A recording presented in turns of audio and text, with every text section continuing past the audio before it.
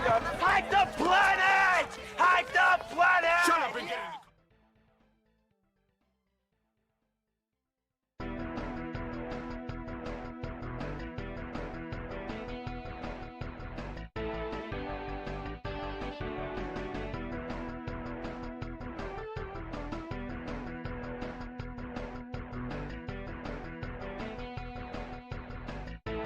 Hack the planet! Hack the planet! Shut up and get in.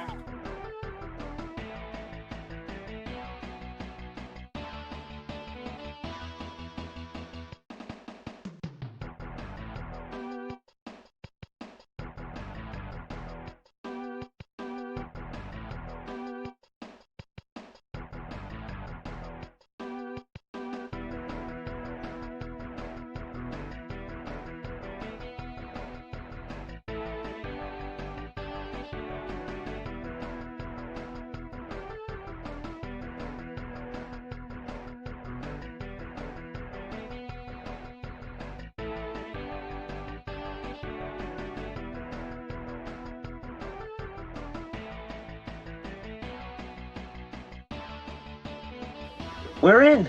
Shall we play a game? How about global thermonuclear war?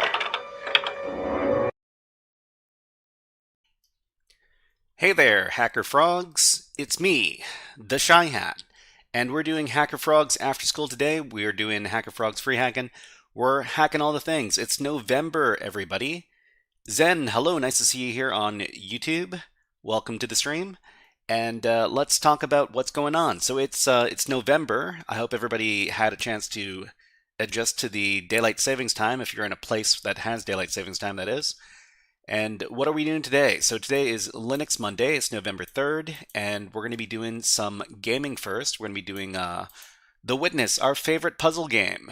When are we going to finish it? Who knows? But we're going to do that for the first hour of today's stream, and in the second hour, we're going to be doing some digital forensics. So on the last digital forensics stream, I hate when that nights become longer. Yeah, it's kind of rough in the winter, because over here in North America, you wake up and it's dark, and you go to work and it's dark, and you get off work and it's dark, so it feels like it's always dark. Anyways, all right, so we're going to be doing digital forensics. We did some, what is it called? Wireshark, and we took a look at some packet capture files in the last session. We're going to be doing more of that today. We're just going to get a little bit more used to using the Wireshark program. So that's the second hour, the second topic. In the third hour, we're going to be doing the Hades CTF labs over at hackmyvm.eu.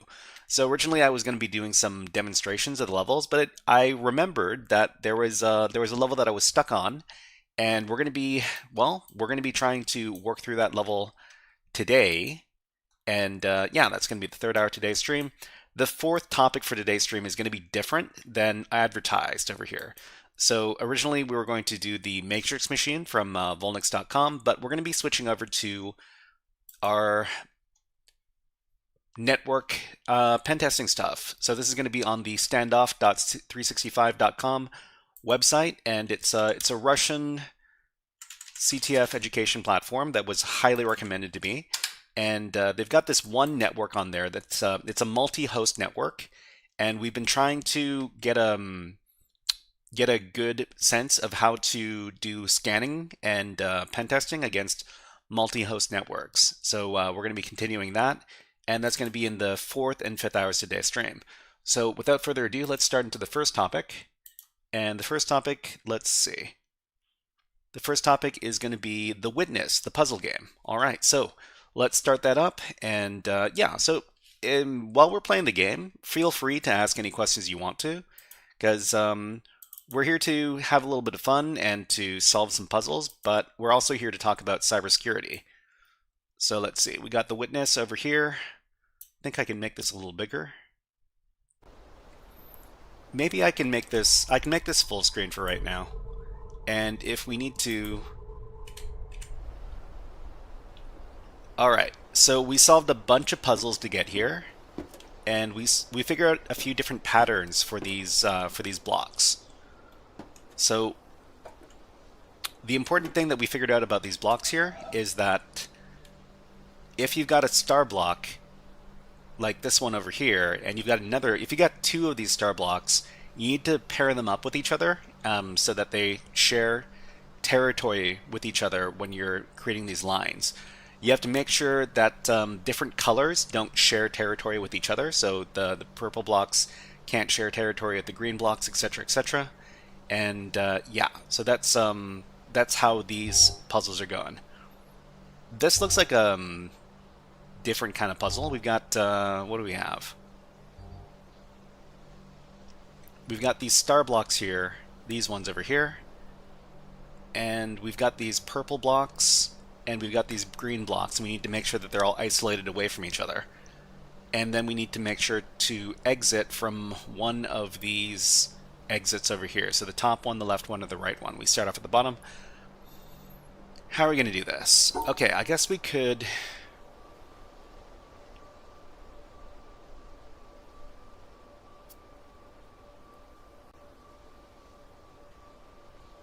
we make sure that this pair over here is isolated by itself, and we isolate all the green squares away from the purple squares, and this should work.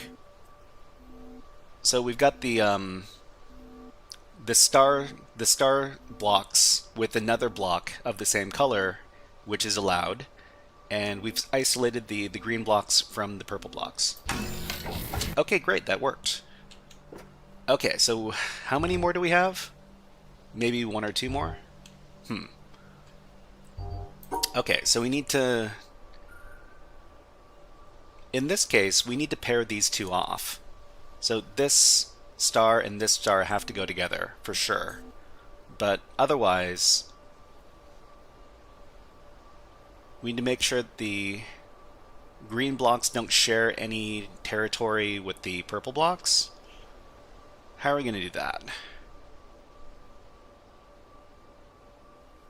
So we can isolate this purple block here. We can isolate...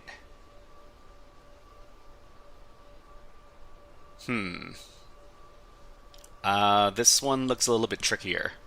So I do take suggestions from people in chat if you want to suggest something. Okay, we can make sure that... man, how are we going to make sure that the two star blocks in the corners share territory with each other?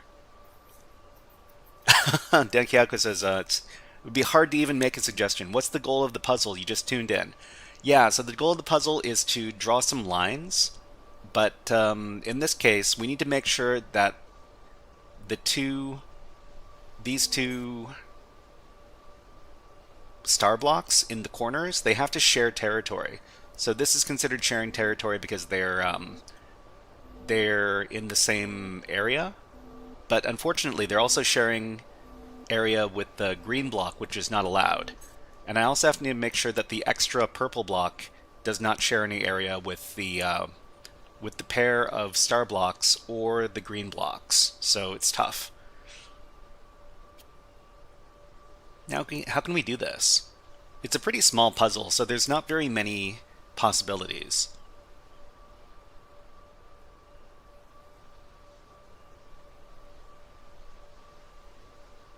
You're doomed. I don't know about that. We can isolate this green block away. I don't know. I mean, it is solvable. It has to be solvable. Leave the purple corners outside. Leave the purple corners outside. Okay, so... yeah, the big problem is this this green square on the right hand side. I don't know how to isolate it without having it share territory with the purple block.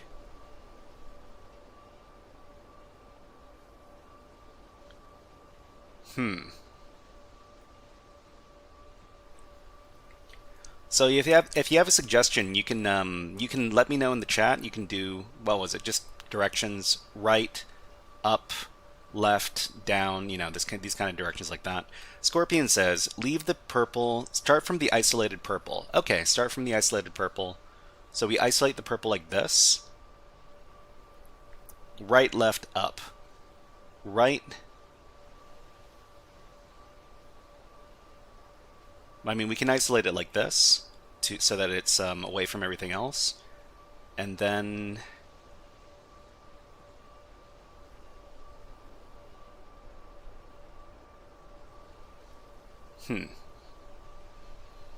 so Scorpion says right corner, left corner, right corner, left corner. So that was that'd be something like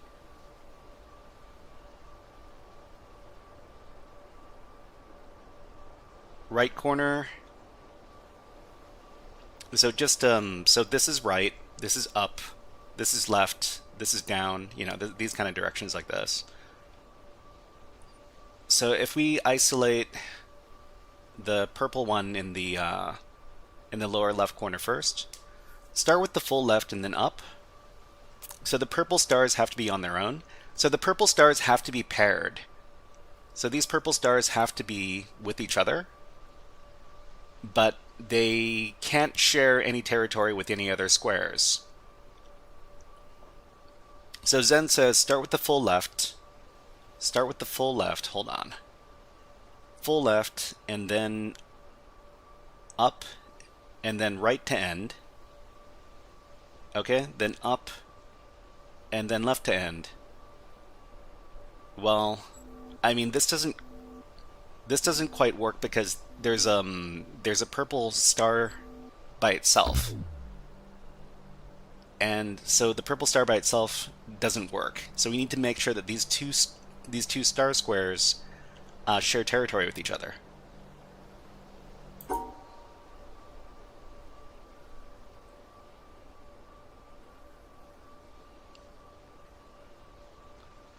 Okay, so Scorpion suggests right up, left down.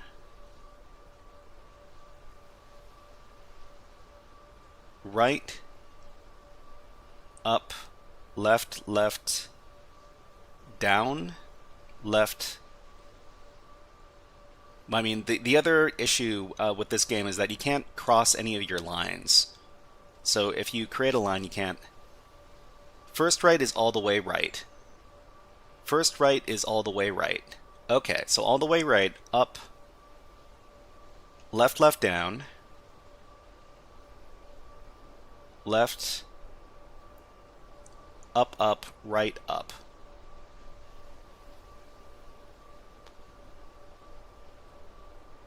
Saif Deen, what are the rules? So we need to make some lines so that it fits these rules. So these two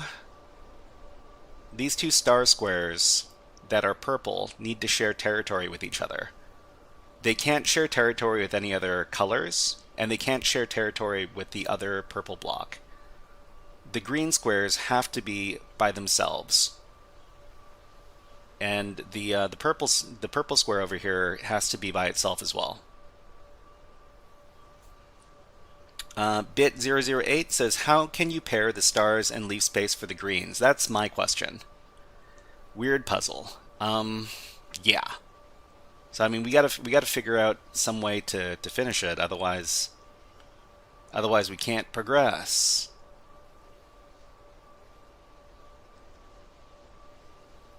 So we can isolate this.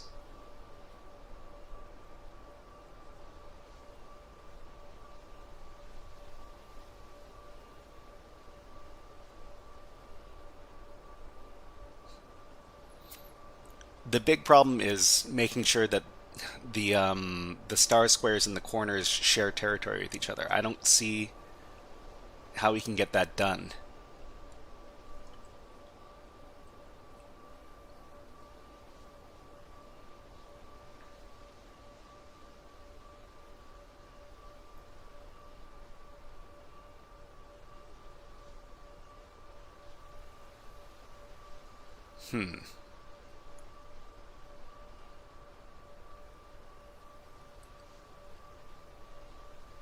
I mean, okay, this doesn't work either.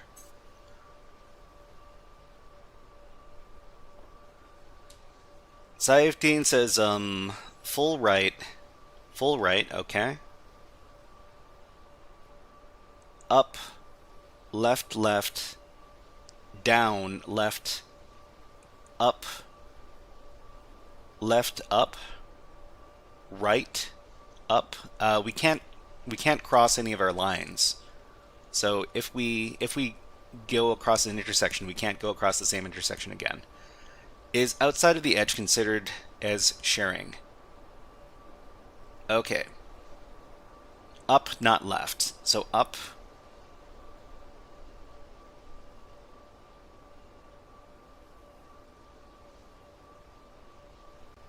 Okay, let me try to follow your directions again. Full right, up, left, left, down, left, up, up, right. I mean, we're in a situation where the green and the purple has to share territory, and that doesn't work.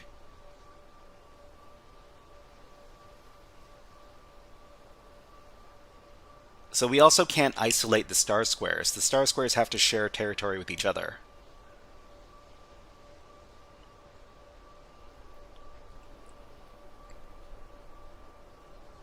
I don't even know how we can have the star squares share territory with each other without including the green one.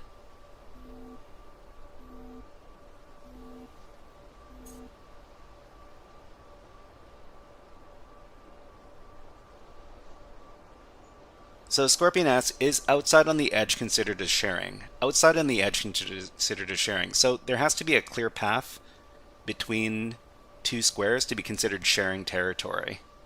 So the lines create the demarcations.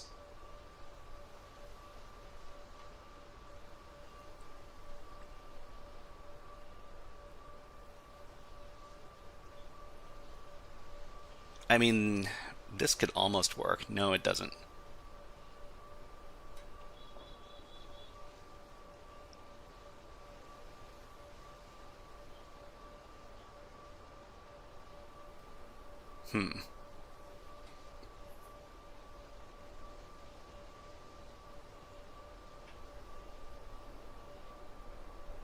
The only way I see the two, the way I see the two star squares sharing territory with each other is creating something like this. But I don't know. Actually, wait. Let's do the opposite way. So let's do this.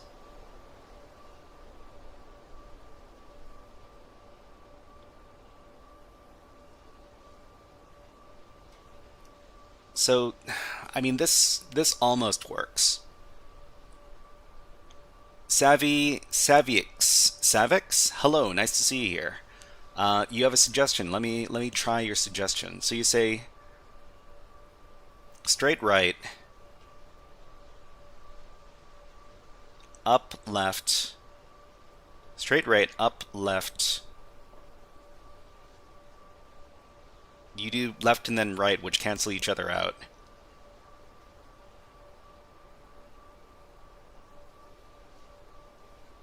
I'm gonna pretend you want to go up and then right and then left. Why do you indicate right and then left? Because when you if I do right and then left, Okay, let me try that one more time. Straight right, up left. I'm going to assume that you're going to go up and then right and then up.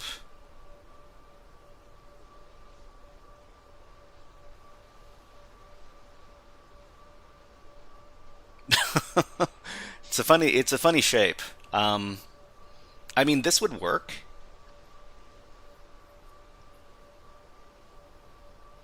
Yeah, I guess we should concentrate on trying to isolate So the green squares don't have to share any territory with each other.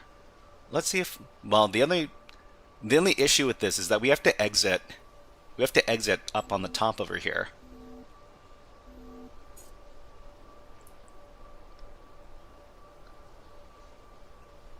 So we could try to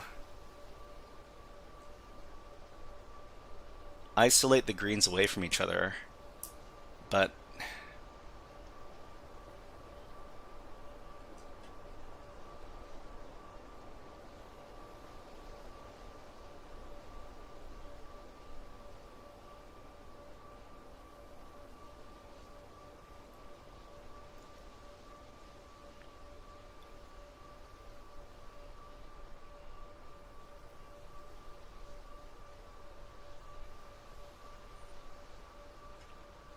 okay, so Savik says, instead of right, go left and then loop around the pink star.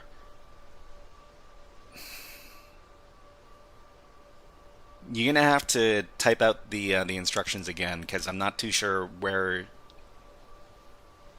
So right, go left, and then loop around the pink star. Loop around the pink star.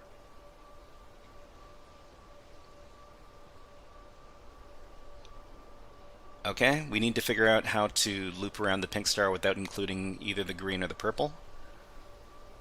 So Den Kyako says, are the rules purple starts have to have paths between each other? So the rules are that the purple stars, these two purple stars, they have to share some territory. So this counts as sharing territory.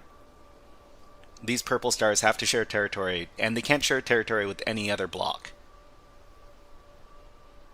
The green squares can't share territory with any other block except for other green squares. So if we had the green squares like this, that means that the green squares are sharing territory with each other and they're okay.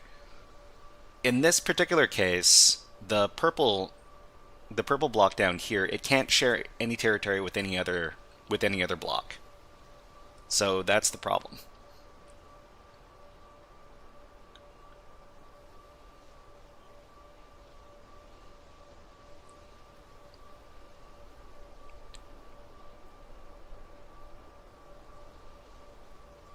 The other big problem is that we have to exit in the middle over here at the top.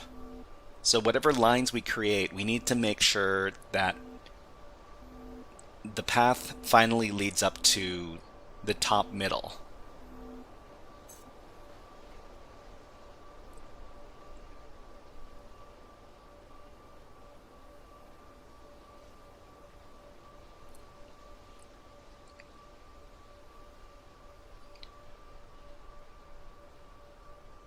Unless there's some hidden rule that they're trying to suggest to us. Like some weird hidden rule where the three purple squares can all... This is impossible without additional rules. So why don't we assume that the purple squares can all share territory. So if that's the case, then we'd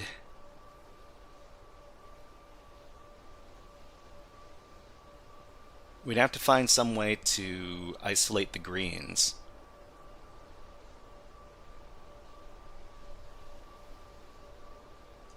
So something like this, but the thing about this is that we can't do this because we need to exit at the middle top.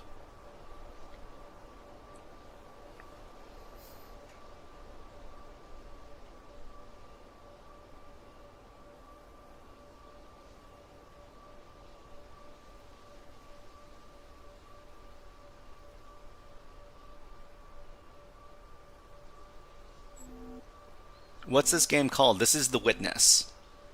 You can see the name of the game up at the top corner of the display, of the overlay. So the top left corner.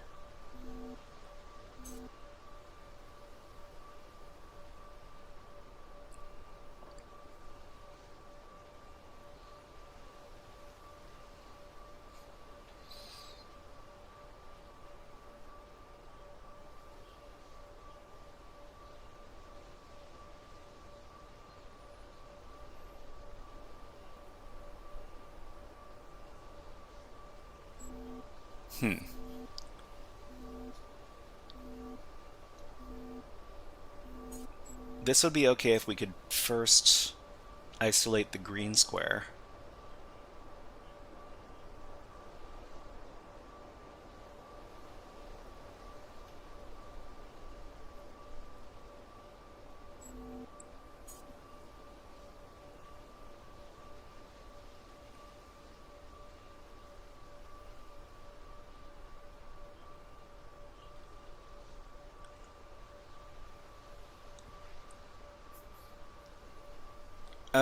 Okay, Scorpion is asking a question. What if...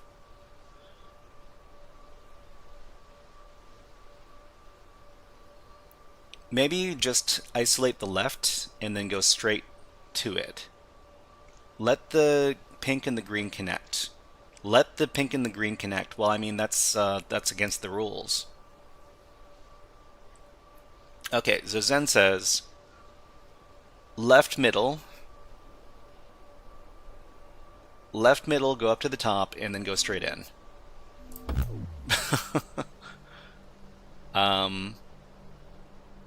You know what's weird? This green seems to be okay. So is the green... Oh, you know what? I think the green is okay sharing territory with the purple stars. Hold on. So... why did I... That's so dumb. I assumed that the purple stars couldn't share territory with the green squares, but it turns out that's not correct. They can. So the green can share territory with the purple stars, but they can't share territory with the other purple blocks. Okay, well, I guess I learned something. Okay, so I guess we need to solve one more puzzle to open up this door. Or do something. Okay, so we got we got green squares, okay. Well, you know what? We managed to figure it out. So I think we can just do this. So we know that the star squares can share territory with other colored squares. So this should be absolutely no problem. Okay, that worked. Oh, we're moving all the way over to here. All right, well, you know what? Before we go over here, we can make it into this building. Because I remember there was a switch that we could throw. It was down here.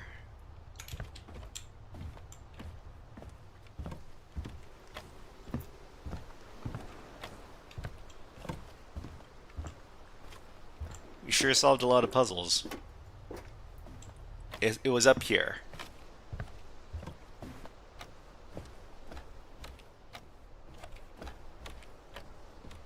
Okay, so we need to flip this switch and then we need to run over there.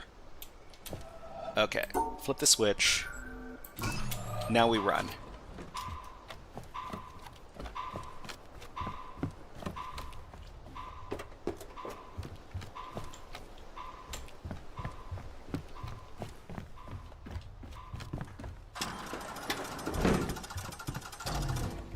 Ah! We can't run fast enough. Alright, well, I guess we're gonna have to figure something out. Okay, next puzzle. Alright, so black squares and white squares. So the stars have to, well, if there's an even number of stars, they need to go with each other. But if there's an odd number of stars, they can also be paired with another block of the same color.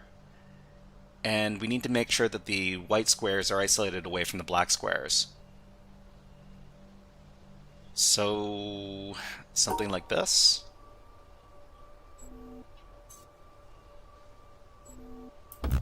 No, that doesn't work.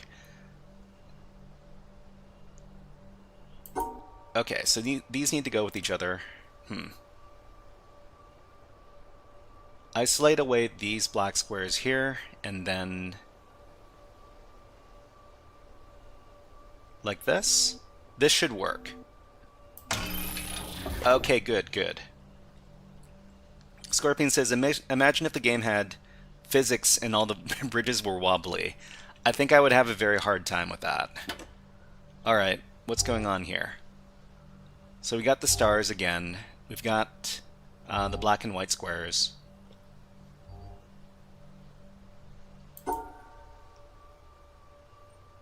So these white squares can share...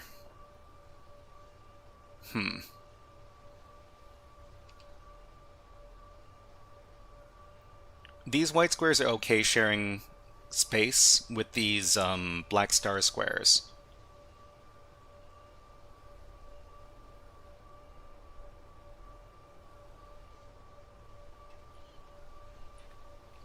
So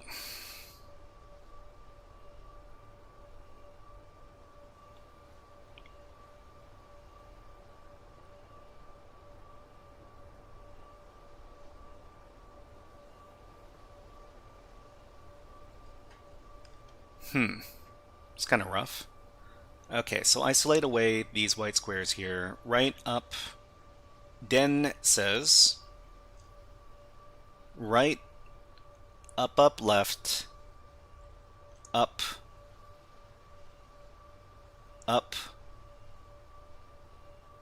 left, up, and then to the end. Yeah? I think this will work. Oh, in this case, they want the star squares to be with only each other. But you know what? I think we can right, up, left, up. So this was Denki had a suggestion over here. I think we can adjust this a little bit.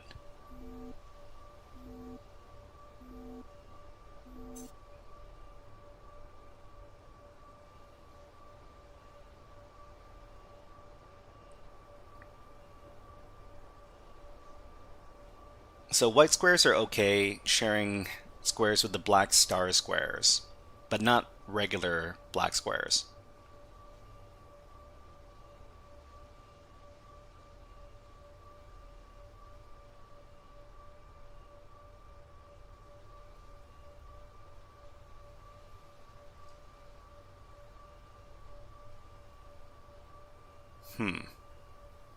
Yeah.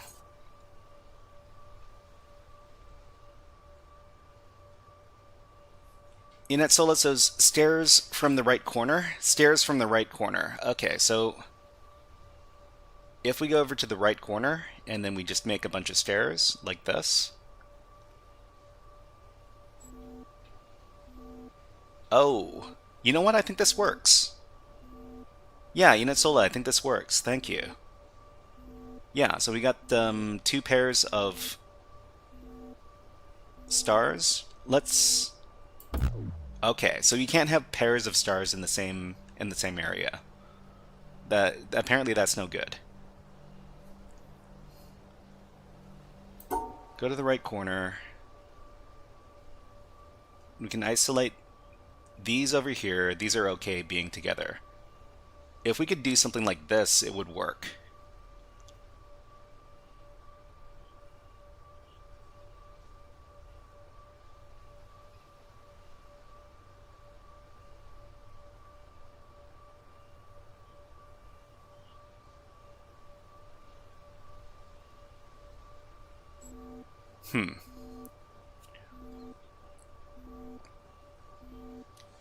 So the stars, the pairs of stars need to be isolated from each other.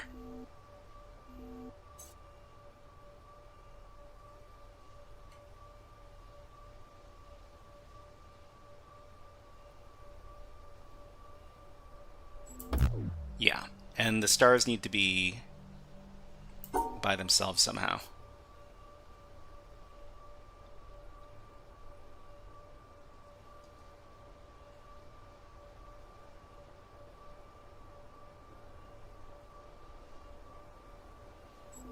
Yeah, I think this might work.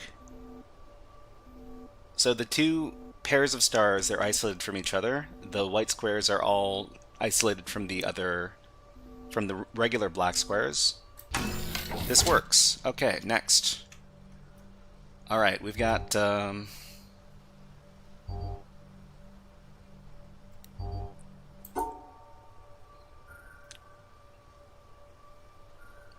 So in this case, we need to, because there's an odd number of stars, there's an odd number of black star squares, we need to pair one of the black star squares up with one of the regular black squares. I think we can do it like this. Yeah. So there's there are two black star squares with each other and the white squares, and there's one regular black square with a black star square. Cool. And we've got two pairs of white star squares. So they can be with each other. I think this works, because the white star squares and the regular black squares can share territory. Okay. What? Oh. Wait, why? Oh, they can't share, the regular white star squares can't share territory with the block that is the same color, but they're okay with different colors. Man, the rules just it gets kind of confusing. Alright, so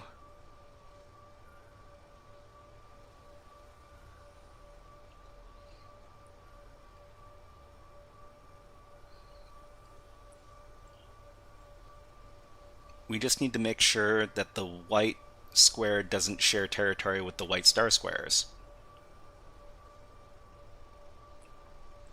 How do we do that? And the white star squares can't share territory with the other white star squares. So one pair has to be separated from the others.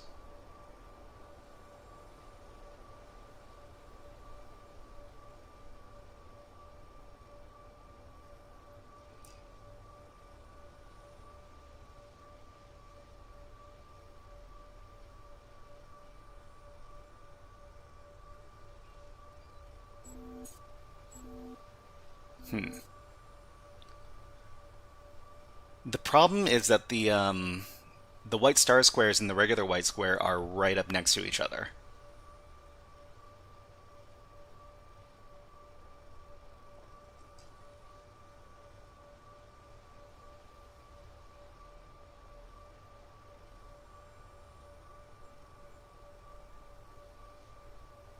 How about this?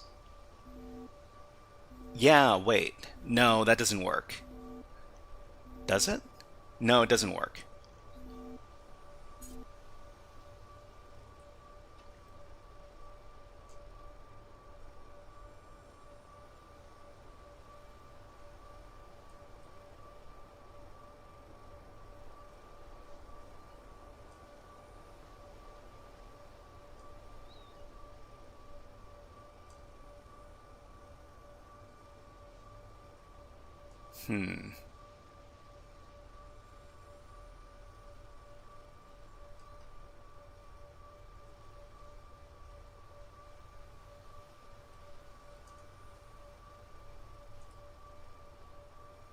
How do we do this?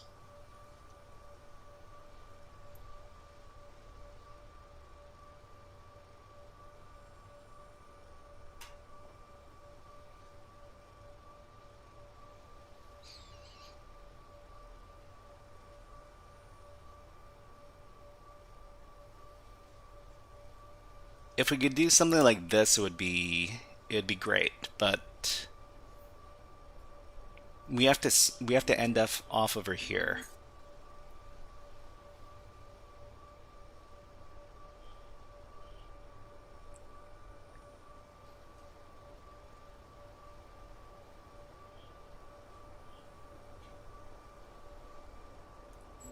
So this would be okay. No, this wouldn't be okay, because we need to make sure that the white squares and the black squares don't share.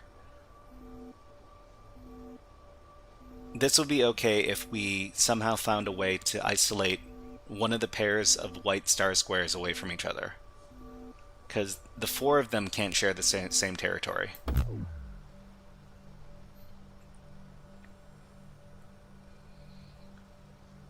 So how do we do this? That pattern right there. Okay, well. This pattern right here. Yeah, what about it? Oh no, wait. It was this pattern right here.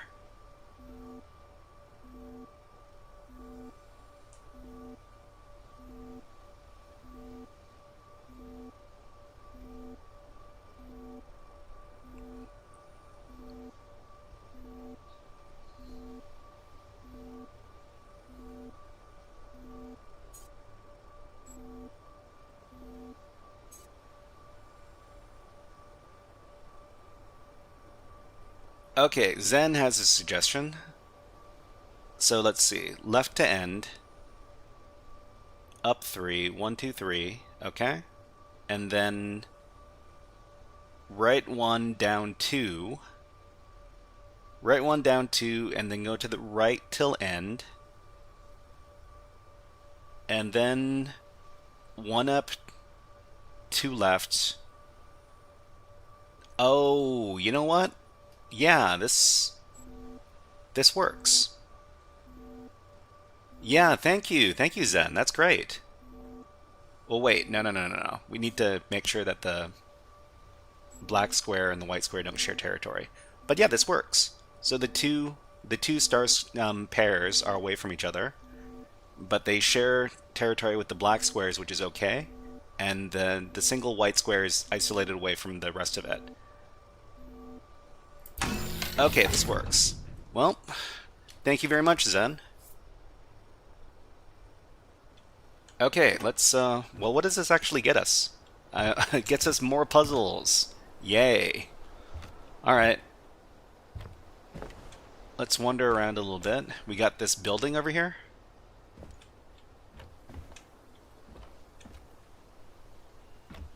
And I see... I don't think this really leads us anywhere. There's got to be a reason this is here, though.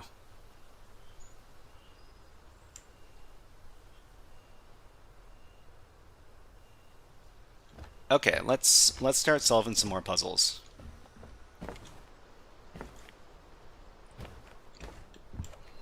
We got this over here.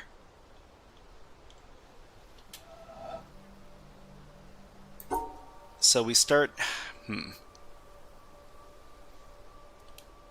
Tufacho, hello, nice to see you here. What is up? We're just doing some puzzle games for the first little bit of the stream. So I guess what we need to do... There's only one possible solution here. Wait, where's the exit? I don't see an exit. Oh, we have to exit up here.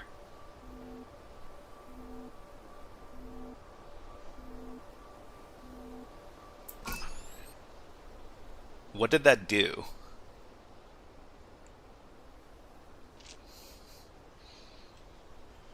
We activated something, but I don't even know what it did. Alright, well,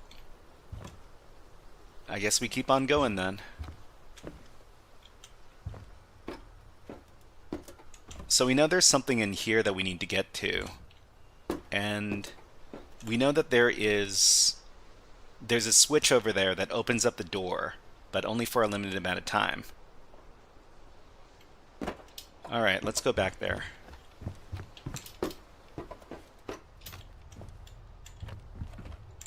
Sorry to anybody who feels a little bit motion sick looking at this stuff.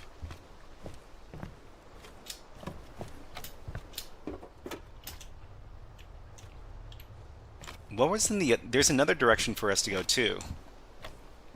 Let me... Okay, so this goes... Where? So many puzzles. Oh, there's even more stuff over here. Okay. Well, we're here for puzzles. This seems a little bit easier. Maybe I'll do this. Okay, so we just go straight. Okay, so here... The orange star squares and the purple star squares have to be isolated away from each other. But I don't think that's possible. Oh, they can share territory as long as they're not the same color. Okay. So if we try to do this, this isn't going to work because we've got 4 of the same color sharing territory. They have to be isolated, but the ones of different colors can share territory. Okay. And same thing goes. The star squares of different colors can share territory. Cool. And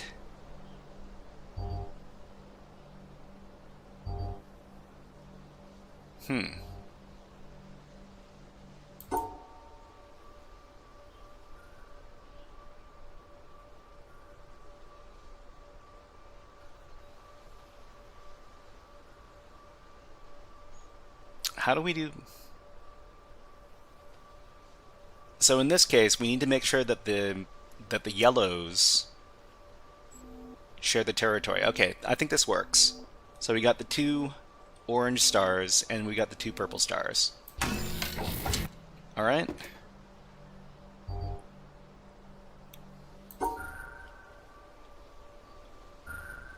So we need to make sure that the purple stars are paired off.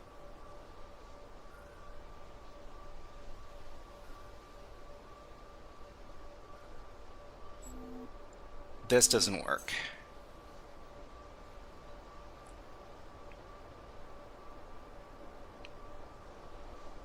I think this works. No. Hold on.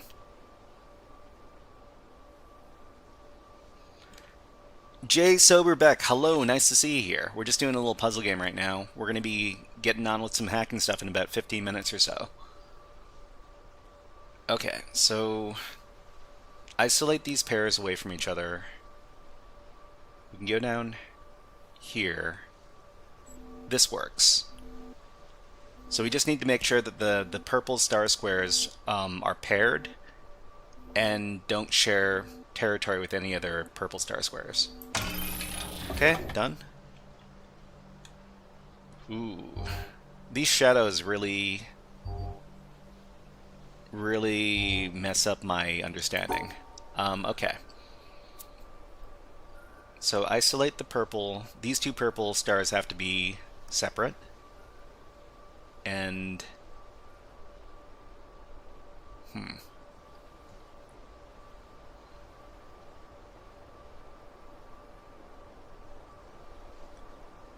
yeah, this works. So we've got all of the purple stars separated away from each other, and we've got all the purple star squares separated from each other as well. Okay, how many more of these do we have to do? Jeez. It looks like it's just going off. Oh, I see.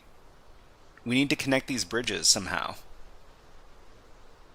And then after the bridges are connected... Wow, I don't even know what happens after they're connected. Okay, so... that's one set. That would be another set.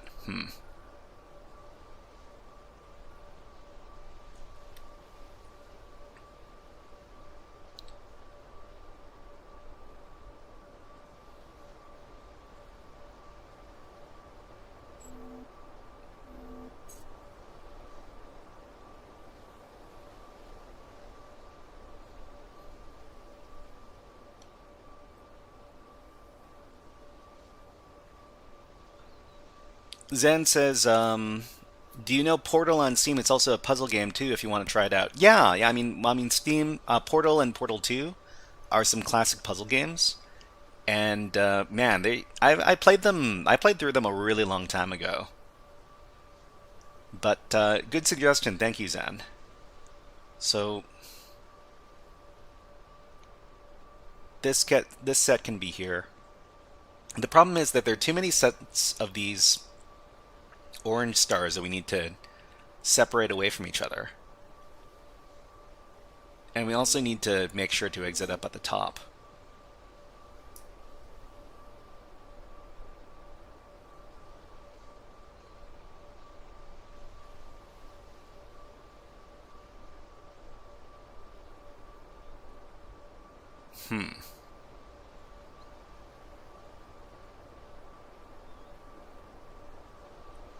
How about like this? Ooh, this is very close to working. But it doesn't quite work. The problem is that there are 4 of these orange star squares that share territory with each other.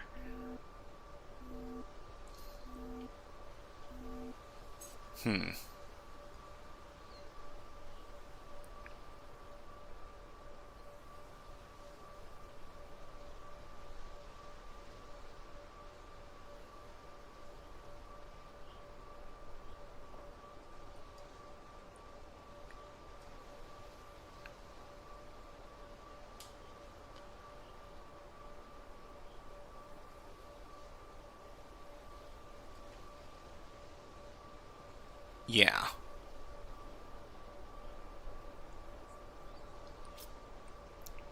Not too sure which direction we want to start with this.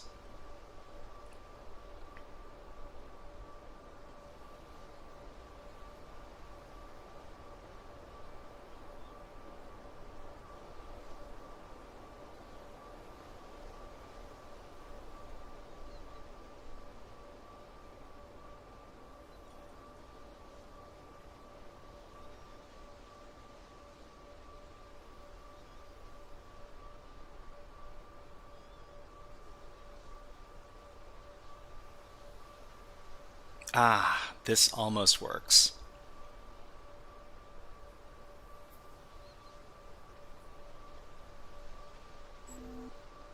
Yeah. I mean, I'm sure there's some fancy pattern we need to find here.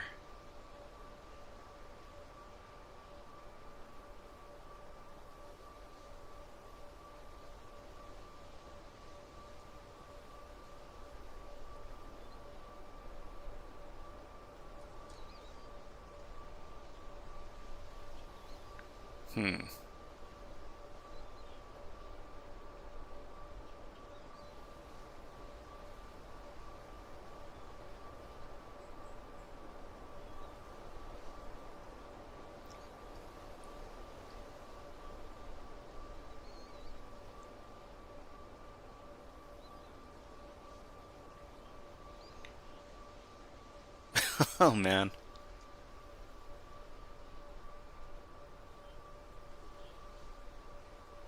We can't go up this. We can't go up this far because it means we cut off our escape route here.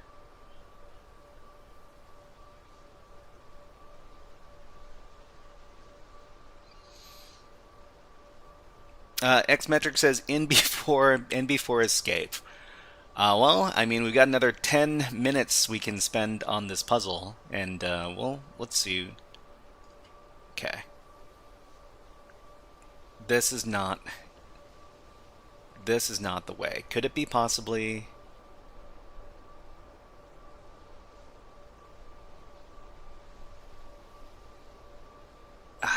Doesn't work. Are there rules? There are too many rules. There are too many rules. Okay, so the rules are that there are orange star squares and there are purple star squares. Purple star squares and orange star squares, they can be paired with each other, but they can't be. We can't have 4 star squares of the same color sharing territory. So in this case, we've created a line where these 4 share territory, so it doesn't qualify for us to complete the puzzle. But it's okay.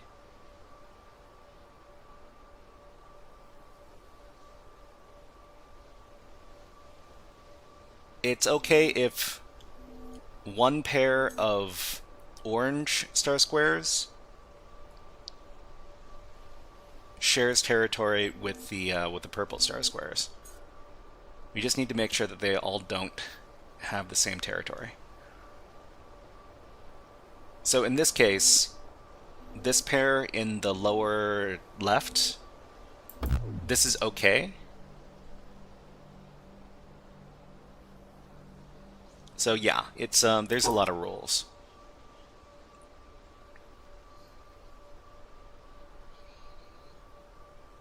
Looks like a simple set. 4 sets of orange, yeah, okay, and 1 of purple pink. We just need to pair these together in a way. We also need to make sure that we exit up at the top, and we also can't cross any lines. So once we create a line, we can't cross it. We can't cross over it. So it has to be one contiguous line.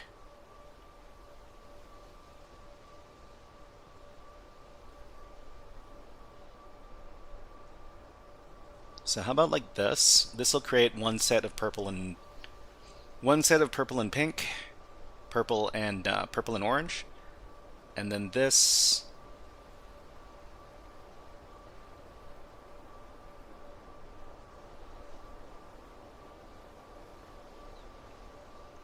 The problem with creating this shape is that we can't.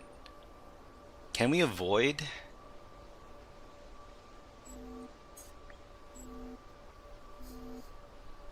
So the problem here is that there are 4 orange star squares that share the same territory, which disqualifies this from being the correct answer.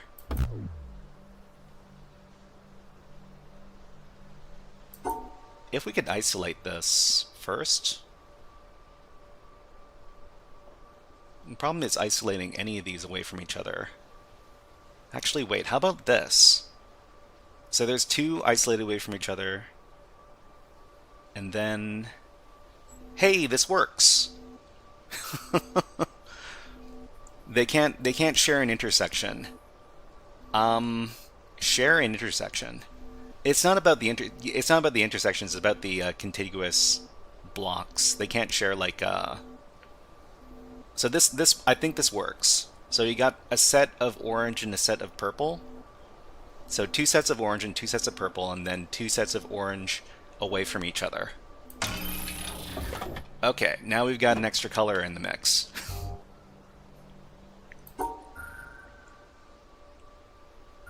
Well, I mean, this is completely fine. These can all... I guess they can't all share territory. This is fine. The green stars and the orange stars can share territory. Okay, and what about this funny shape?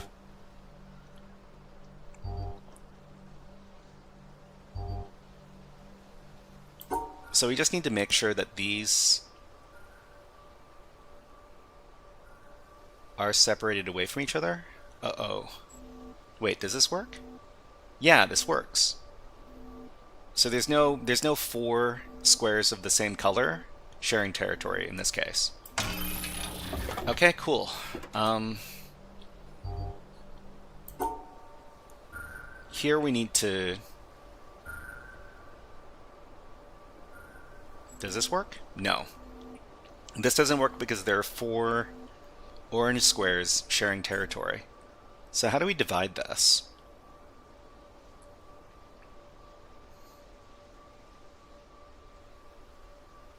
Go up like that. Then this? No.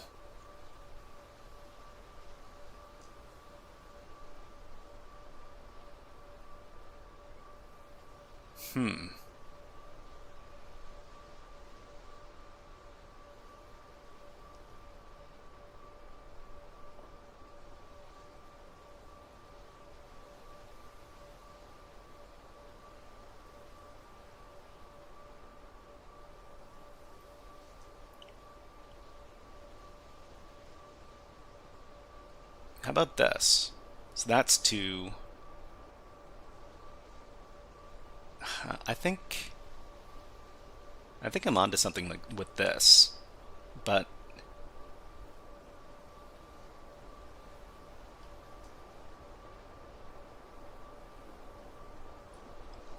the problem is I still can't separate the other pairs away from each other.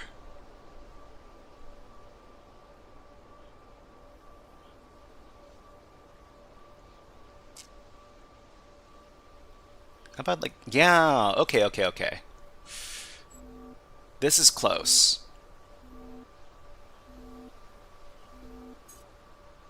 How about we start from here? Yeah, this works, this works. Okay. Done. Alright. And...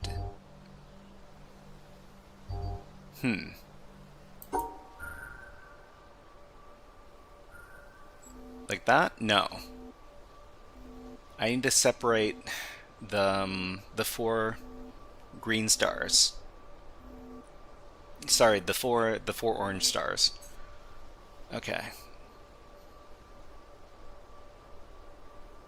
Okay, this works. This works. There's one set on the bottom and one set at the top. Okay, well, I don't know what this gets me. This strands me out in the middle of nowhere. But you know what? We can solve the next puzzles next time, probably.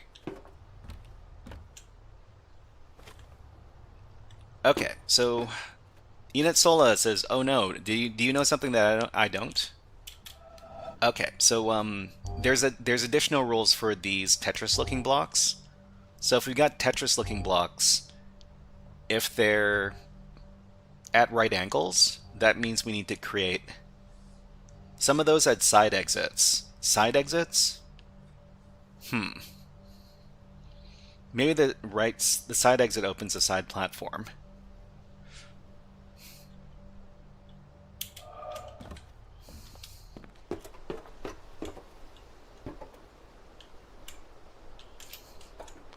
Oh.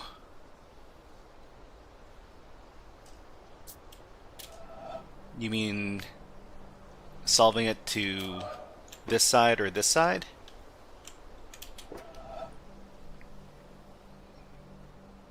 Okay, so if we solve it with...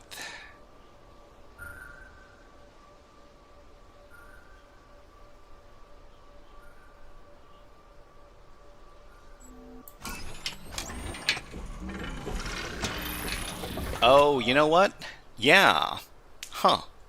Unit Sola, you're man, you're paying more attention than I am. Jeez. So I guess we now have access to this place. And we need to... Unfortunately, we're kind of running out of time for puzzles for this stream, but we can continue on next week. Okay, so Jason IT Solution, is this this is the first session? Hello, yeah, this is the first segment, the first topic. We're going to be doing another topic in just a little bit. Okay, we need to... What does that even do? We got power to this bridge here. Anyways, we'll be coming back to this next week. So if you love puzzles, yeah. But we're finished with this segment of the stream. Let me finish up. We're going to be doing some digital forensics next. Okay, let's get out of here. And let's get into HackerFrogs AfterSchool. So I need to start up... Oh, there's a couple of things we need to do before we can get started. So we're going to be working over at TryHackMe. So if you don't have an account at tryhackme.com, you can make one. I'll just give you the link because we're going to be working over there for the next part. Let's set that up. Topic 1 is done. Topic 2 is here. Topic 3 is on deck. Zen says I have to go now. Have a good stream, everyone. No worries, Zen. Thank you very much for coming on by. All right. And let me get my notes.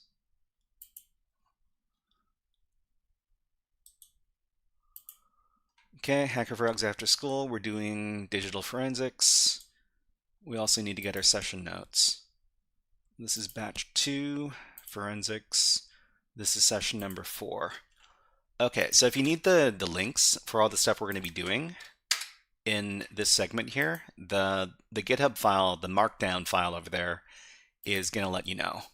All right, so we're doing session 4 for digital forensics. Download that file. Let's put 60 minutes on the clock and let's get started. All right, everybody, this is HackerFrogs AfterSchool Digital Forensics, Wireshark Part 2. So in the first part of our Wireshark workshop, we learned about what the Wireshark program is, and we went through a couple of methods we could use with the Wireshark program to find information within network packets. Okay, this is the 4th intro to digital forensics workshop. In the previous workshop, we learned about the following digital forensics concepts. What did we learn about? We learned about network traffic. Anytime a network device sends data from one device to another, network traffic is generated as network packets are being sent back and forth. PCAP files. So PCAP files are files which contain a collection of network traffic. They're called packet capture or PCAP files. And one specialty of digital forensics is the analysis of network traffic in PCAP files. And we learned about Wireshark. Wireshark is a program which is widely used for network traffic analysis, and we're going to be using it to analyze PCAP files. So in this workshop, we're going to be talking about we're going to be practicing using the Wireshark program, and we're going to be using the Try Hack Me Carnage room. So let's begin our Wireshark practice with a Try Hack Me room, and there's a link over here. Let me get that link for everybody. Where is it? Here. Okay, copy that. Okay, so this will be in the chat. After you've logged into tryhackme.com, please go over to this room because we're going to be solving the questions from that particular room. So let's go ahead and do that. I'm going to navigate, after I'm logged into TryHackMe, to the Carnage room over here.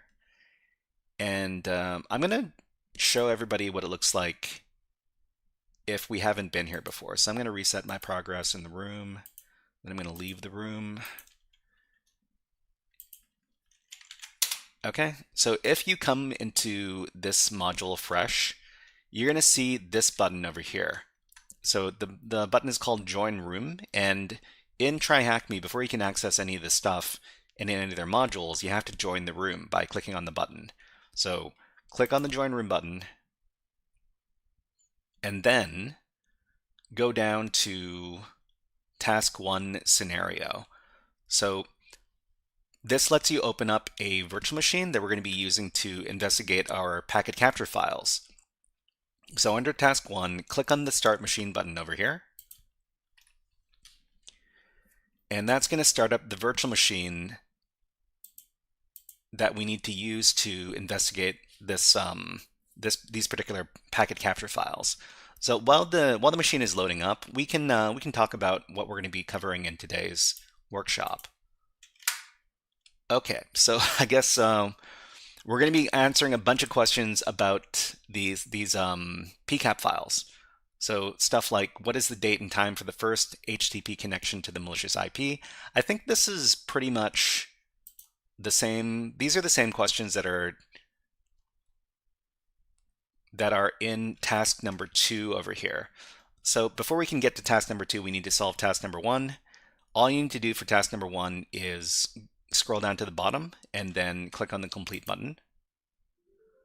Okay, and then we can get access to task number 2. Just click into it,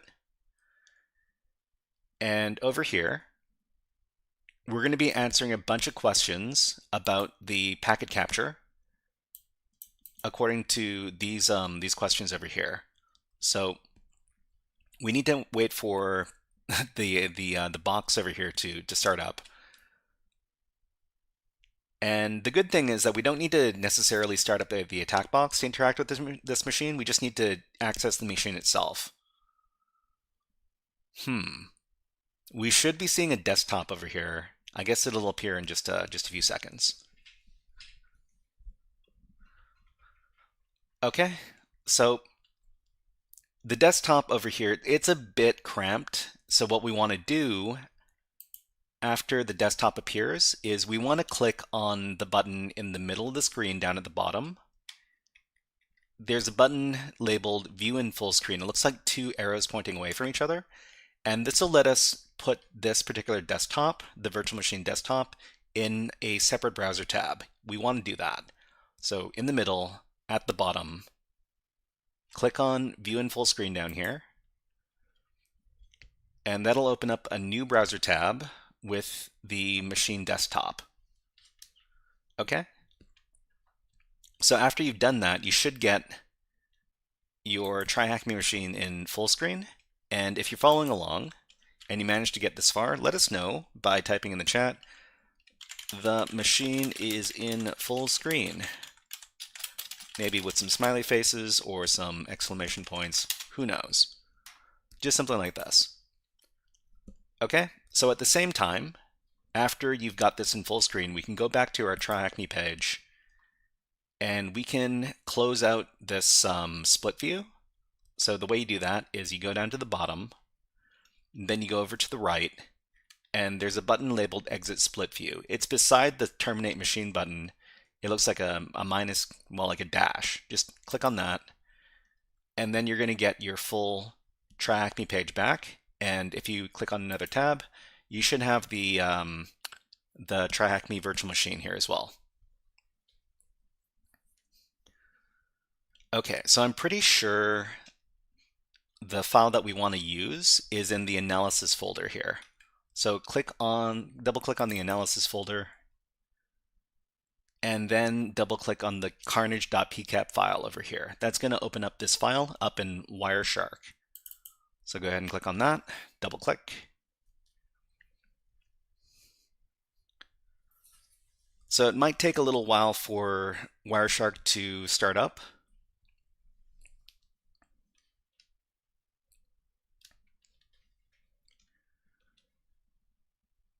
You just got to be a little bit patient. Here we go. Okay. All right, we got Wireshark. It's starting up.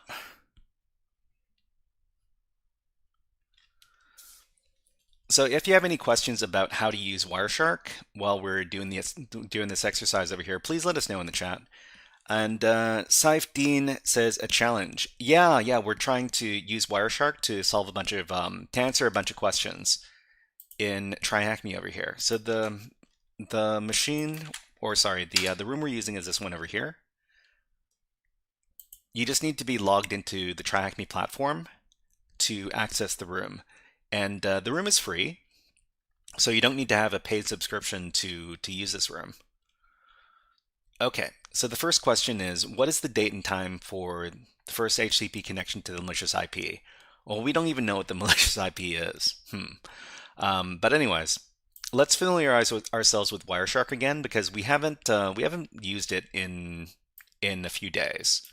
Okay, so in Wireshark, we've got a few different views. The default view is this one over here. This is the packet list. So this is the list of all the different network packets.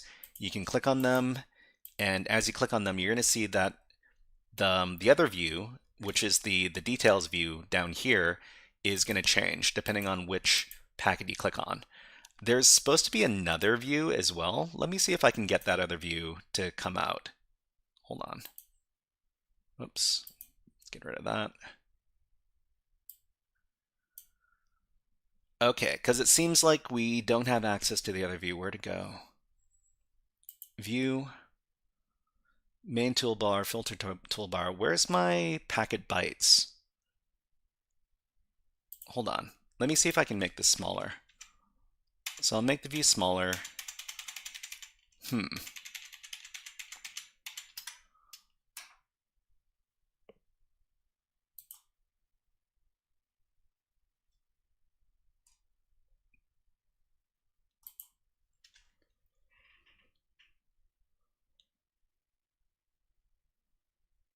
Resize packet list columns fit contents plus enlarge main window text, shrink main window text. Okay, so this is what lets us. So the packet bytes appear to be missing. Let's see what happens if I view. Okay, so we can get rid of that, and then we can re-enable it. Packet bytes.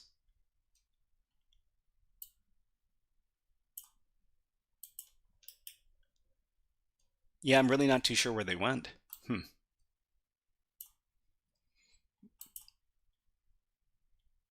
Or is it over here?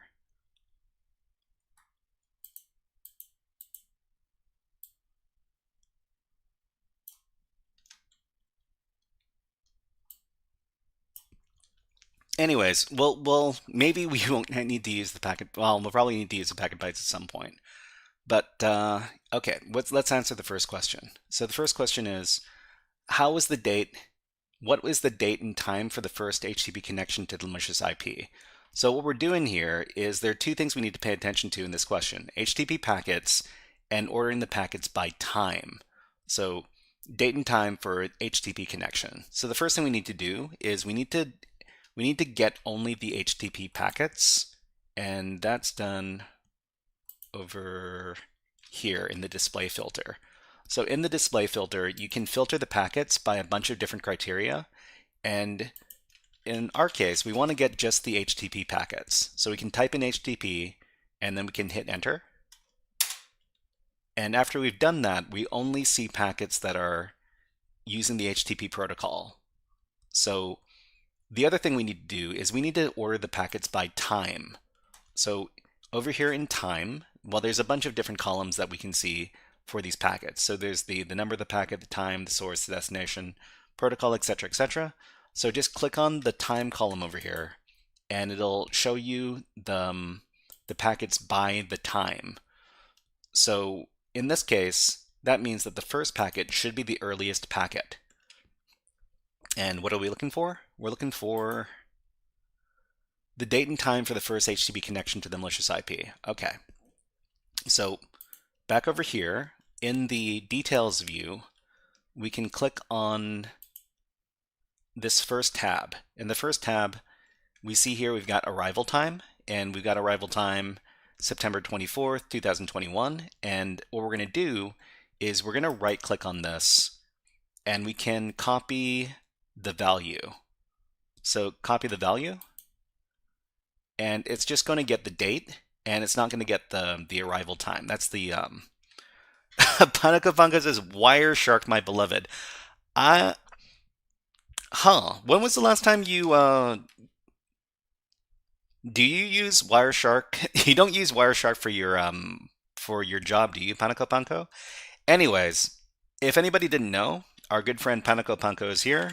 She is a InfoSec streamer, and let's give her a shout out. There you go. So if you love InfoSec and hacking, and you also love wacky shenanigans, then please go to her stream and watch it. Panaka says it doesn't show up too often on Hack the Box. Bad math. Hello, nice to see you here. It doesn't show up too much on Hack the Box. Yeah, it does show up in CTF challenges. Metric says should shout out. Yeah, we have to shout out our InfoSec creators whenever we see them. But Panaka, I hope you're having a good time, and I hope you can get some good sleep tonight, because I know it's pretty late over where you are. Okay, so what are we looking at? We're looking at this arrival time. We just copied the date, and we're gonna copy it over to here. So September 24th, 2021, and they want year, month, date, hour, minute, second. Okay, so this has to be 2021-September, which is 09, -day, which is 24. And I think we can delete all this. Second. I think this is what we're looking for right here. ChatGPT to the rescue. I don't think we need ChatGPT for this particular question. Okay, submit this. Yay, it is the correct answer. Okay, so the next question is, what is the name of the zip file that was downloaded? Being lazy is ideal. Thank you very much for following ChowPow9 on Twitch. Thank you. Okay, so what are we doing? What is the name of the zip file that was downloaded? So here's another thing that we can do inside of Wireshark. Inside of Wireshark, we can take a look at any files that were transferred inside of the packet, inside of the PCAP file. And the way we do that, some new came out very funny. Some new came out very fun. I'm not too sure. Wait.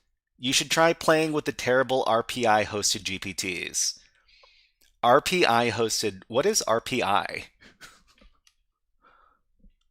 I don't even know what that is. Anyways, okay. So we can see all of the files that were transferred inside of the packet files. What we need to do is we need to go over to the file. We need to go over to the file tab, and then we need to click on export objects. So by export objects, they mean different files. And in this case, we've got a pretty strong suspicion that it was being transferred using HTTP. There are other protocols as well. So there's, TFTP, SMB, DICOM, etc. But we're just going to click on FTP in this case. And there's a bunch of different files that were transferred. What we're looking for is we're looking for a zip file. Well, I mean, we see a zip file up here, but we can also filter for zip files as well, because we're being asked about a zip file. Let's see. We can do star.zip. I guess star.zip doesn't work. We can just do zip, ZIP, and there's only one file associated with this. Oh, RPI equals Raspberry Pi. Raspberry Pi hosted GPTs. That's, I didn't know that Raspberry Pis had that much power. If a Raspberry Pi 5 can do it, then you can run Olama, haha. Yeah, it looks like the wildcard doesn't work in this case, but that's fine. We can just, type in the word zip. It'll get our zip files. And I think if we just type in the word txt, it'll get all the txt files. No? That's weird. Because we know that there's a bunch of... Oh, there are no text files. They're just HTML files. I mean... Anyways, zip files. Zip. We can click on the zip file, and then we can save it. So let's see. Click on the zip file, and then click on Save. And it'll ask you for a name to save this as well as a location. We're just going to save it over to the desktop. So just click on Desktop, and then click on Save. It should save the zip file to the desktop. Then we can interact with it over there. Panako Panko sure does love her Raspberry Pis. Okay, so let's close this out. And what is the question asking for? So what is the name of the zip file that was downloaded? Okay, so if we remember, the name of the zip file was documents. Was it with an S or without an S? Let's check. This is with an S. So documents.zip. So that's the answer for the next question. Documents.zip. Submit this. Let's see. Panko says they're made in the factories that used to make CRTs. Are CRTs still made? So cathode ray tube, those are like old style monitors and television sets. Okay, what was the domain hosting the malicious zip file?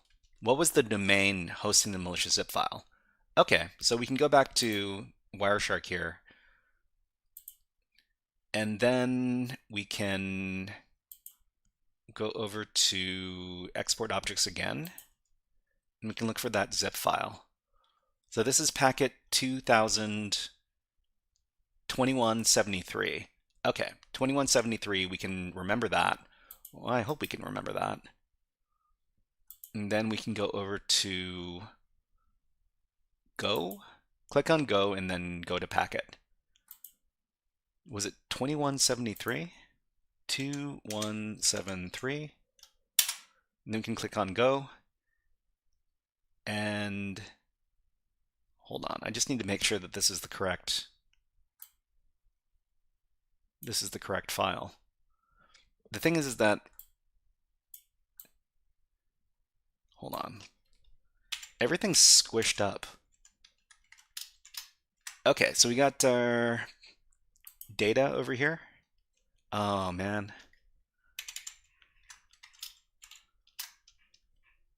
We got our hypertext protocol, and we're looking for a domain name.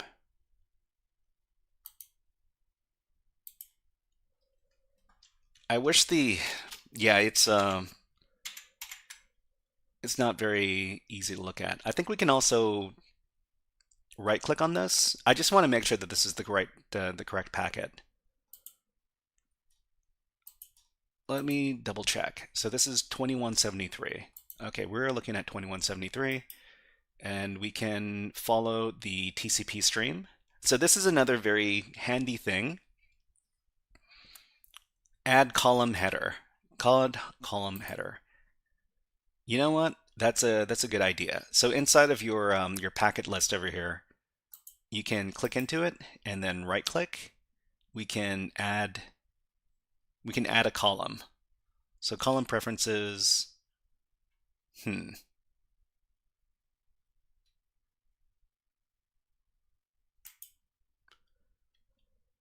Okay, so we've got,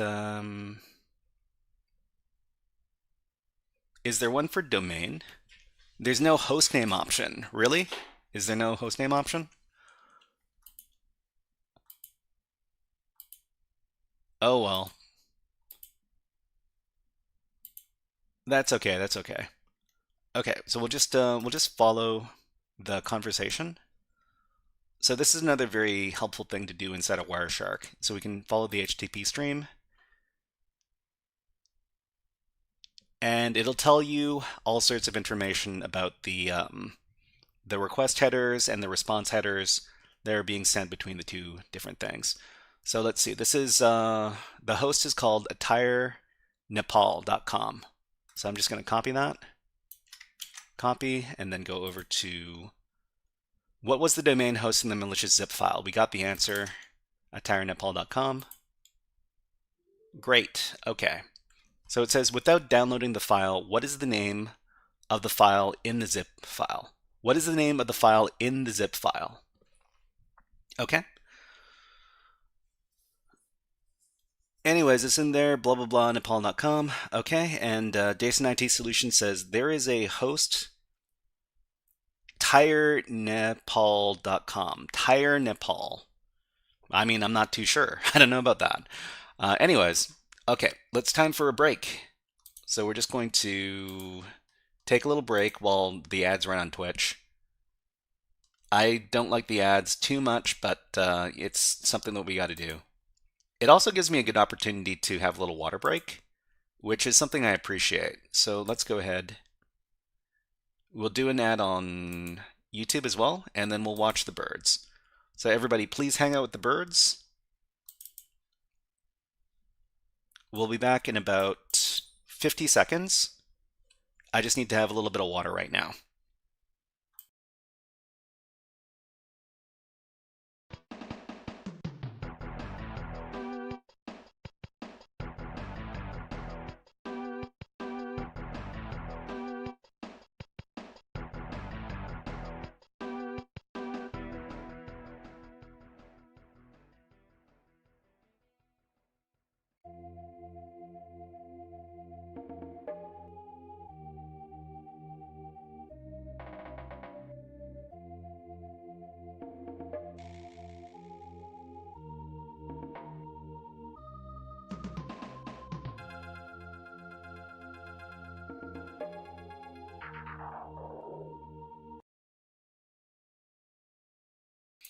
Let's get back to the hacking. I do love my birds, though. Okay. All right, so what are we talking about? So without downloading the file, what is the name of the file in the zip file? So we could probably take a look at the zip file. Wait, it was asking us to not download the file. I mean, we can figure it out without downloading the file as well. So if we take a look at the HTTP stream, and for this particular packet, I think we can scroll down to the bottom.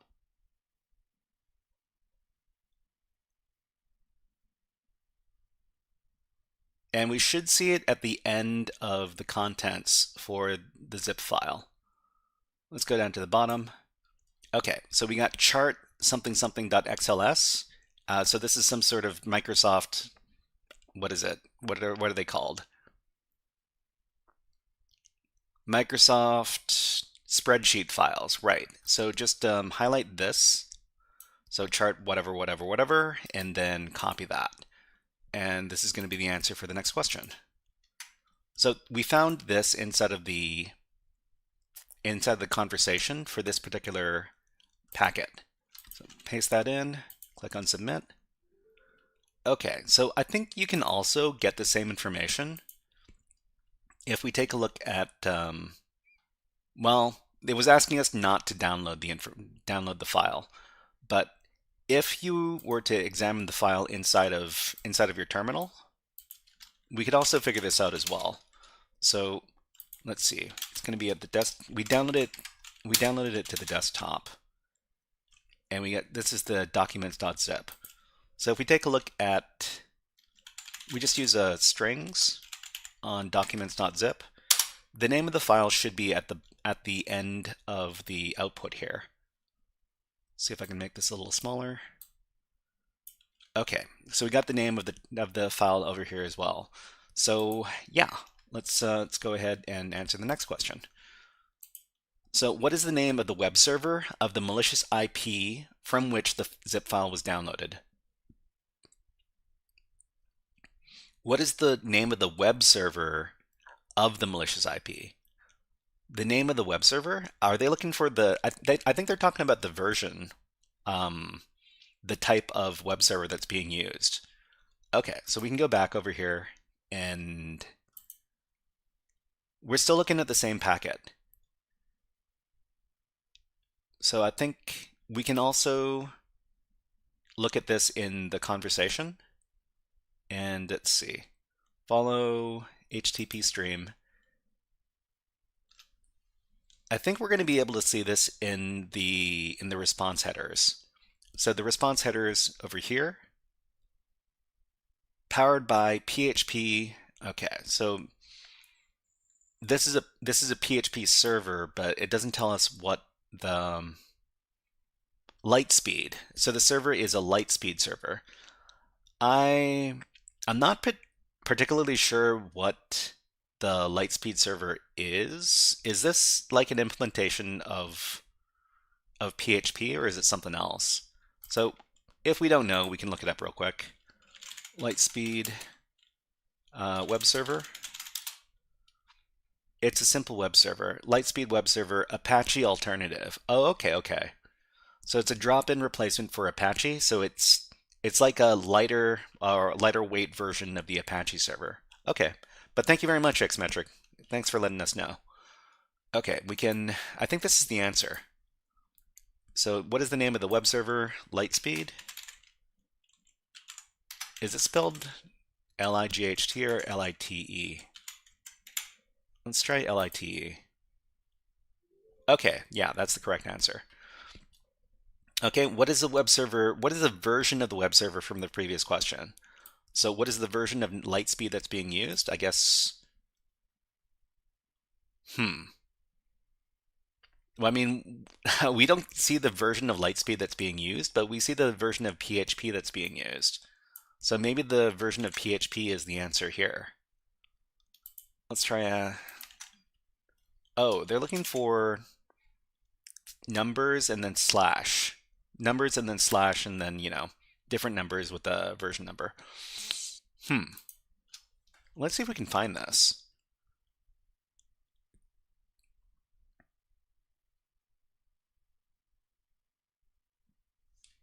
Major, minor, oh yeah, major, minor versions. Hold on. The last bit of the body? So the last bit of the body is way down here. Hold on, I've got notes for all this stuff. Let me consult my notes for just a second.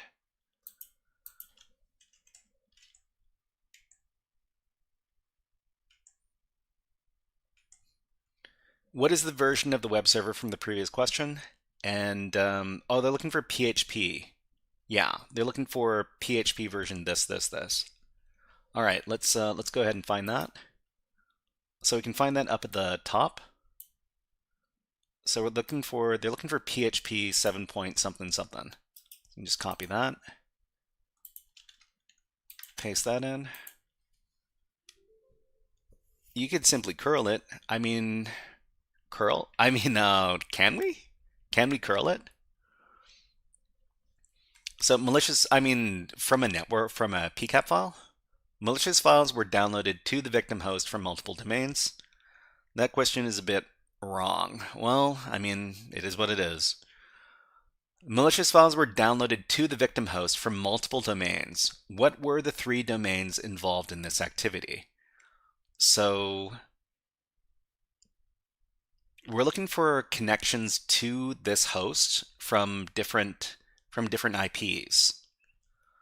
So what we can do is we can go over here and we can isolate by the destination IP address.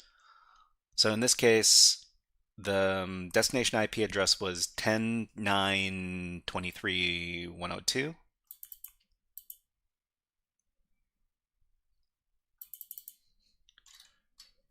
Okay, I think we can right-click on this, and then we can apply.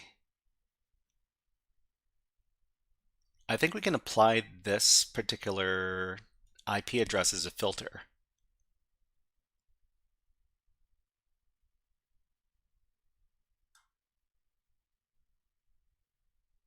Yeah, IP destination equals 10.9.23.102.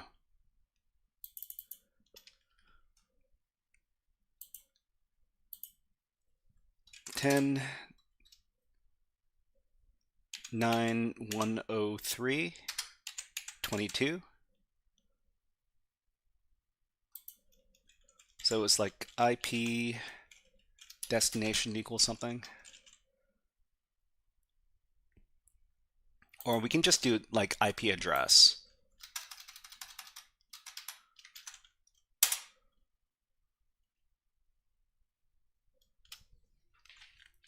Okay, let's see. Nutsola says there isn't a server to connect to, is there?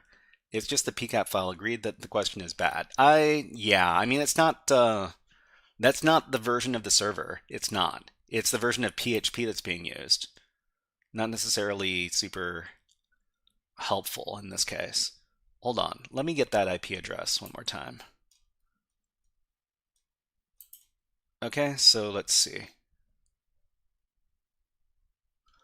Oh, I see.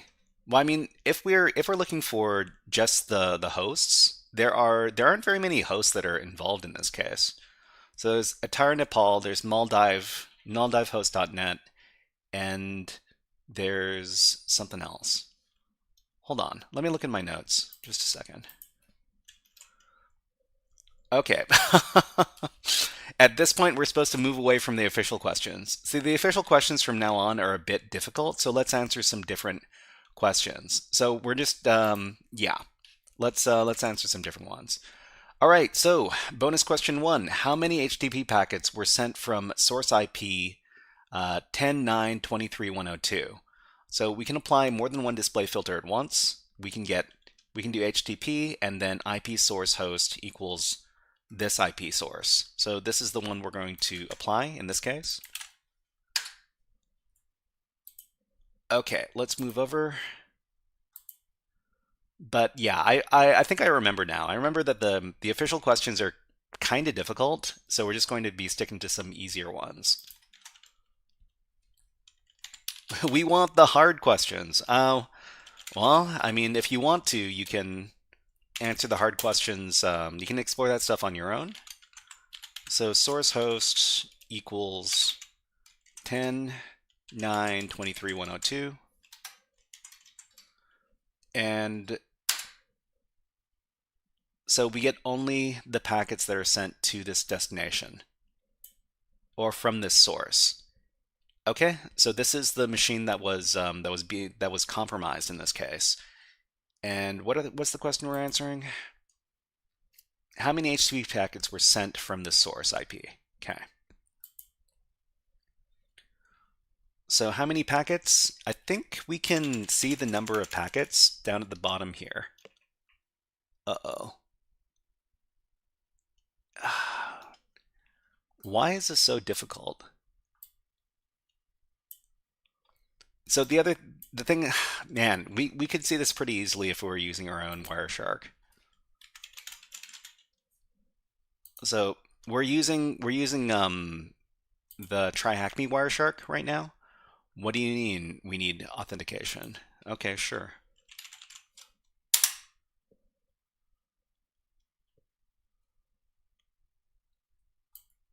That's the thing about using somebody else's software, is that you never know when the configuration of the software in somebody else's system is going to get in the way. But yeah, the other thing is that we don't really have access to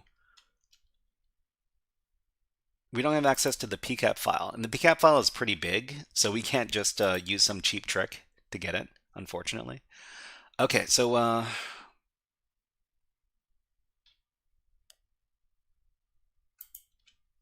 this one over here, let's make it a little bit bigger. It's hurting my eyes. I think we can get the number of packets.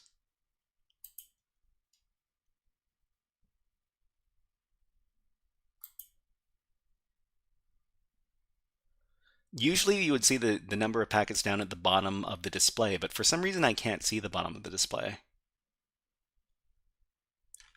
JBad, hello, nice to see you here. Script Kitty here. Okay, no worries.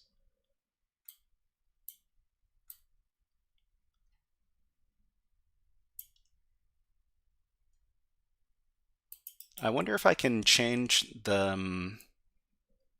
I'm kind of afraid if I start messing around with the desktop settings, because I think we can't see the entire... We can't see the entirety of these windows because the resolution is set too low. We need to... So can we go up here and can we set our own screen resolution? Display. Okay, we got a display. We can set it to a higher resolution. Maybe 1920 by 1080. And apply that. Does that fix anything?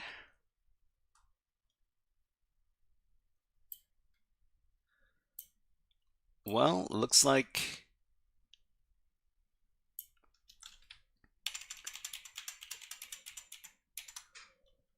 we still can't get the entire thing. Try doing F11 on the browser.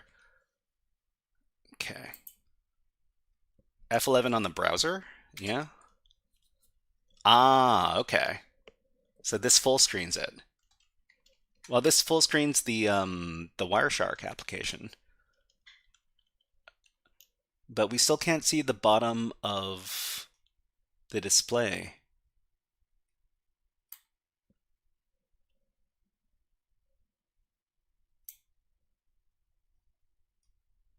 Sorry, everybody. I shouldn't be subjecting you all to the technical difficulties. Anyways, let's try to answer a few more questions before we wrap up for the day.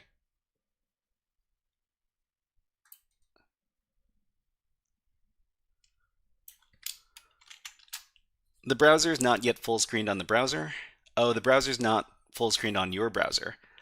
I guess Wireshark ate the full screen command for the browser. Yeah. But let's answer the next question. Okay, so there's a malware website called Find Jewels in the Packets. What is its full domain name? So in this case, we can start searching around for stuff inside of the packets. So for example, if we know that there's a website called Find Jewels in the packet somewhere, we can start searching for this by using the display filter. So over here, we can bring up the display filter by doing control. Well, we can either click on the magnifying glass here, or we can do Control F, and that'll bring up the display filter here. So in this case, we're looking for a website called Find Jewels, and we're looking for a string. So it's not display filter, it's string. So just click on here, select string, click on Find, and it should point you at the correct packet. JBad says the blue side of cyber, nice, nice, nice. Yeah, I mean, it is interesting being able to fish out good, interesting bits of information from the logs. Okay, so find. Did it find something?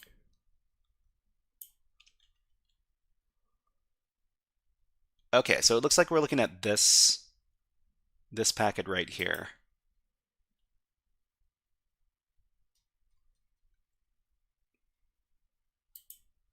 So I mean, I guess what we can do is we can look at the conversation as well here.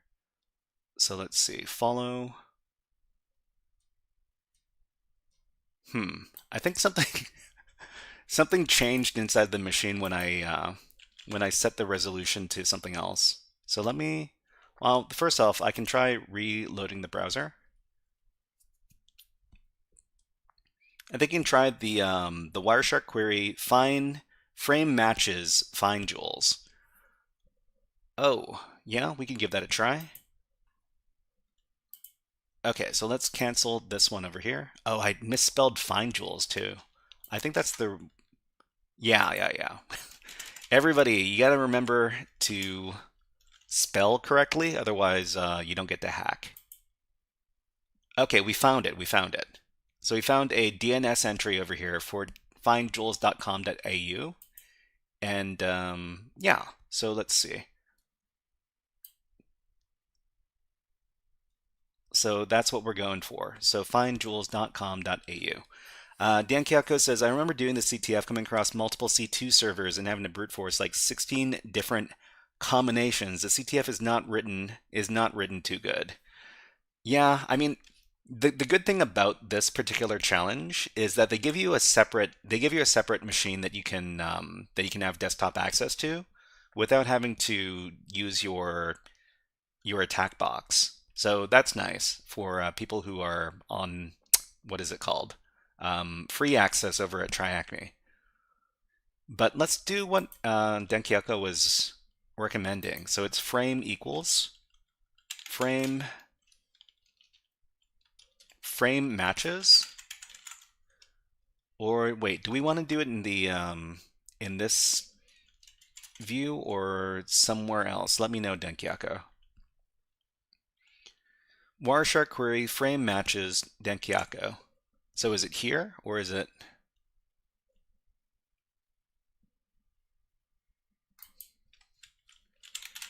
Frame matches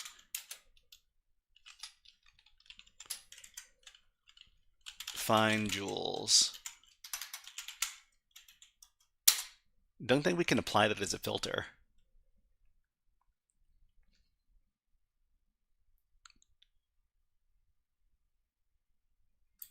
Unless we're supposed to be looking at something else. Okay. So what else are we going to look for here? Try putting find jewels in between the... Okay, let me try that.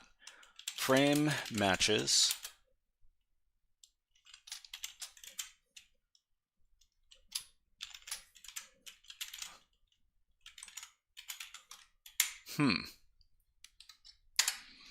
So what platform is this? TryHackMe or Hack the Box? This is TryHackMe. I'll give you the exact room over here. It's a pretty good room. It's a pretty good room if you want to play around with Wireshark. they've got a nice big packet capture file that you can look at, and you can use the Wireshark program from the desktop. And thank you very much for following. Too happy. Too happy. Can you not do 2 asterisks? Looks like 2 asterisks is not okay. You can look for a string. Yeah, you can look for a string. Okay, so it does find. I guess you don't necessarily need the regex in there. So this is good. It found all of the packets that have the string inside, findjoules.com, or just find Joules. And I guess you could look for zip files as well by doing this. So if you're to look for zip files, well, there's a lot of packets here that reference zip files. So maybe that's not what you want to do. You can also look for the domain names.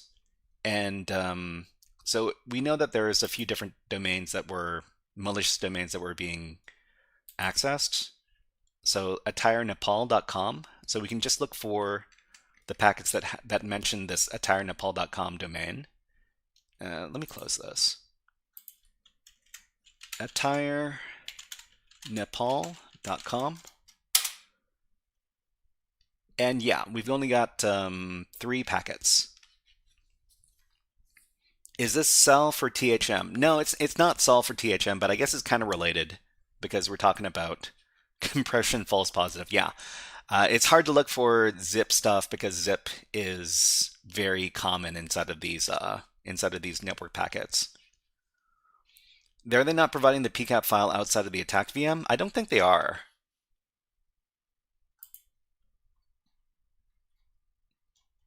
So I mean, they've got all the questions here. They don't provide the PCAP file here. They just provide the VM. Yeah. Okay. And but yeah, thank you very much for letting us know about that, Donkey Echo. There's lots of tricks with Wireshark that you can learn, but this is pretty good. This is pretty good for looking for specific strings inside of the packets.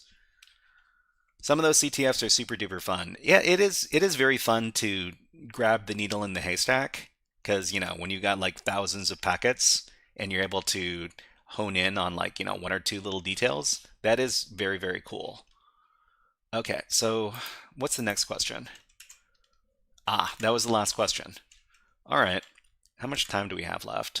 I think what we could do is we could try a couple of other like simple CTFs over at PicoCTF. Xmetric says Black Hat is far more fun. Well, I mean, there's fun to be had at different parts of cybersecurity for sure. So let's go ahead and do some stuff over at PicoCTF. So let's see. Wireshark, there's a couple of challenges we got here. Wireshark do, and well, if we look to just Shark, there's a few different ones. So Shark on Wire, and there's Wireshark. And if you have an account over at PicoCTF, what you can do is we can solve these challenges together. Shark on Wire 1, we found this packet capture recover the flag. So unfortunately, this challenge is going to require that you have a local copy of Wireshark that you can use. But this is the link for the challenge if you want to try it out. And here's the link for the packet capture file if you want to download that on your own and then try it on your own device. So we can go over to, let's get out of here.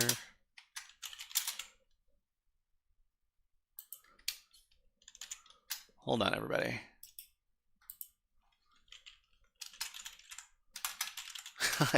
I don't necessarily need to create a tab called Wireshark, but just for fun, let's go ahead and download that file. As I was saying, for THM, there's an option to make it full screen at left. Where do you do where you do clipboard pasting and all. Really? Let me check it out. Okay, so machine expiring soon. Okay, so the control bar here, all right, is this what we're talking about? Full screen. Oh, okay, okay. TryHackMe.tech is now full screen. Okay, cool. Um, but can I see the bottom of... So the display here, this is pretty much like auto selected. I would like to do like 1920 by 1080,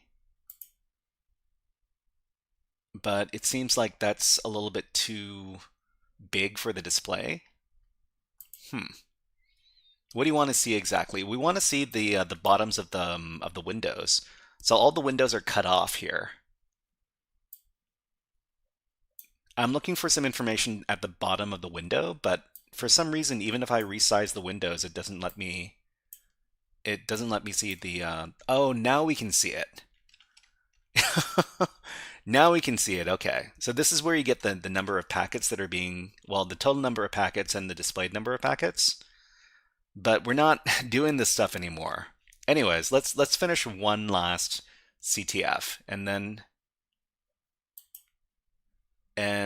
we'll finish off today's stream. Okay, so we downloaded the PCAP file here from, what was it, Shark on Wire? Shark on Wire 1. So we can take a look at it inside of Wireshark. So we just need to do xdg open and then the capture file. Or you can, go into your graphic user interface. Either way is fine. Okay, so this is my Kali Linux machine, Wireshark. And what are we looking for? Well, if we know that we're looking for a flag, we could probably just look for... We could try Denkiako's suggested method. It's, what was it, frame matches? Frame matches and then string Pico CTF, because all the Pico CTF flags begin with the word Pico. And we found a couple over here. So it's malformed packets. Do these contain the word Pico? Hold on. Let me see if I can... Yeah, I mean, I see the word Pico over there. But maybe we're not looking for the string Pico. In that case, what we can do is we can just... Let's see.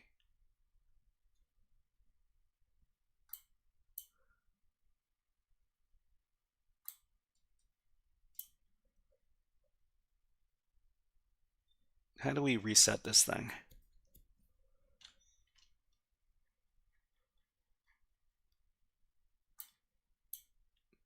Where's my scroll bar even?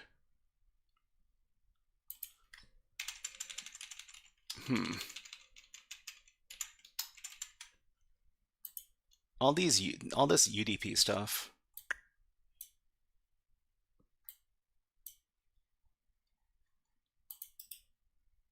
Okay, so follow UDP stream. Wow, what is this? Frame matches flag, it's there. Really? Hold on. Okay, let's get rid of this. We can go back. Michelle Venturi, thank you very much for subscribing on YouTube. Okay, frame matches. Flag. And we'll see if there's anything that shows up here.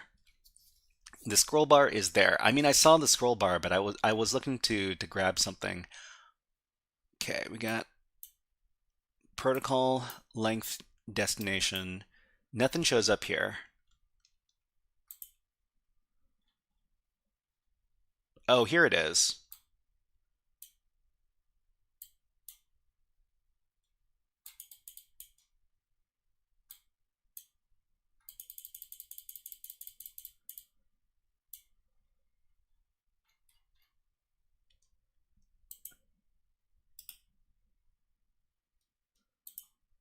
Okay, if we follow the streams, we can start...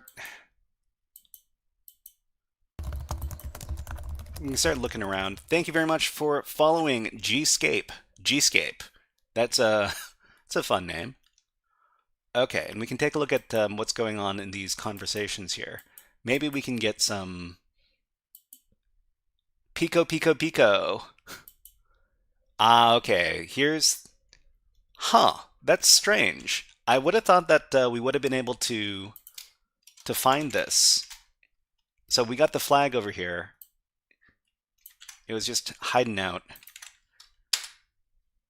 And let's see if we can find this by searching the for the string.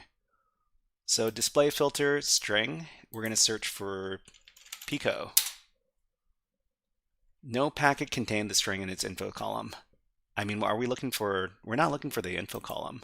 We're looking for the packet bytes. Okay, find that again. Okay, so we found a few. Pico. Yeah. I wonder why we weren't able to find it by just searching for the string. Probably Pico is in 2 packets. Oh, yeah, maybe. Hold on. Let's go ahead and follow the UDP stream again. Okay, let's find the stream with the flag. It was by itself, I'm pretty sure. Here it is. Okay, so how do I make this bigger? I wish I could make this a little bit bigger. If you highlight different parts of the flag here, you can see that they're actually in different packets. So you can see down here that the packet number is going to change depending on where in the flag. So the flag is actually in different parts. It's separated amongst a bunch of different packets. Yeah, so that's why. Hey, no more pumpkin hat. No more pumpkin hat. Well, it wasn't a pumpkin hat, it was a witch hat. But anyways, no more hat. Just regular hat now. But hello, Segfall. Nice to see you here. Okay, let's go ahead and we'll finish up with the Wireshark stuff. Wireshark is a very deep topic, and if you're interested in learning more about Wireshark, there's a really good course. Let's see. I think it's on Hack the Box Academy.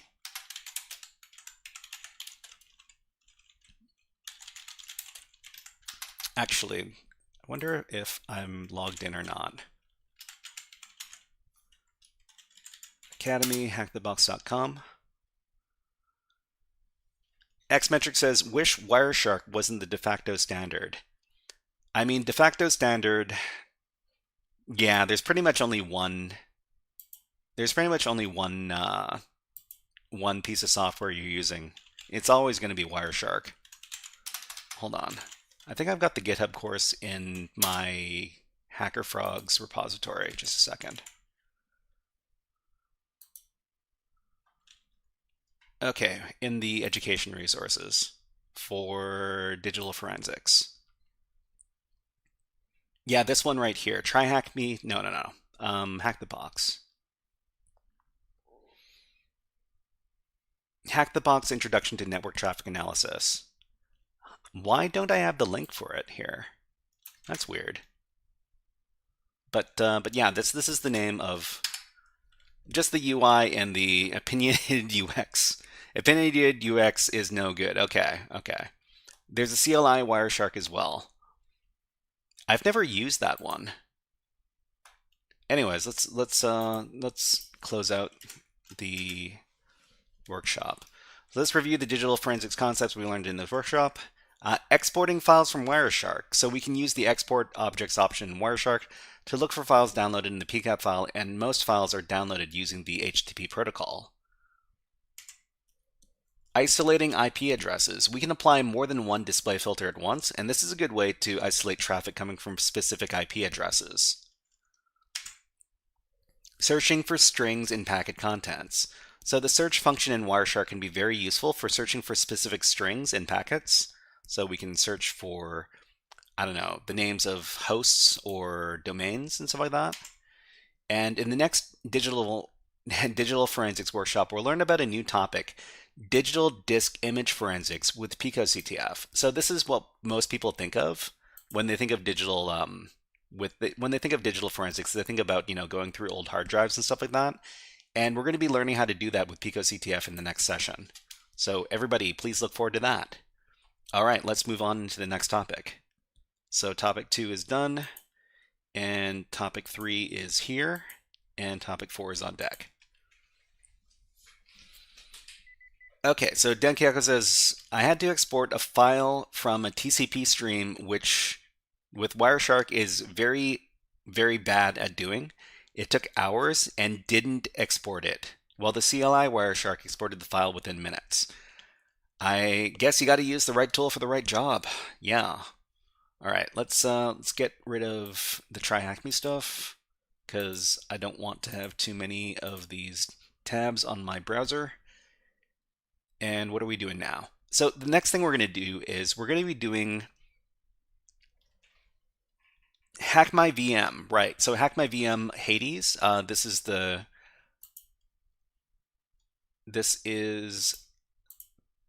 CTF challenge that we're doing right now, and let me go ahead and get the information on that just a second. Okay, HackMyVM walkthroughs. And you know what we can do? We can play some music now because we're not doing the educational portion of the stream anymore. Let's do some, XCOM 2. Hold on.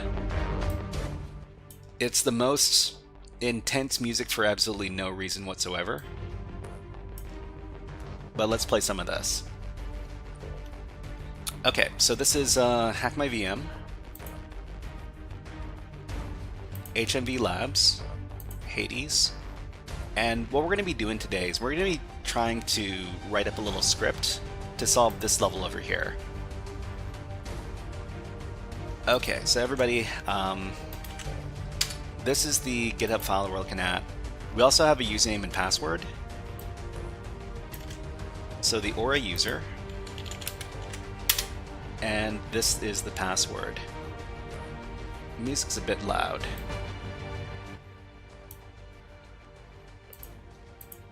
Okay. Let me get out of Wireshark. Don't need it anymore.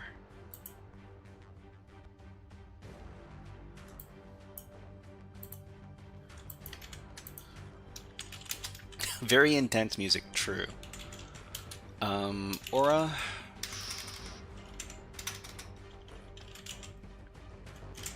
Okay, so this is the SSH command you would use to get into the game that we're looking at right now.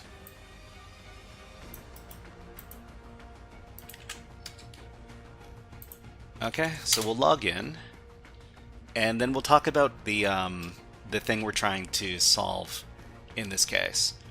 Okay, so you're going to use the password that I included with the username there. Paste it in.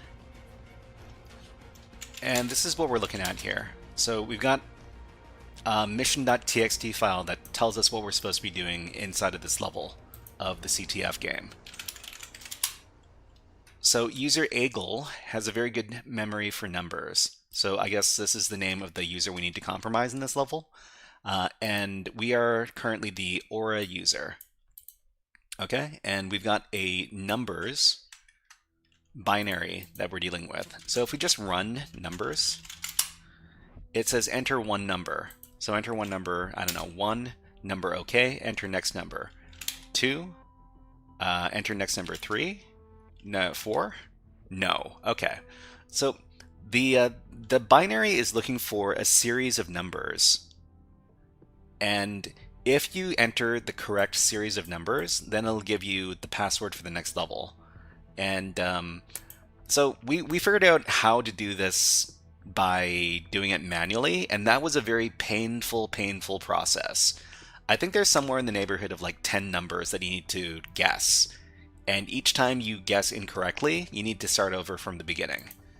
So what we're trying to do is we're trying to find a programmatic way of getting this done.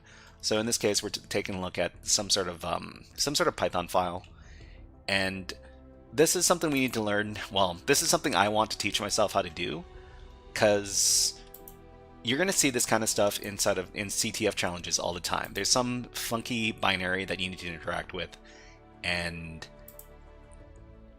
so I started creating a few little Python scripts that that solve these kind of challenges. So this one is for a rock paper scissors game that I wrote out in a little script over here. So rps.sh.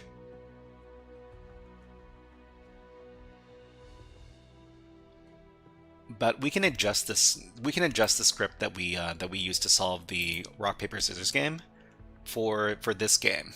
And this is what we're gonna do. We're gonna write this. We're gonna write this Python script. I guess you could also do this using a bash script. Anyways, let me copy the file. Copy the file, and then we can go over to the SSH terminal here. And in order to write a file, we need to have we need to make a temporary directory. I think I created one earlier today. It's called aura. So temp ... aura, and we got our Python files in here. I'm just going to get rid of the file that we have right now. And I'm going to create a new one. So we're going to nano and get in there with numbers.py. Okay, and we'll paste in the script we have for the other CTF challenge. Oop. Uh-oh. That is this is not the content we wanted. Just a second. Let me get that again. Okay, let's get the raw file here. Select all. Copy. Oh, this is not what we want. We want the other thing.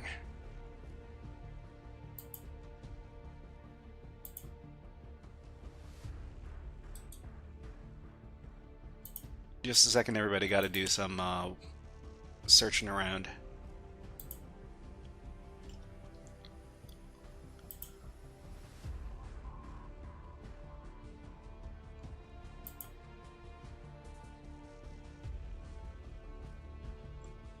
Oh, I put this in the programming section. Automation games. Okay.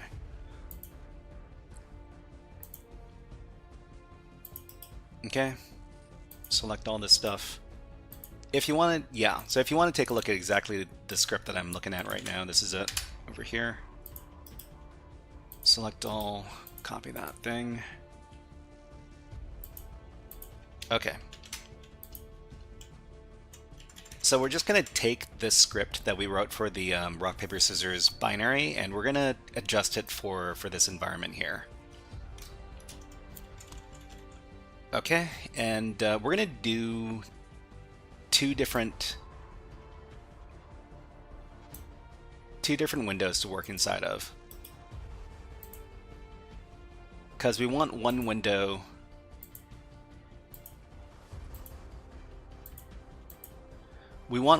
to code, and we want another window to execute the script. So I guess that means that I'm gonna have to do another SSH to log in as the Aura user again. Hold on. Get that command. Thank you very much for following the Astro Turnip. That's a great name. Thank you. Very very whimsical. Okay, so the password. Let me grab that password.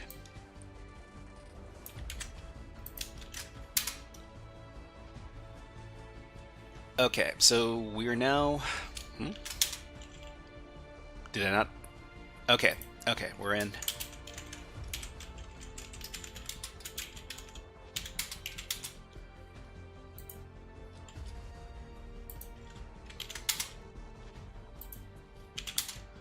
Okay, we got our numbers.py script over here. We're just going to write it in this left-hand side, this right-hand side window. We're going to run it from the left-hand side window. So what we need to do is we need to adjust the script. So the script here, solve RPS game. It's not the RPS game. In this case, it's the numbers game. Start the process. So this script makes pretty heavy use of the subprocess module inside of Python, which is used to interact with system binaries. Okay, so game equals subprocess p open, and we need to give it the file path. In this case, the file path is going to be, I think it's pwned aura. Pwned aura numbers. So /pwned /aura numbers. Okay, so we need to make sure, we need to give standard in, standard out, and standard error inside of the subprocess. So open standard in subprocess.pipe, and so standard in, standard out, and standard error are all going to be the same thing. Text equals true, buffer size equals 1, and then we need to start doing some stuff. So in this case, we're not dealing with counter moves. We're not exactly sure what we're going to do to solve this particular problem. I think what we need to do is we need to keep track of the correct numbers. So let's keep track of that up here. What we can do is we can comment out all the code that we're not currently using, because we want to make sure that everything works before we move on. So we're just going to do this one step at a time. The first thing we want to do is we just want to get the script to run the binary and return to us what the binary is sending out. Okay, so we need to make sure that the main function inside the script is solve numbers game.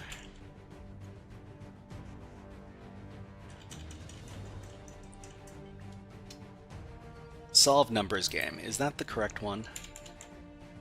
Solve numbers game. Okay, so that's correct.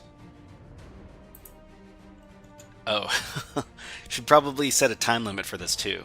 How much time do we have? 43 minutes. Let me set the time on the clock.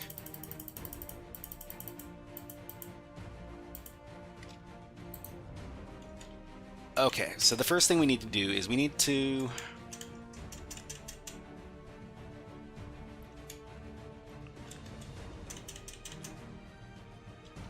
main game loop. While true, read the game output line by line.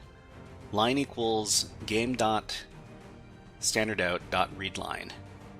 Okay, but if you don't get anything from it, then break out of the loop. I think I'm gonna uncomment this.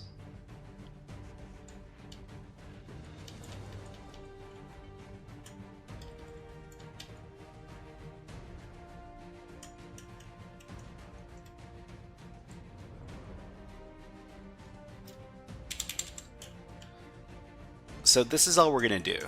So the only thing we're doing, well, in this binary, we don't need to send a player name. We don't need to do this stuff. So we'll just comment this stuff out. We don't need this. We don't need our counter moves. What we do need is we need to keep track of the correct numbers. So correct numbers is going to be a list.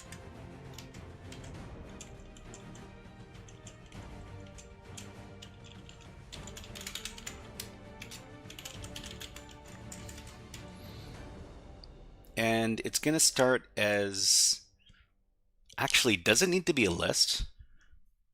I guess it needs to, yeah, I guess it needs to be a list. Okay.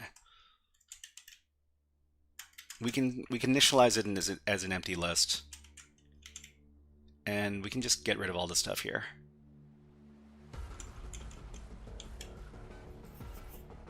An empty list that we can send the correct numbers to later. Yeah, we're gonna populate the correct numbers list over time. We just need to set it up first. Okay, so the main game loop is while true, read game output line by line over here, and we're just gonna try running the script by itself. Python 3 numbers.py. Nothing comes out.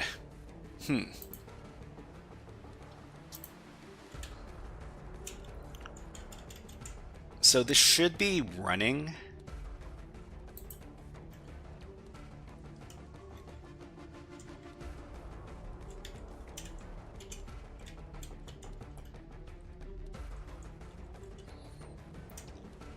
It should be sleeping, and then it should be reading out.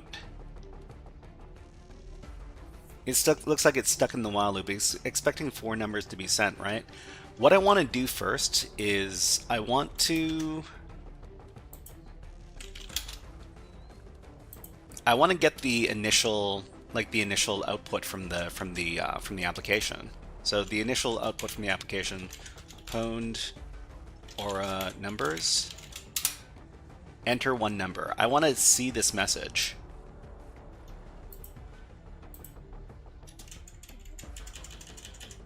So the main game loop, while true, read the game output line by line. Line equals this stuff, and then print the line. But apparently it's not doing that. I'm not too sure why.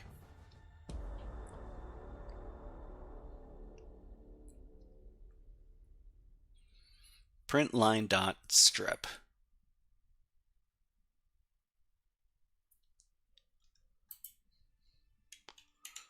So I should probably, if name equals main, then solve numbers game. Yeah, I mean, it should be running it. I'm not too sure what's going wrong with it.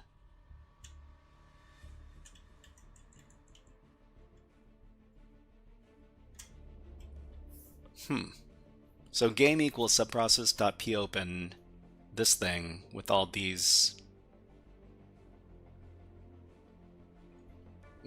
arguments.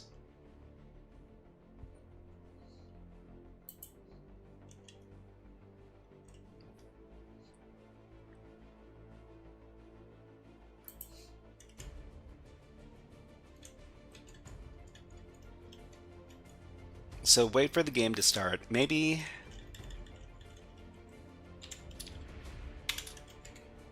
should get rid of that.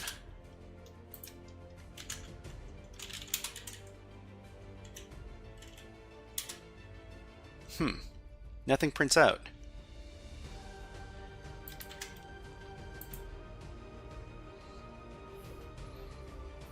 I wonder where that is. So game.standardout.readLine. So line equals that. If not line, then break out of it. Nothing gets output to standard out.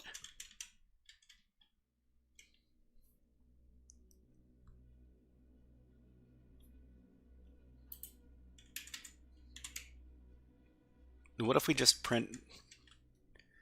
If that was the case, it would break the while loop.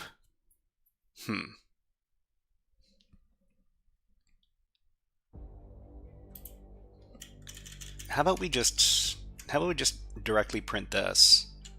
So we just print game standard out read line.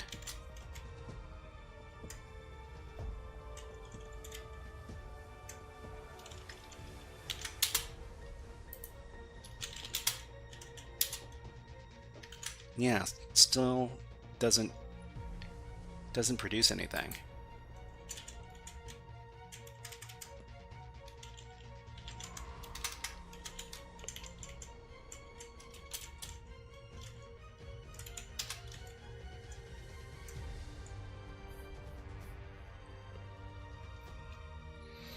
So the other thing that we could, well, I mean, the other thing that we could do is we could use the Pwn tools module to interact with the binary, but there's no Pwn tools on the server, unfortunately.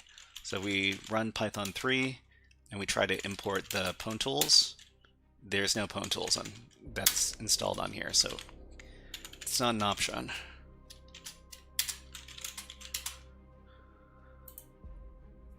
Okay, let's do a little bit of research on Python. What is the name of the module? Subprocess.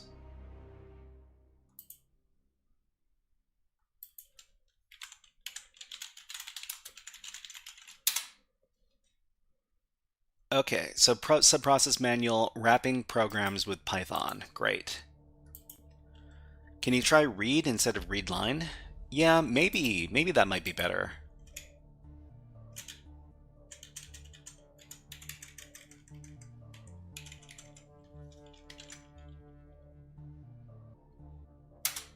Okay, we'll try.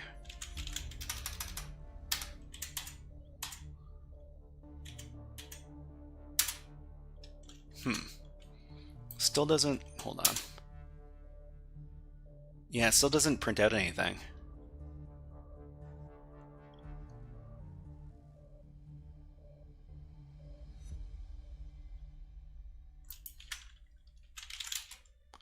But, okay, so subprocess manual, wrapping programs with Python.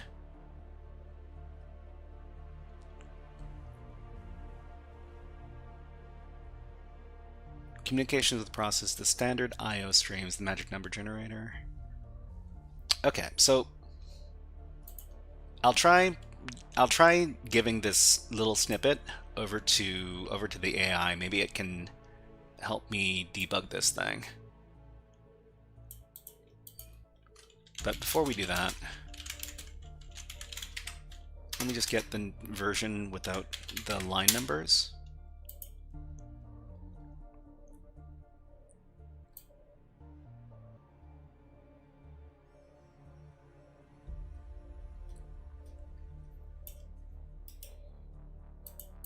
Okay, so we'll just go over to our good friend, I don't know, Claude.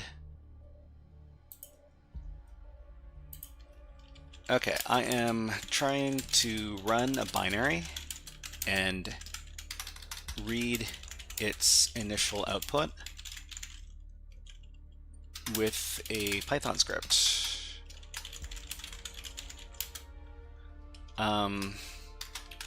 What is wrong? Well, nothing prints out. Can you tell me why?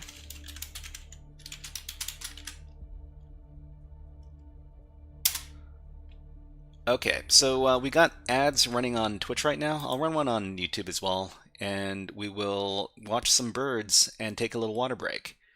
So, okay, how about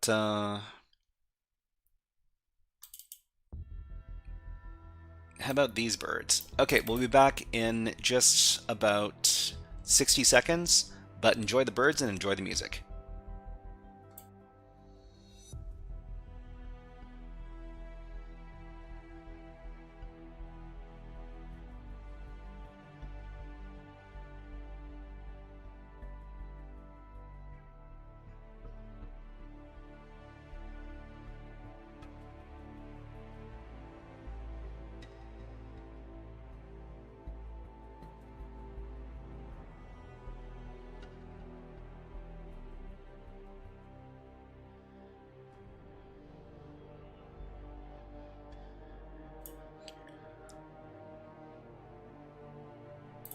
Okay, let's, I'm kind of eager to see what the AI has to say about this. Okay, so it says the issue is that you're using the read. We're using read, which blocks waiting for EOF, which blocks waiting for EOF end of file, but the process is still running and waiting for input. Okay, so read without arguments tries to read everything until the stream closes, but the binary is still running and waiting for input. Solution, use read line. Okay, so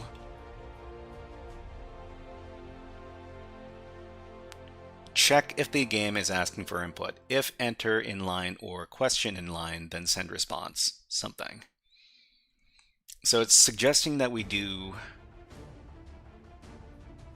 buff size equals 1 for line buffering. Flushing, don't forget to flush after each write. So alternative non-blocking read. Non-blocking read. Using pwn tools, but we're not using pwn tools in this case. Simple interactive version. So it's line equals this. If line, then print the line. While the process is running. Okay, well we can go back to the read line version. Game.standardout.readline. And did it suggest something else? So game.standardout.readline. When I try to use the AI, sometimes it makes it harder for me to understand. Yeah, I mean you have to be careful when you ask the AI to write code, because sometimes the AI will write code. You got to be careful when the AI starts writing code that you don't understand, because when you just start running code without asking questions, it can lead to some really bad outcomes. But we're trying to understand all the stuff that is in the code before we run it. So okay, game standard out read line. Then we'll just try printing out the line.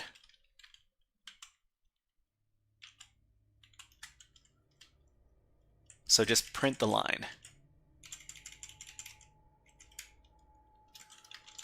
Okay, and we'll see if anything comes out of this.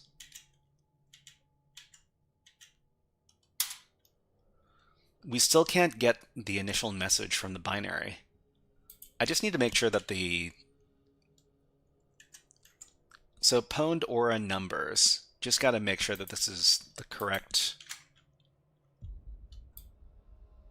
There's no typo in here, because typos are bad. Enter one number. So we should, I really want to see this message, enter one number. Because when I see that, then I know that everything's going okay.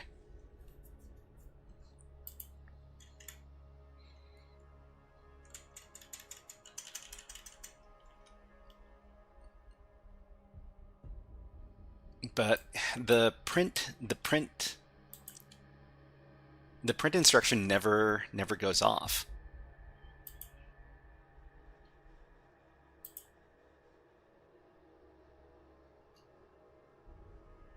Okay, common issues and fixes. Nothing prints. Using read instead of read line. Okay. Hangs forever. Waiting for EOF that never comes. Use read line or timeout. Buffering issues. Output buffered. Set buff size 1 or buff size equals 0.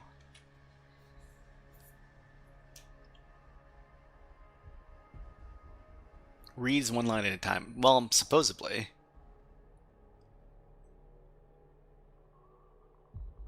But you know what? Maybe we should just skip this. So we'll just skip this particular part, and we'll just move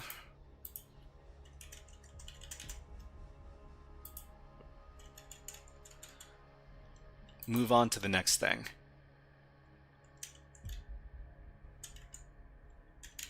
So the first thing we want to do is we just want to send the number 1.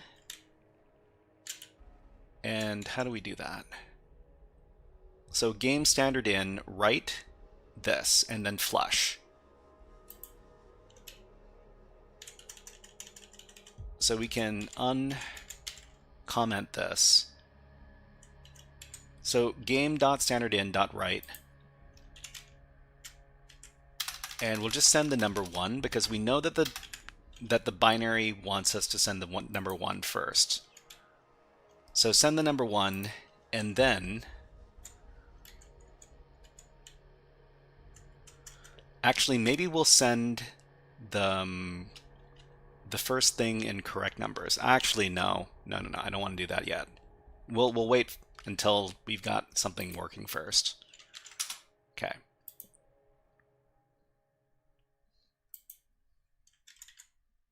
Okay, so we actually send something to the binary first. Let's see if we can actually get something to print out now. Nope, still don't have anything printing out. I wonder what the big deal is.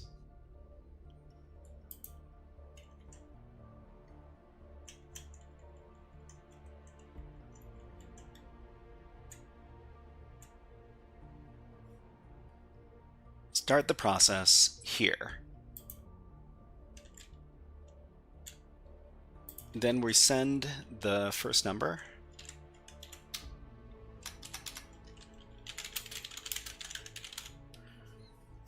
Denkiako says, can you try to read line outside of the while loop, like on 16?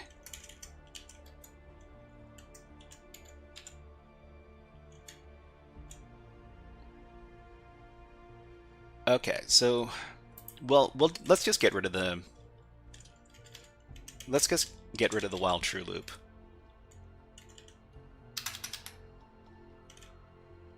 Okay, so we're just going to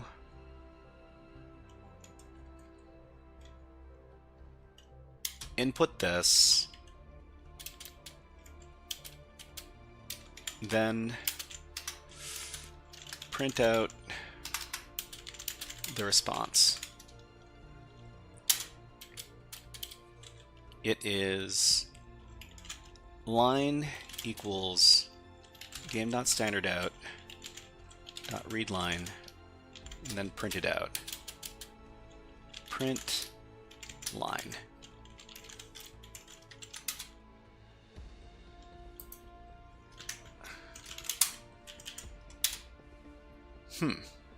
Nothing comes out.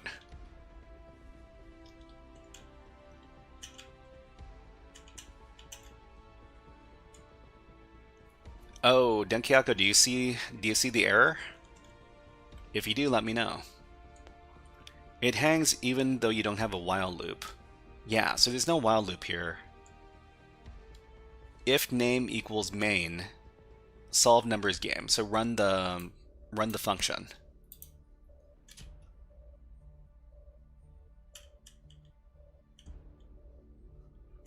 So there's something fundamentally wrong with the code that I'm writing here.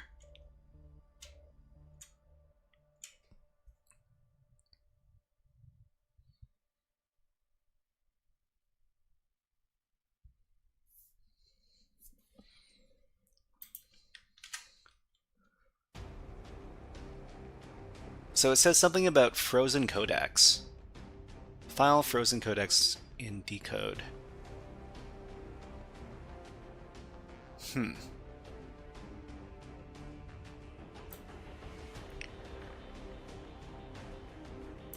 Okay, let's try asking about this.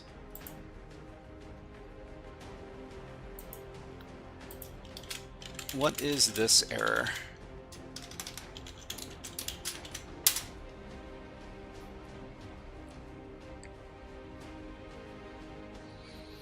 So it references, let's see, line 58 and line 24. Game.standardout.readline, we've got line 58 in module solve numbers game. So apparently something's going wrong over here. Code looks logical, should work. It shows that it's hanging on readline. The program is waiting for output that never comes. The program is waiting for output that never comes. So stuck waiting here forever. The binary is likely waiting for input first before producing output. Already finished and closed its... what is it? Run it manually to see what happens. The binary is probably waiting for input before it produces any output. Try sending something first. Okay, so...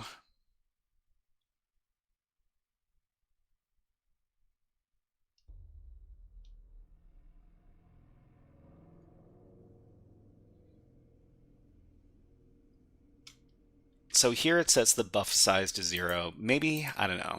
Maybe I'll set the buff size to 0 just for fun. Just for funsies.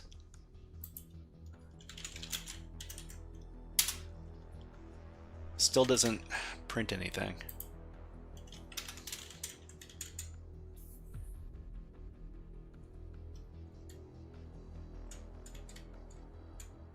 So we send something to the binary. Have you tried installing Pwn tools? So I mean, we'd probably have an easier time using Pwn tools, but unfortunately, I don't think we can install anything on the server. The other way we could do this is we could run this remotely. So we could start like an SSH session, and then we could run it through the SSH session. But that seems a bit complicated.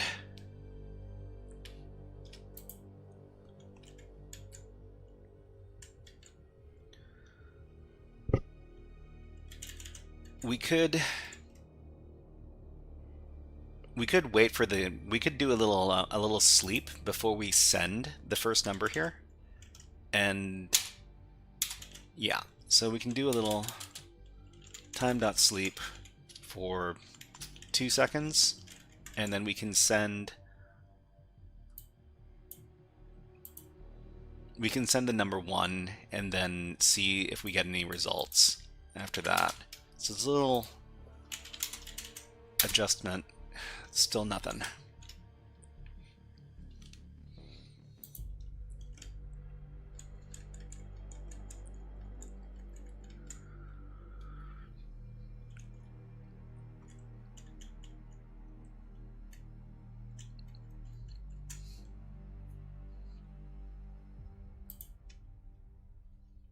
Okay, send a new line first in case it's waiting. So just, well, let's try this. We'll just send another new line and then we'll send the number 1. Let's see if this changes anything.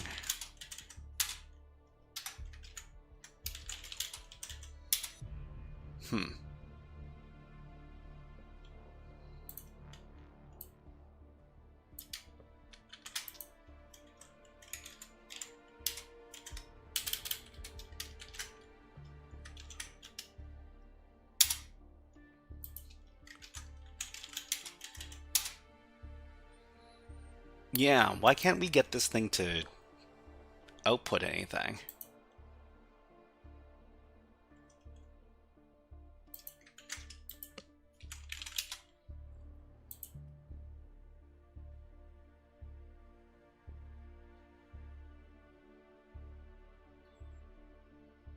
Okay, you know what?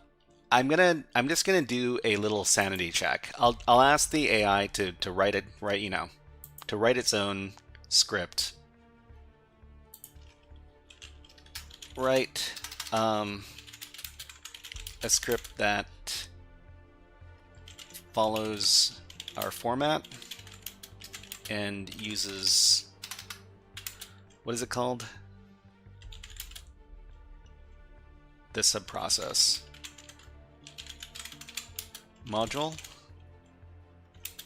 All we want is for the binary to give us its initial output.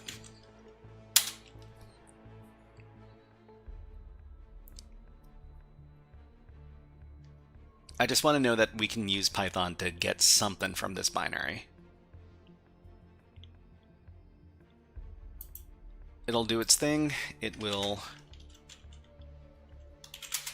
I don't know, we'll create another script. We'll call it AI test.py. We'll just paste in whatever the AI gives us. Just thinking.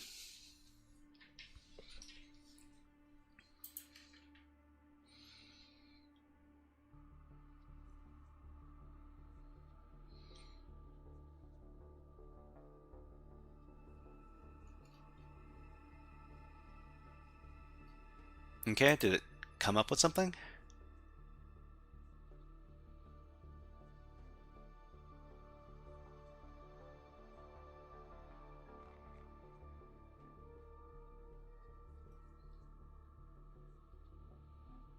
Okay, so it's actually coming up with the script. So here's the simplest script to get the initial output from the binary.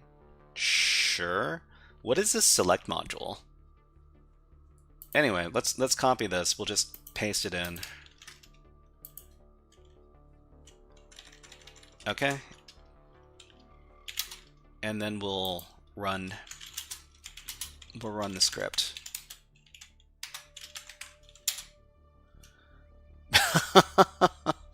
It wasn't able to do it. No initial output timeout. No initial output timeout. This is no good.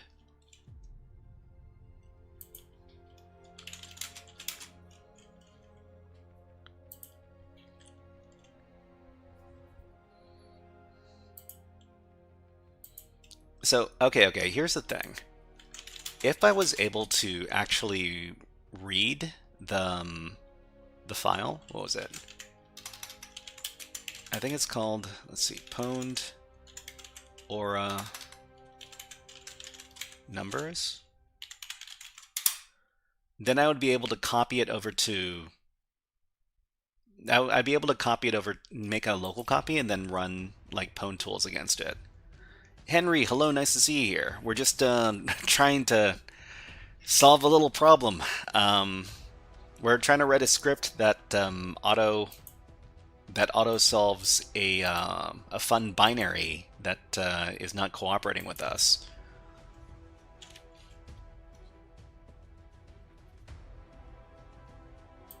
Okay, let me see if I can find something out there. Python script CTF binary solve, what is it, subprocess module. People have probably created a lot of similar scripts. Subprocess module, solving binary CTF challenges with Python. E.g. CTF snowball walkthrough. I created a Python script to automate this task. The script is easy to understand. Okay, import subprocess. Let's take a look at the script that this other person has written. It's probably, well, it probably doesn't apply exactly to what we're doing, but we might be able to get some ideas from this.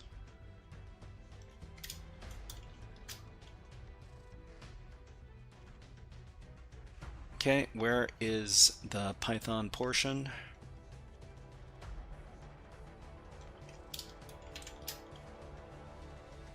Subprocess string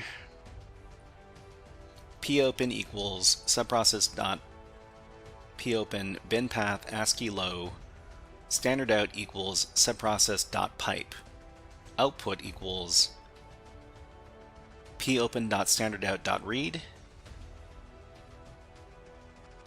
Okay, it's a pretty short script.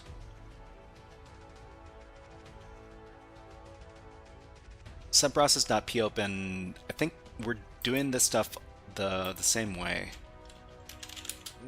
Let's take a look.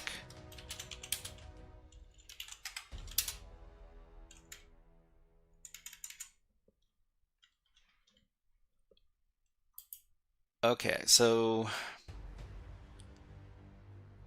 binary path, he's got it in here. Subprocess.popen, we're using the same thing. Subprocess popen.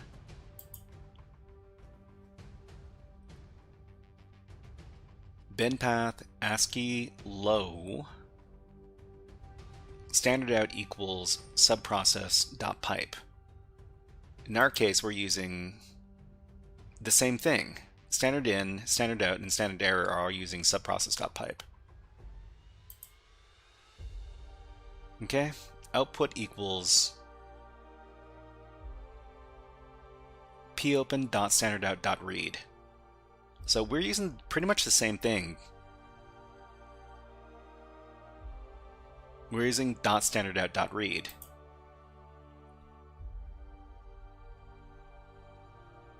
Down here. Well, we're not using read, we're using readline. But we've tried both, and they both don't work. They both don't work. Huh.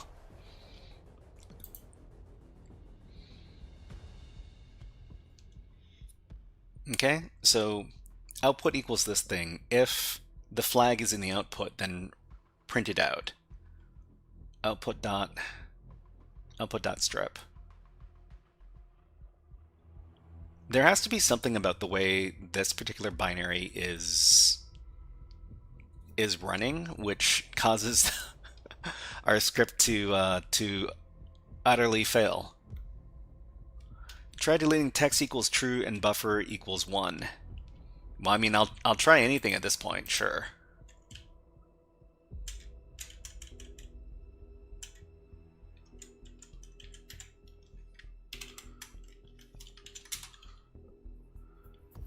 Yeah, I am lost. So we're just trying to write a little Python script that runs the binary, but we haven't been able to get it working.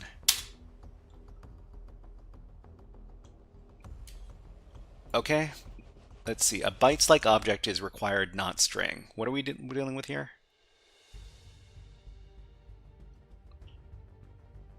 Game.standardWrite, standardin.write. Oh, okay. So because we deleted that one line, we're not able to send our new line like this. So we needed that. What was that part? I think it was text equals true.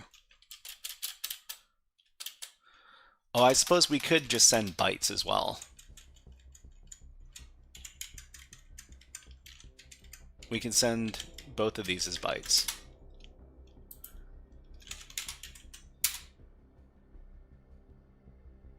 Okay, but it still gets hung up.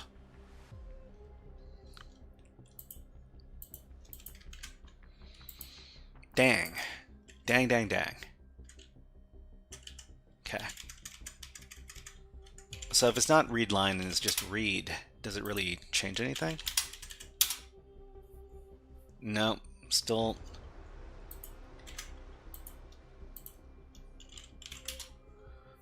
It might be easier to write this as a bash script at this point. Because at least the bash script, are there any write-ups? Just checking shouldn't do too much harm. Yeah, I mean, we've solved this level already. We just wanted to find a programmatic way of doing it. If you take a look at the page that I have for this, we know what the solution is. But yeah, well, I mean, we might as well take a look. So let's see. HackMyVM Hades Aura.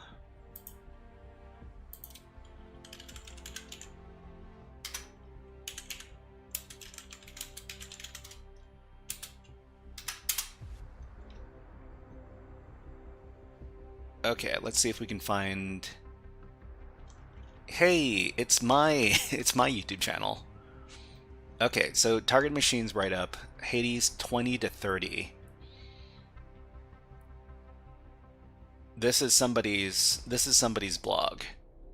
Hades 1 to 10. This is I'm pretty sure this is level like 15. This is level 16. Hold on.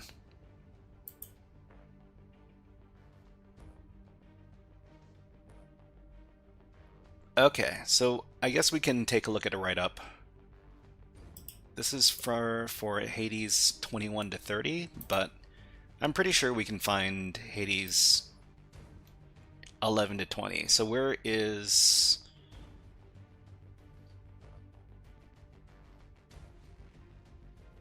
Aura? Okay, so...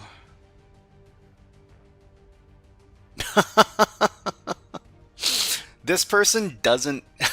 This person just writes down the sequence for their write-up. It doesn't talk about, like, you know, how they solved it. That's kind of funny. All right, so this doesn't help us. And let's see what else. Dankiako says, "How do you even find these CTFs?" Well, I do a lot of this is something I like. Let's see, Star C blog. Let's see if this other write-up. Okay, so HMV Hades Labs. There are 2 write-ups to this machine, and they're both Chinese. Well, I mean, I guess there's a certain audience, I suppose.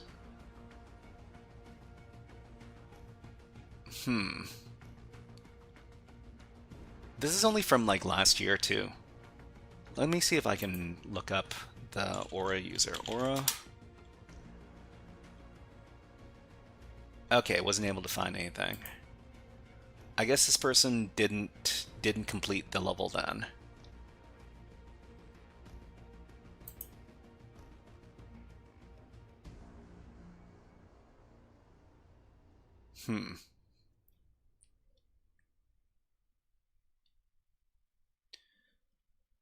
Okay, so, well, that's okay. After a few minutes, we can move on to the next topic.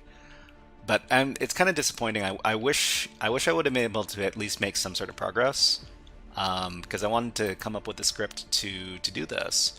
Because otherwise, I mean, I want to everybody. I want to prove that the initial script I created works, because I'm kind of like doubting my abilities right now. Just a second.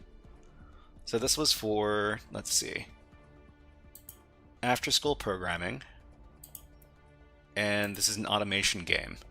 So we got our rock paper scissors script. I'm just gonna copy it over and show everybody what this thing is. Copy. And let me get out of here. Looks like we're not solving this right now. So I'll just create something called, I don't know, rps.sh.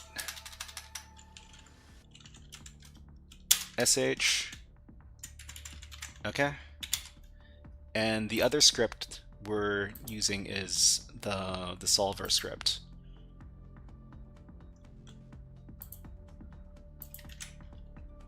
Here's the link for GitHub over here.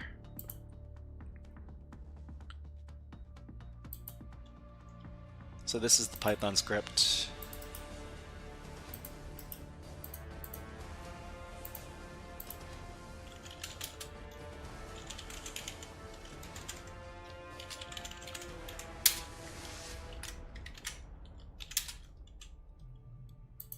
Okay, let's get out of here. Exit. So this is what the RPS, the rock paper scissors shell script is. So let's make it executable first, then run the shell script. So welcome to the RPS challenge name. What is your challenge game? What is your name? So just type in your name, HackerFrog. Okay. And we've got, I'll show you an RPS choice. You must counter at errand points. First to 100 points wins the flag. Okay, computer shows rock. Your counter move. So computer shows rock. You have to show paper. Right? So point earned, total 1 of 100. Computer shows paper. You need to show scissors. Okay, but the thing is that doing this 100 times to get the flag is really tedious. So we came up with a script to automate this, and that's the rpssolve.py script. So I'll just run the script. Python. Okay, and this goes through, and it puts in all of the correct counter moves, depending on what is given, you know, by the binary, and then finally you're able to to solve the thing. That's what I thought it would do with the other binary, but we weren't able to get it working. But I'll just show you how the what the script looks like. It's we did kind of the same thing that we were doing for the other binary here. We just open up a. In this case, we're opening up a shell script versus running like an ELF binary file, but it shouldn't be too different. And I was using all of the same arguments for the subprocess popen function over here. So in this case, we've got our computer moves. We got rock and paper, paper and scissors, scissors and rock. These are the correct counter moves. So in this case, we send our username, and then we run our true loop to run through the possibilities that the game would give us. So after it's done giving us the input, it prints out the output here, and then we check to see if there is the CTF flag in the output. Neems, hello, nice to see you here. What is up? We're just about to move on to our free hacking portion of the stream. Okay, so look for the computer's move. If computer shows as in the line, then extract the computer's choice. So we grab the choice by splitting up the line, and then determine the correct counter move, send our move in response, that kind of thing. So in the numbers.py, did you put the dot path to binary or path to binary? So I used the absolute path. So the absolute path in this case is /pwn/aura/numbers. So I didn't prepend the dot in this case. I just gave it the absolute path. So it should have been okay.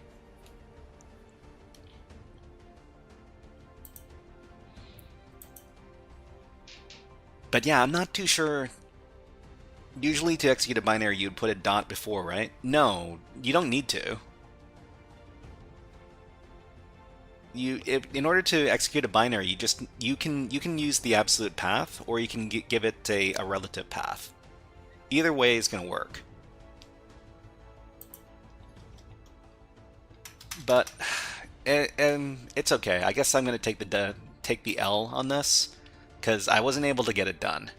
I'm going to have to go back in my own time, and I'm going to try to figure out how exactly to get it working, because it's going to bother me otherwise. But yeah, let me get out of here.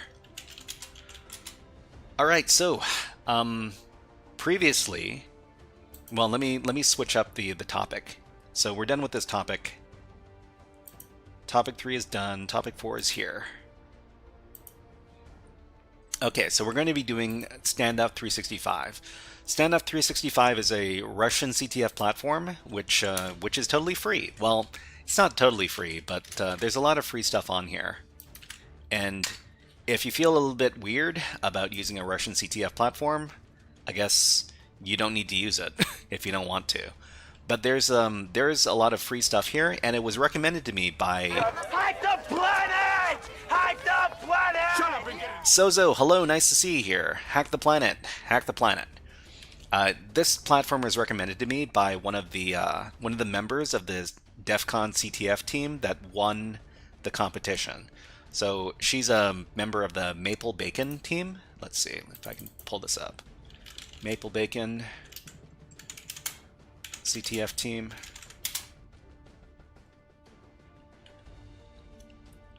Jason, IT Solution, have not processed anything in the previous session. What do you mean by process? So yeah, if you want to learn more about the Maple Bacon team, it's over here. They partnered up with the PPP team from Carnegie Mellon University. They're a very famous CTF team, and so yeah, they I think they brought something in the neighborhood of like 50 people to DEF CON this year, and they just and they won the competition. So one of the members there suggested this this platform here, and that's one of the reasons why I'm trying out this platform. So on this platform, you need to VPN into the network and then start doing some enumeration. Let me go ahead and do that. So we were doing this on Friday, and we're going to be continuing on here. So I'll tell you what I found, because I did a little bit of testing over the weekend as well. So let's see. Let's start it off by connecting via OpenVPN. Okay, they'll ask for my credentials. Let me grab my credentials really quick.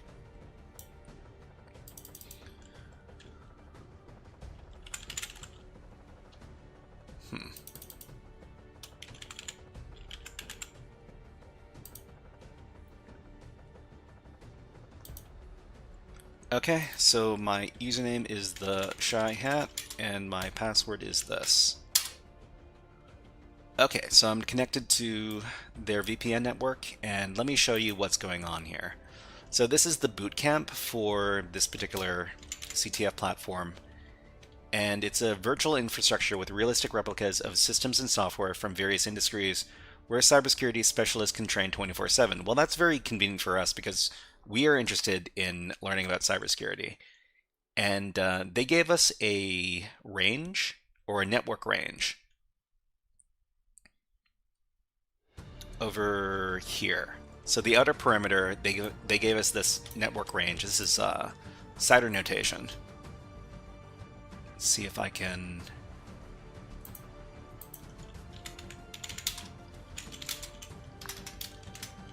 Okay, so this is 10.124.1.224/27. So /27 network is it's a pretty small network range, and we scanned the network range using Nmap, and we found... Get out of here. Let's see. We managed to compile this IP list. So the IP list was a list of machines on the network that responded to our ping packets. So we started going through this list and we tried to find out what open ports are available on this target. One of the really useful tools that we used is called Nuclei, and so Nuclei it's basically a automated scanning tool.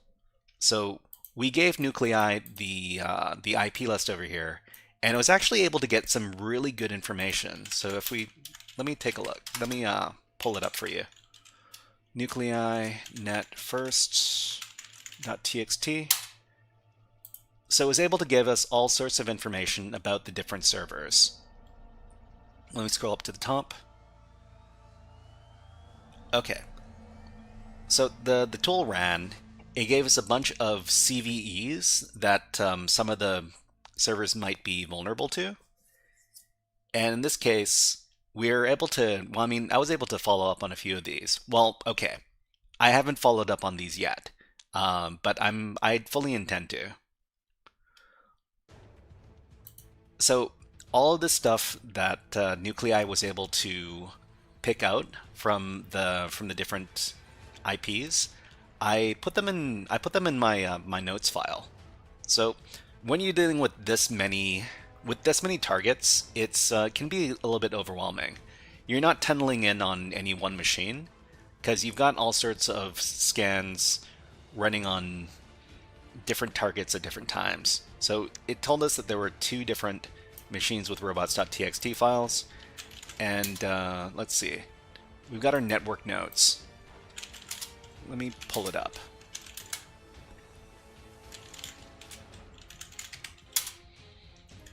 So for each one of these machines, I was just writing some notes on what I thought might be vulnerable on each one of them, and there's like there's 14 different targets. Some of them I haven't really investigated too much since I don't have very many notes associated with them. But I think what we can do is we can start tunneling in on some of these more vulnerable ones over here. So what is this CVE 2025? bgbidia.php. I don't know if this is the correct way in, because this is very, very recent, 2025. And this might be, I'm pretty sure that this network has been sitting around for a couple years, which means that this might not be an intentional way in. But since it's running WordPress, new new vulnerabilities are discovered for WordPress all the time. So it's kind of inevitable that there's going to be new vulnerabilities that are discovered for the stuff that's running on these boxes.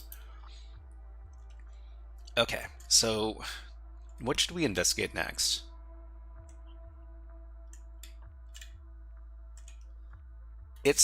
Well, let's check out this CVE.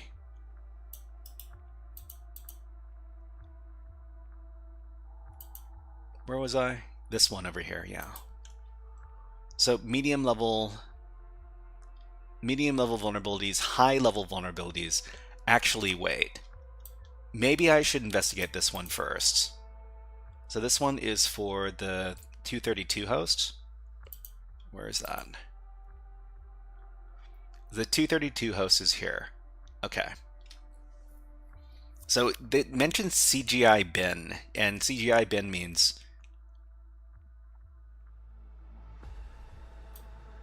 that it might be vulnerable to something like, what is it called? Shell shock, which is a really, really nasty little vulnerability which lets people run commands, RCE, remote command execution. And let's see if we can run this command, see what happens. Okay, so this one is the 232 target. So I'll just switch my directory over to 232. Okay, so we'll try running this command. No, we'll try navigating to this endpoint in our web browser. See what happens. Okay, so requested URL is not found in this server. Okay, I mean, is this arbitrary read? What is this?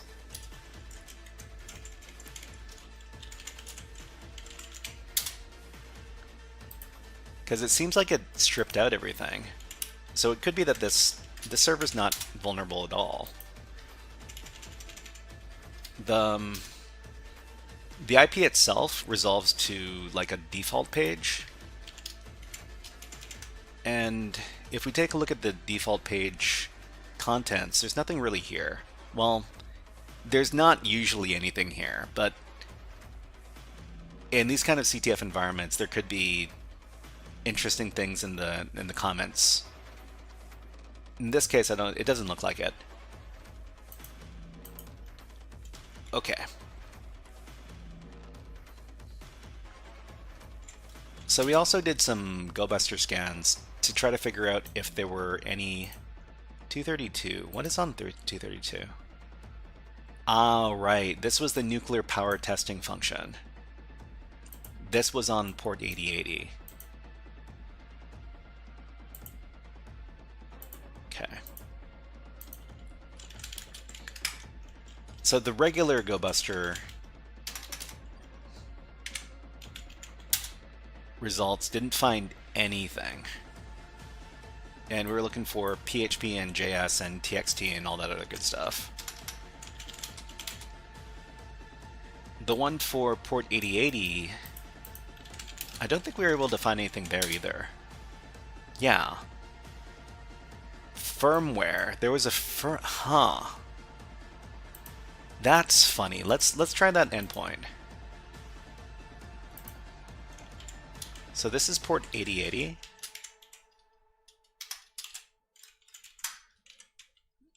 Firmware. Okay, it downloaded a file. Let's copy that over here. Copy, downloads. Was it called firmware? Firmware.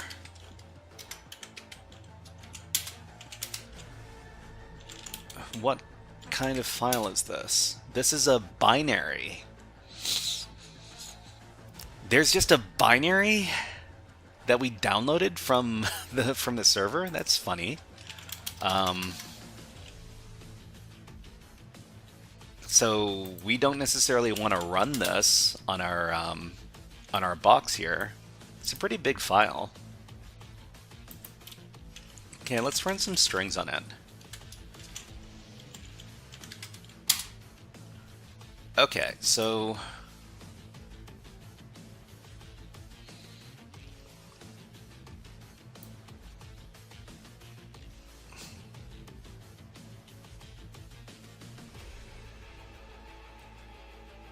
that's okay. Okay, I want to.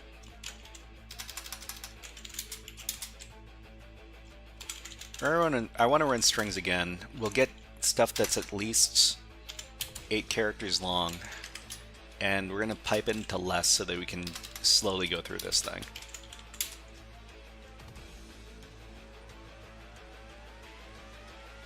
Is this a directory?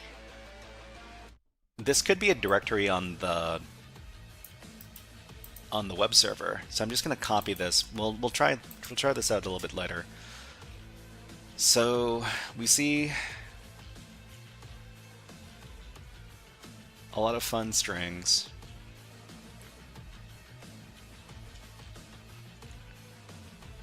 Integers, booleans. I'm pretty sure that this was a, what is it called? This binary was compiled using C.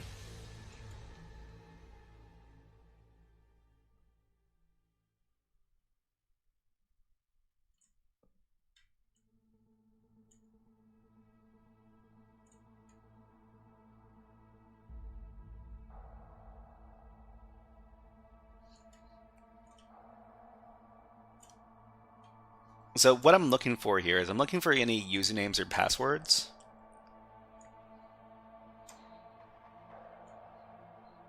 Because that would be a lot of fun. Don't think I see anything though.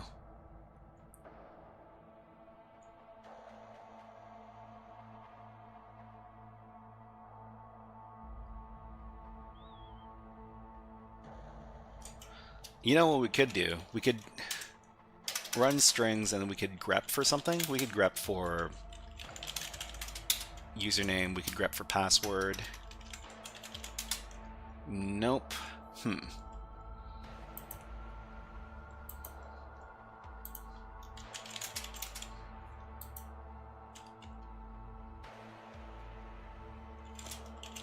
What else could we do with this thing?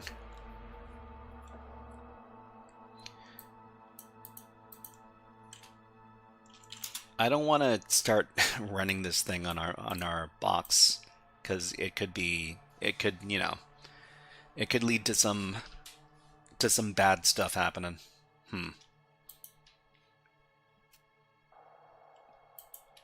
Okay, so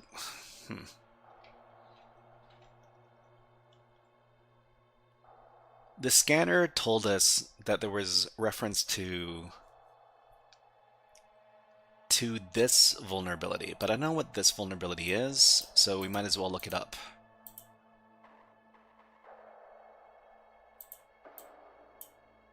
Oh no! There was that directory path that we needed to check out. Just a second, everybody. Strings. We're doing bug cyber defense. Bug cyber defense? No, I don't think so.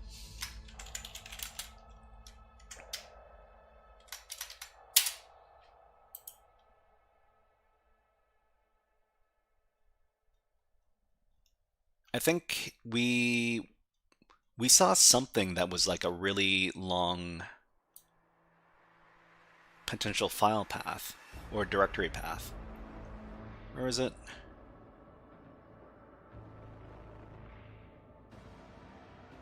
What the heck?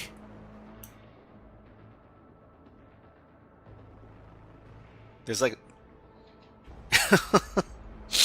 like a whole program documentation going on over here.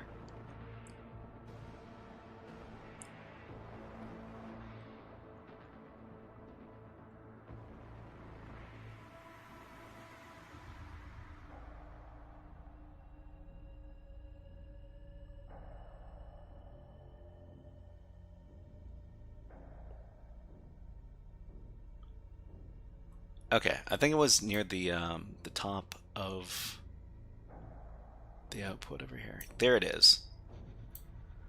I'm just gonna plug this into the web server to make sure that there's no hidden file path. That goes like this.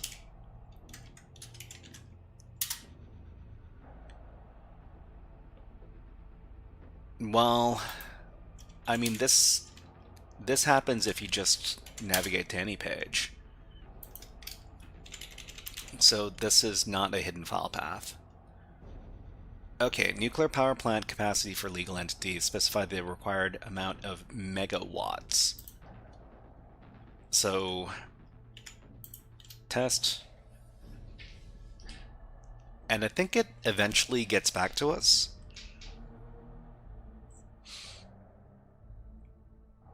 Yeah, so I mean, something obvious we could try is we could try running some system commands through the interface here. Please enter a number.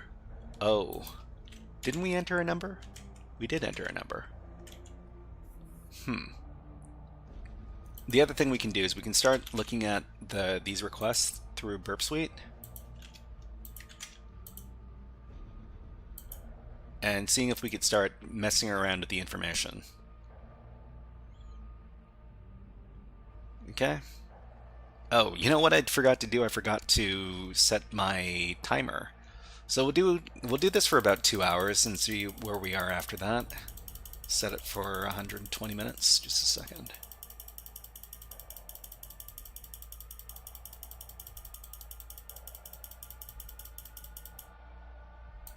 Okay, we got our timer going. Go to proxy, open browser, and then we can take a look at what's going on with these requests in Burp Suite. So specify the amount required in megawatts.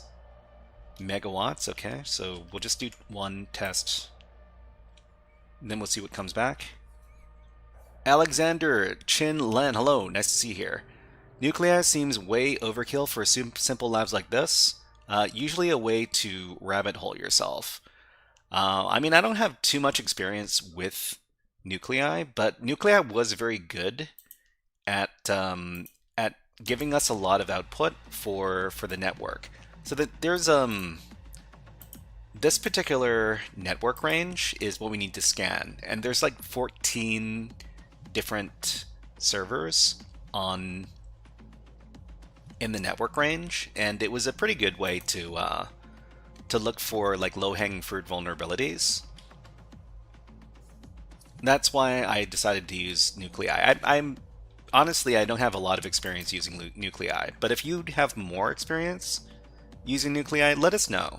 Let us know, because you know I'm always up for a little bit of learning. Okay, so we sent the request through Burp Suite. We're gonna go back. We're gonna take a look at the HTTP history. So we got a post request. We'll send this to the repeater. And we got temp equals 1. Temp equals 1. If we send this, eventually we get a response.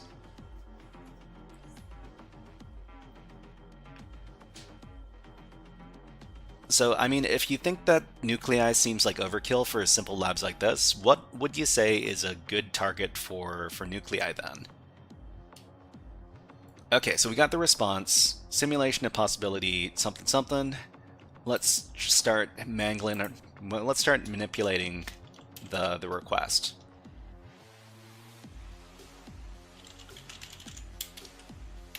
And seeing if we can get something different from the result. So this will probably tell us that we're supposed to send a number.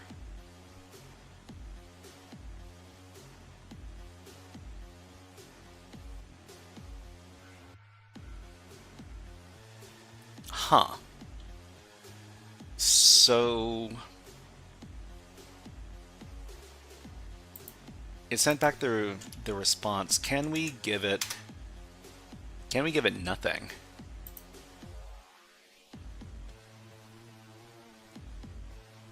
Okay, so had quite a few different IP addresses. Didn't catch that. That's more fair. I mean, you can still run a scanner on a single target, but I mean, you're gonna get a lot of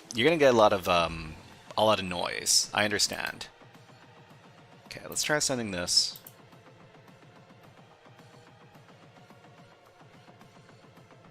But yeah, I mean, so what are we doing right now? We're using this platform right here. If you want to try this out yourself, it's the stuff we're doing is free, and you just need to make an account and, you know, download the VPN connection key. It's pretty good. Yeah, there are not very many free services that let you scan against entire network ranges, so it's pretty unique in that regard. Okay, what are we doing? So it still sends us a response.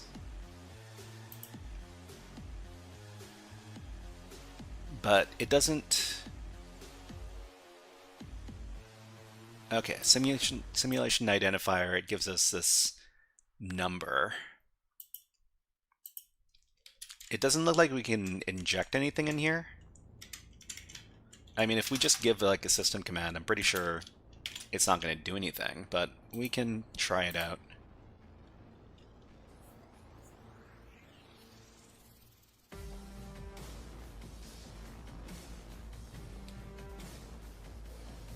Okay, well, I mean, it just doesn't, it just kind of ignores it.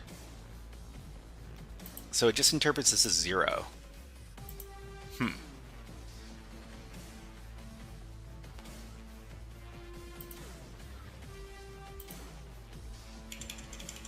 Not too sure what else we could do here. We could just send some single quotes and double quotes to see if it's using a database. If it uses a database, it might result in an error.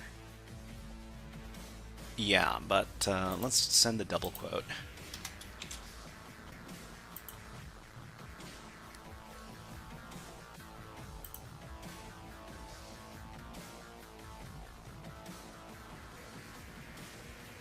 Yeah, so I mean, it just keeps on acting like we sent it as 0 for the number.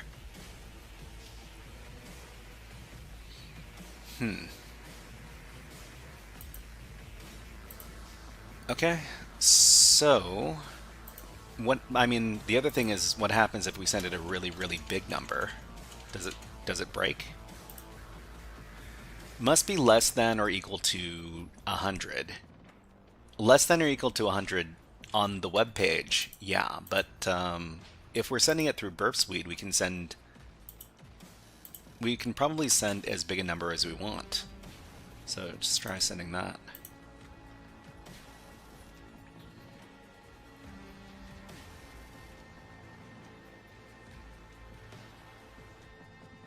Okay, I mean...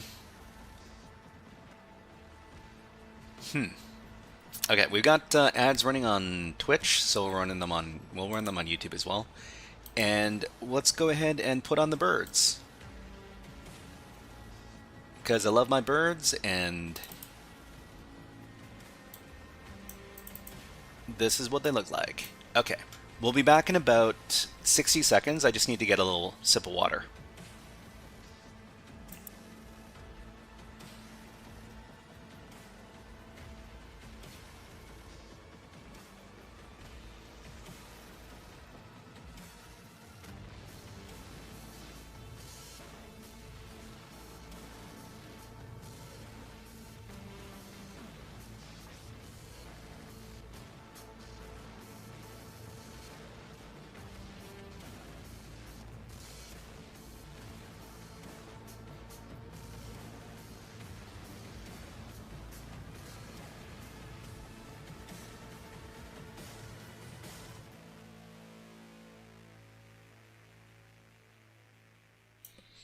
Okay, let's put the birds away. Let's get back to the hacking.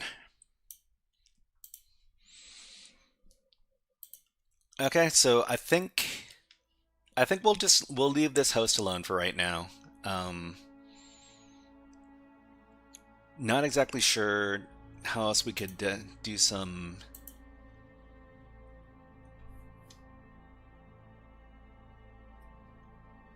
I'm pretty sure we can use some sort of injection here, but I'm not too sure what kind of exactly what kind of injection we'd be doing. Anyways, let's. There's so many more targets we could check out. Okay, so.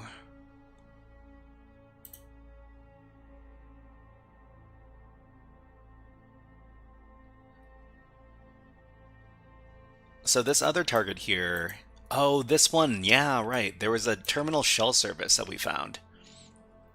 Okay, so we could probably root this machine if we start working on it now. Okay, so yeah, there's an uncommon port that's being hosted on the machine. It's hosting some sort of shell terminal service. And I think we can access it with Netcat. So let me go ahead and grab that 241. Let's move on over to 241. Okay, there's also a web server on this thing with secret, PHP myadmin, and other stuff. It's an uploads directory. Great. Okay, so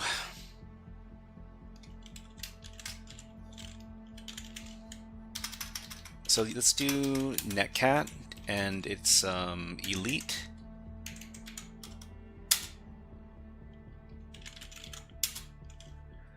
So you're basically running an SH shell in here. So who am I? www data, and we can just bring up all the stuff. phar files .ht access. That's some people have been hacking in here. Okay, so we're running as the www data user. We want to get like a more legitimate or more stable shell access on this box. So we're currently working instead of the uploads directory here. And I guess this is what the other people were doing. They're creating PHP files. I wonder why they decided to make PHAR files instead of regular PHP files. That's kind of curious, because I mean, normally what you'd want to do is just create a PHP file and then access the thing on the web server to get yourself a reverse shell. But I guess that's not the case. Let's take a look at the users on the box. Okay, so we got this stuff.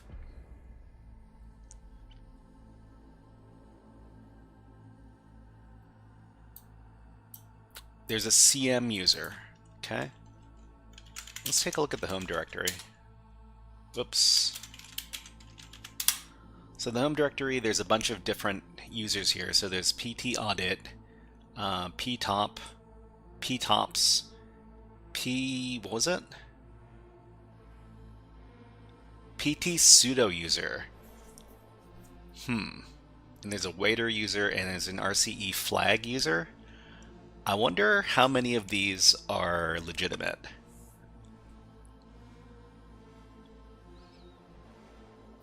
Okay, so I mean, the good thing about this particular service that's running on the port is that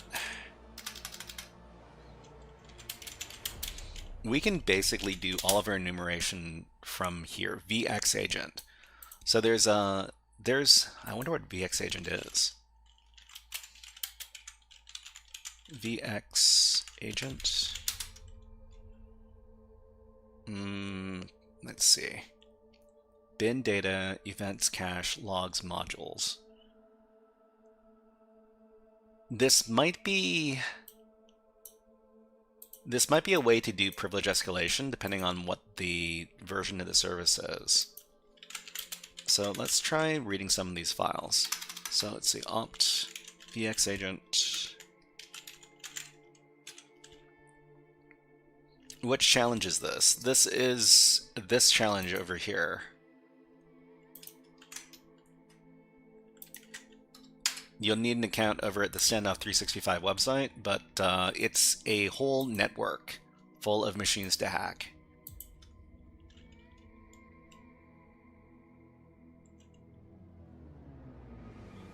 Oh, these are all directories. So there's bin and data.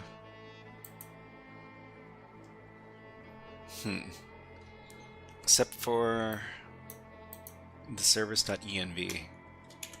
Service.env. We got some stuff here.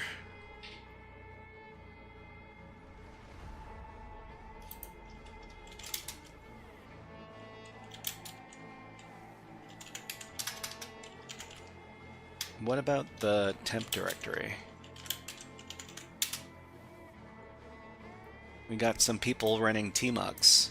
I mean, sure, why not? You got tmux run it? I guess the other thing we could do is we could get ourselves a reverse shell on the target and then run some linps or something. So run linps, see if it can find like privilege escalation vectors. There are a lot of users on this box. So assuming that these are all regular users, it's 1, 2. Why is the what is this? Oh, it's a file called RCE flag. Why would the flag be so big though? That seems really strange. Huh.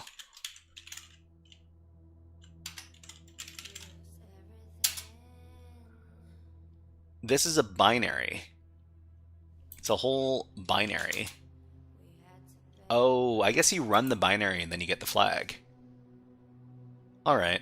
Well, can we run the binary then? Okay. Home RCE flag. Yeah. So all the binary does is it just outputs a flag. I mean, sure, I'll collect this. And I guess I'll add this to the notes for this target.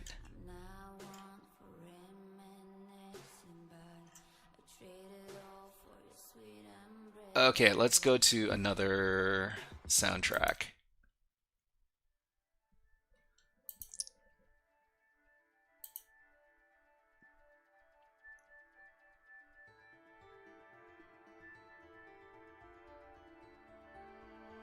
Which target are we looking at? So this is the one with the elite port open. This one, 41. Okay, so it's RCE flag.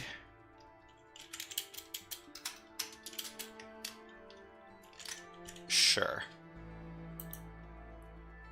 Okay, so I guess from here, what we want to do is we want to... The thing is that with this service here, and are we not looking at the correct? Yeah, I should be in a different directory. Just a second. Let's get out of here.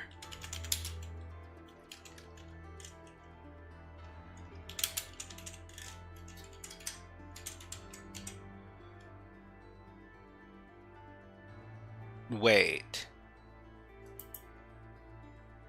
Oh. Okay. My tab is misnamed. That's all. Where are those notes on HackerFrogs? The notes are not on the HackerFrogs website right now.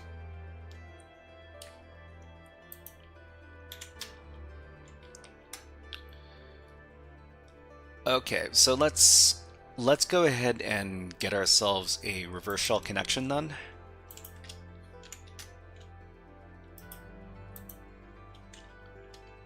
Remote access.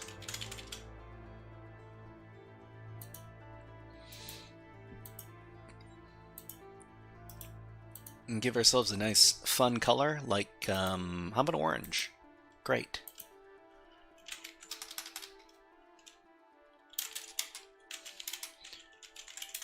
Let's go ahead and set up a reverse shell listener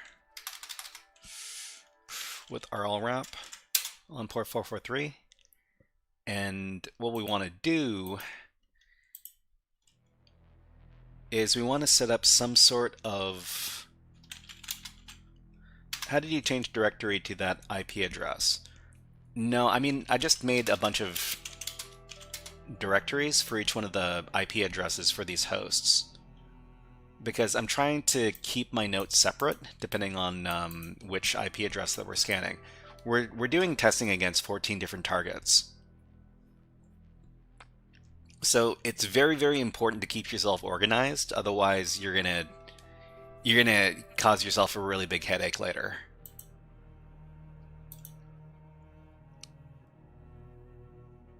Okay, so we got our shell listening on port 443. We don't know what our IP address is on this particular box. You know, we should probably figure that out first. Okay, so ton 0, this is our IP address. Copy that.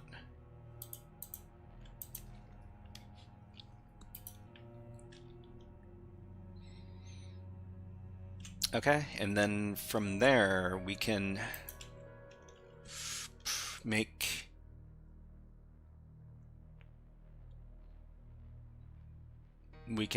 a fancy reverse shell binary with the venom.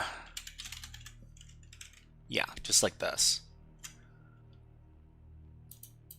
Okay, so we just need to have the correct IP address.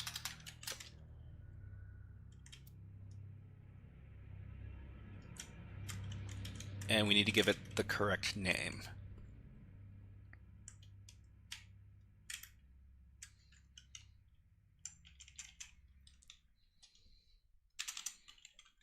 I don't know, let's just call this let's just call this file .temp, because that's not suspicious at all.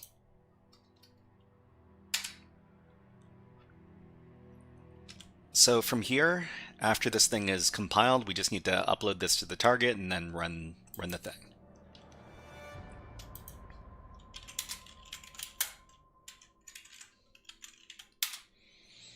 So the reason we're doing it like this is because this is a shared environment that we're going to be working inside of, and we want to make ourselves as inconspicuous as possible while we're working inside the shared environment.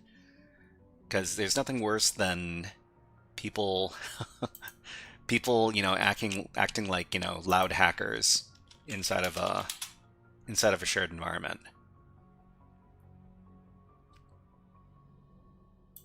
Okay, let's move into the directory.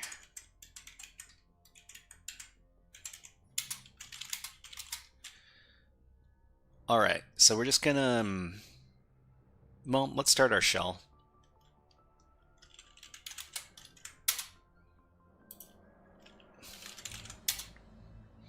Okay, and then we can try, is there a wget command? So there is a wget command. We could potentially move our, upload our malicious binary file into the temp directory. So there's some stuff here. I probably want to create a directory to work inside of here. So I'll just call it triple dot, then move inside of triple dot. Okay, then from here, we don't have write access.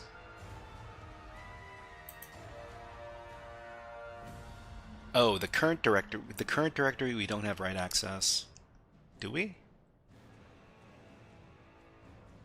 Read, write, execute, read. Let me see if I can download the thing. So we would need to start up like a Python HTTP server.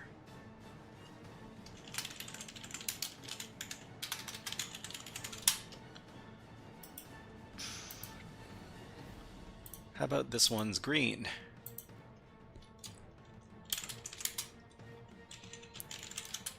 Python module HTTP server on port 80. Okay. So from here,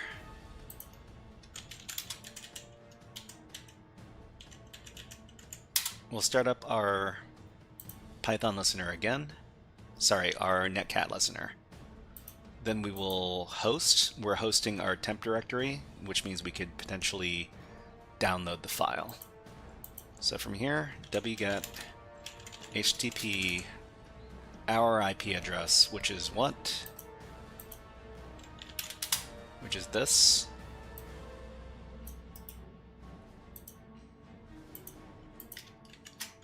/ temp.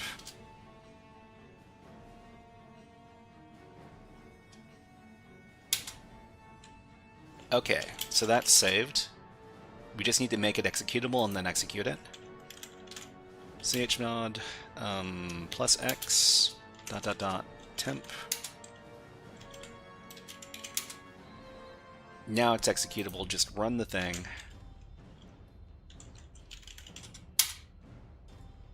And we have a connection. Cool. There's Python on here. Is this Python 2 or Python 3? Python 2. Okay, well that's fine. Is there a Python 3? There's Python 3 as well. Okay, so Python 3. Let's see. Import pty.spawn. Bin bash.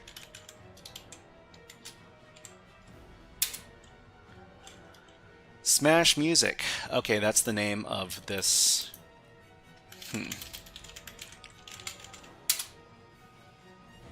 So this is smashmusic.edu.stf. So we should probably... I mean, I don't know if this really benefits us, but this is more information about the server here. We'll put this in our notes for 241.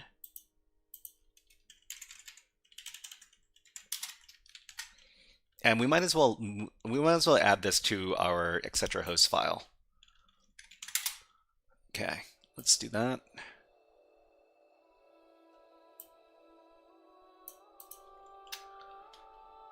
So sudo nano etc hosts. So this one's 241.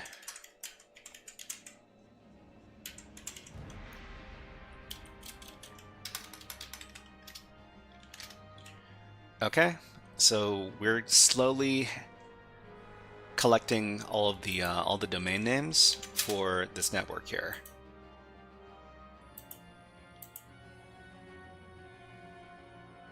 Where are we? Remote access, okay. So let's see if we have any sudo permissions. We don't have a password for the www data user, so we can't get our sudo permissions.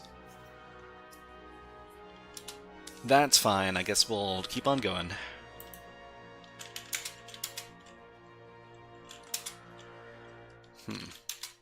So we're inside of the temp directory here. Let's move into home. So I guess we could do a lot of manual enumeration, but we're just gonna let our automated scanners do the work for us.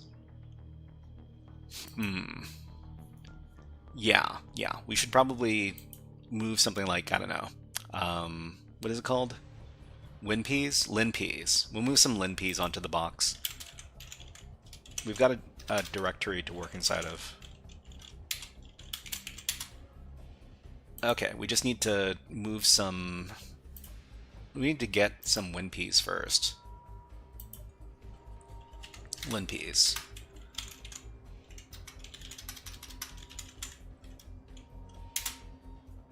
Okay. So I think...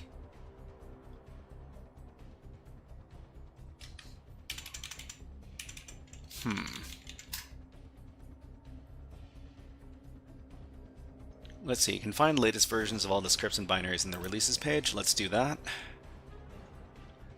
So we got the LinPeas overweight over here. And that downloaded. Okay, good. Right. Let's move that let's move that file into the temp directory, and then we can host it. Let's see, move. Actually, we'll just copy downloads linpeas to here.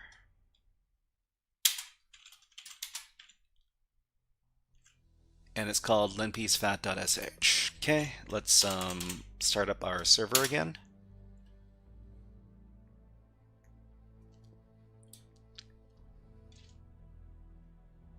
And then let's download the thing to our box. Let's see. wget our IP address. I keep on forgetting what the IP address is. What is it? It's this one.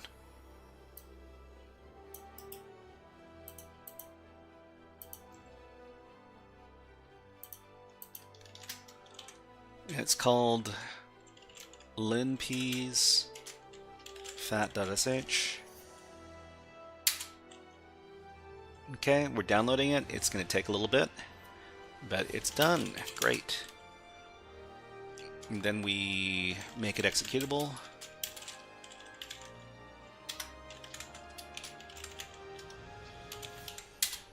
Then we run linpeas with all of the options. linpeas-a, linpeas.linpeasfat. I guess if we wanted to be stealthy, we would rename this to something else, not linpeas, because you know you don't want to be super obvious here. Okay, we'll rename this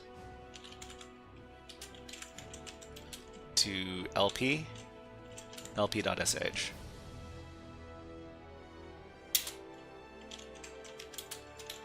Just run it with all of the stuff. Command not found. What? Oh, we need to... Yeah, we need to do /. Okay, so what's going on? We're just going to slowly go through this to see if we can find any privilege escalation vectors.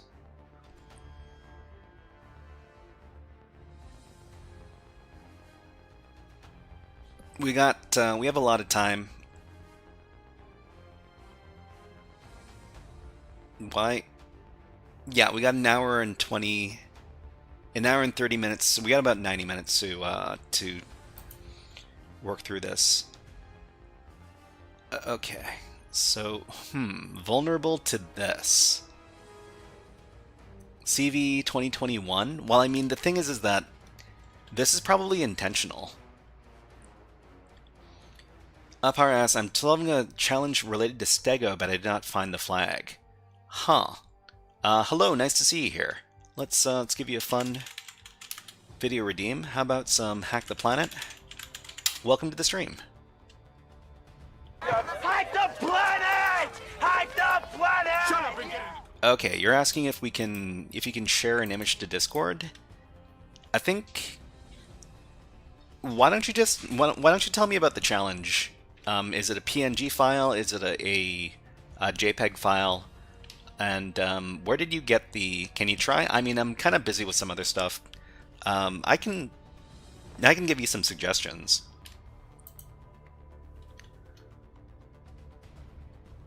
Okay, so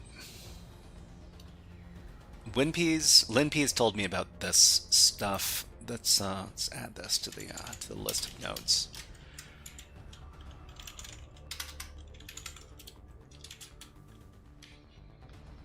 It's a PNG. I tried ZStag.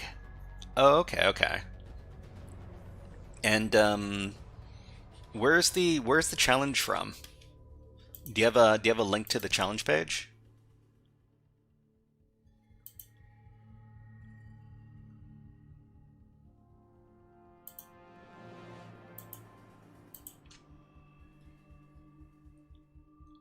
Okay, so this might be the vector here. Not completely sure.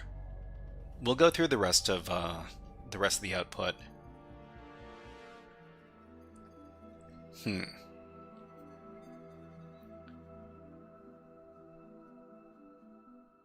Oh, you know what? Yeah. Okay. So if there's any like weird SUID binaries or any weird, capabilities, LinPs will tell us about it. It's a CTF. Yeah, if you can tell me which CTF it is. But if it's an active CTF, if it's a CTF that is an event that's going on live right now, I can't help you. I can't help you. Cypher Hunt 2.0. Is that the name of the CTF? If I look it up, is it, let's see.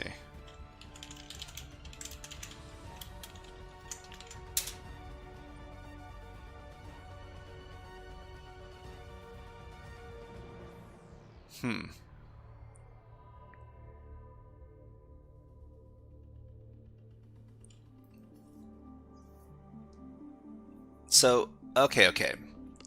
I mean, the other thing you could do, there are a few different things you can do with PNG files. So the first thing you would do is you'd use exiftool, and if exiftool doesn't get you anything, you could try strings. And if strings doesn't get you anything, you can try binwalk. Sometimes binwalk is able to extract some embedded files. You could also do, are you sure it's steganography? Does it tell you that it's steganography? Because that really affects the challenge as well, don't want to go looking for stuff that is not there. So what is this? Is this some sort of kernel thing? Let me try looking up this thing.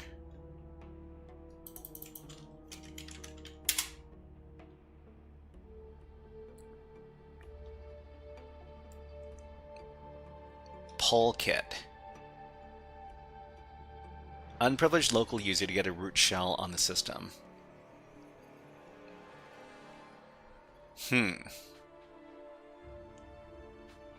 Okay, let's search for this with GitHub.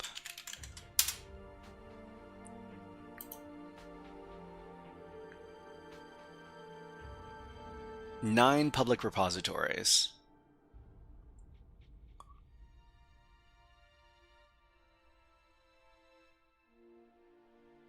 Okay, I don't know which one to look at. This one has a lot of stars, so maybe we'll take a look at this thing first.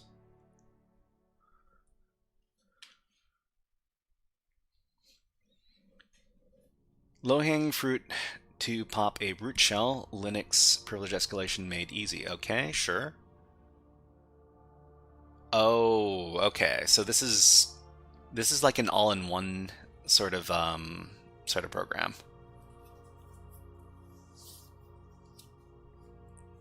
Empire says it's under Stego.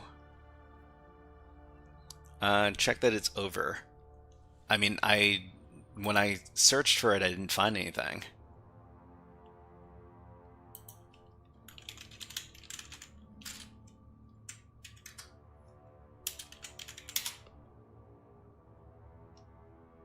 Okay, so let's see. Oh, this happened pretty, well, a few weeks ago, huh?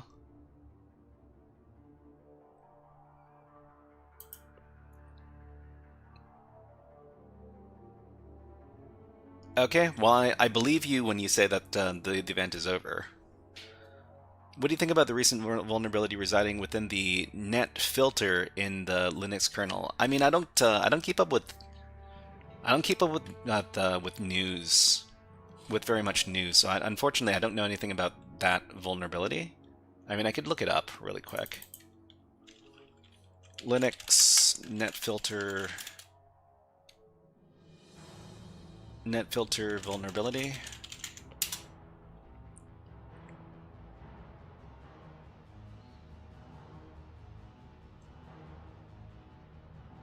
Okay, so this is a new CVE, vulnerability discovered in Linux kernel's net filter component, specifically in the nftable subsystem. How recent was this? Okay, this was from March of this year, so it's not actually, it's not super new, because it's from like the beginning of the year.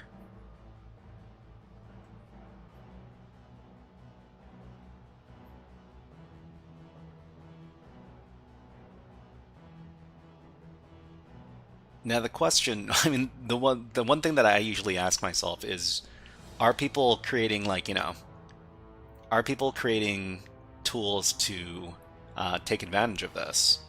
So if I look up this CVE number and I look it up along with GitHub, am I going to be able to get any good results?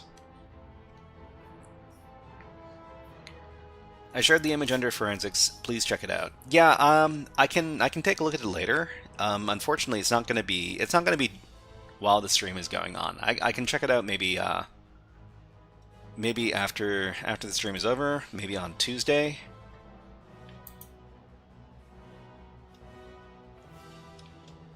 But yeah. So I guess this is just like a news thing over here. It doesn't look like people are really creating tools to take advantage of this. There is a CVE, but if this was something that a lot of people, it would be a lot more alarming if this was something that people were creating tools to take advantage of.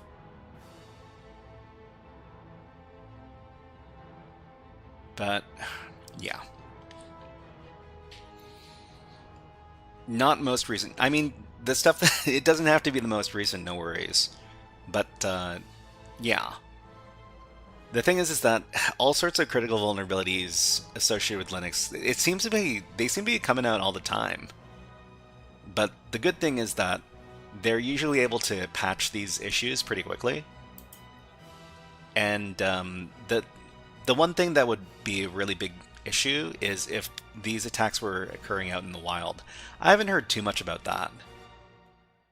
But anyways, what was I looking at? So I'm trying to look for some research on this particular CVE. 9 public repositories. Checking for opportunities. I guess this is some sort of tool, and the tool is going to get you root access. It's written in Go. We also have this one called Polka Dots. This is a shell script. Let's take a look. Do you have a Discord server? Yeah, I've got a Discord server.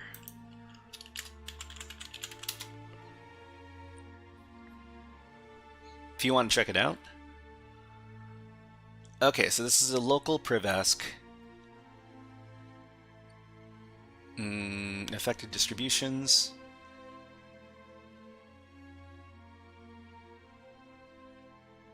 So this is a shell script file? What is this? Yeah, this is a script file. Okay, let's go ahead and get the raw file.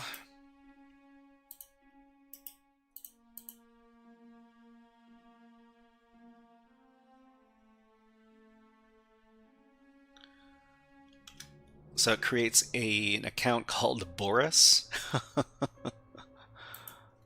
Huh, we should probably change this because, if other people know about this,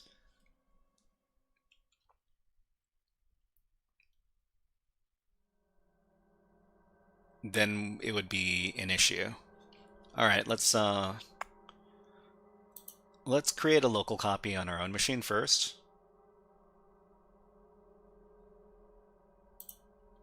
Don't think we need any FTP brute force right now. Just rename this to text editor. Okay. And this is for a specific machine, so I might as well include it in that directory.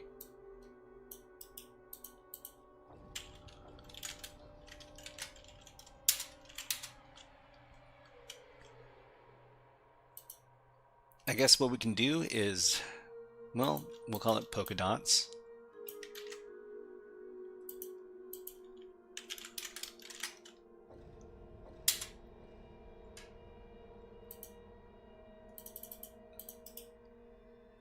Let's copy the whole thing.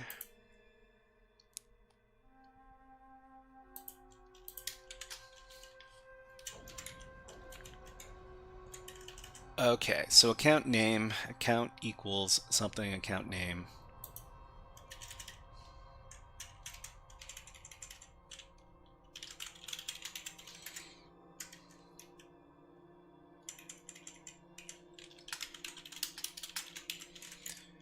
And we'll do a different password. Oh, you know what?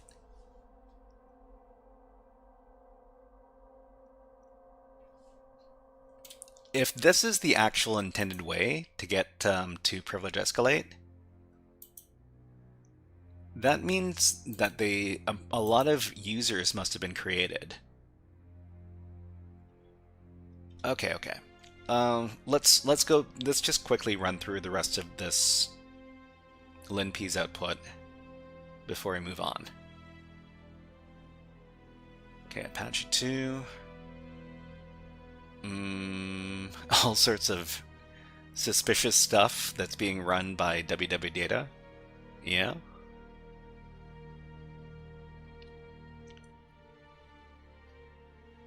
Okay.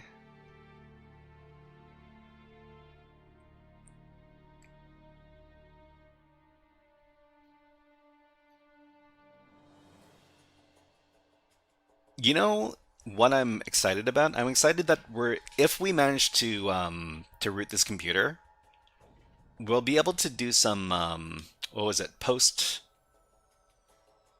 Some post-hack stuff. That's not usually something you get to do a lot of on CTF boxes, but we're going to be able to do a lot of post enumeration as well.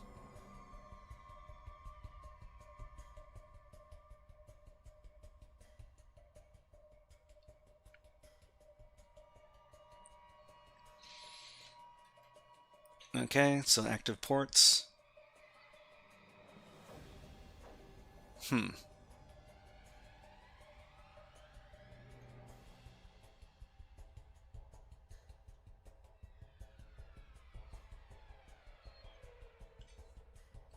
Okay, is hostname malicious or leaked? So let's see. We got our source IP.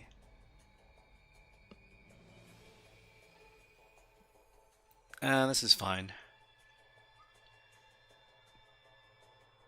PK exec. Whoa, what?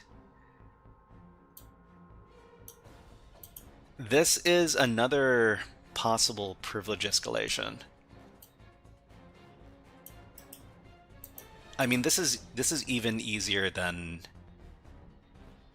using the other hack. Let's add this to our notes. So this is 241.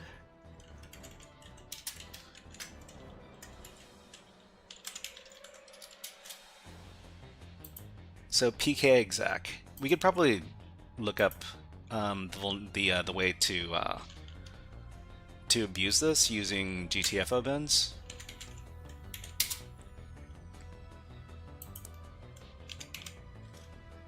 This one here. So we don't have sudo, but we've got SUID. It does not drop privileges and may be used to access the file system, escalate, or maintain privileged access. So we would just run something like this. Well, maybe not SH because I don't like SH, but something very similar. Okay, remote access. So now that we've got a couple of different things we could try, I'm just gonna I'm gonna go through this really quick because I'm pretty sure you can log in as waiter using password.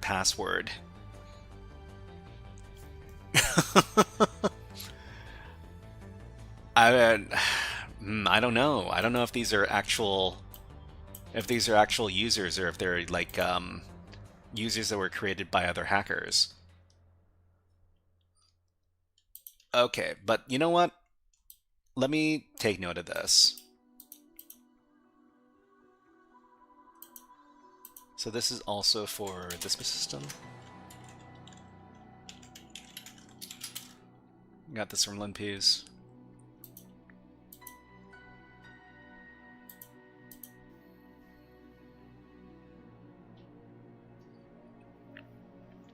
Okay, down.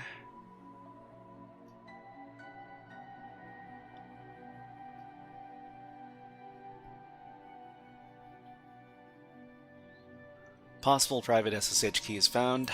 Usually not the case. Tmux.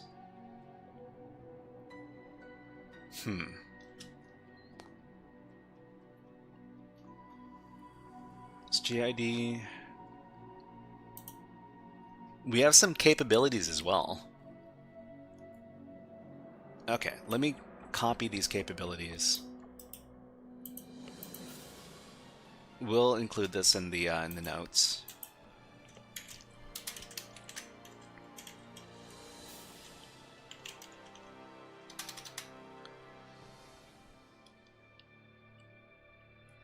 Bros.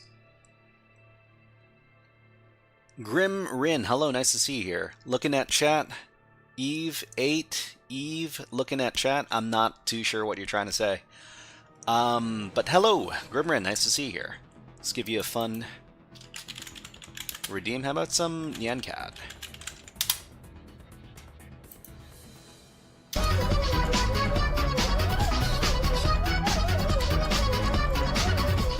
Okay, so what are we doing? Check my PC. Check my PC for a virus. I can't do that. I can't remote into your PC. I can't do that. Not on stream.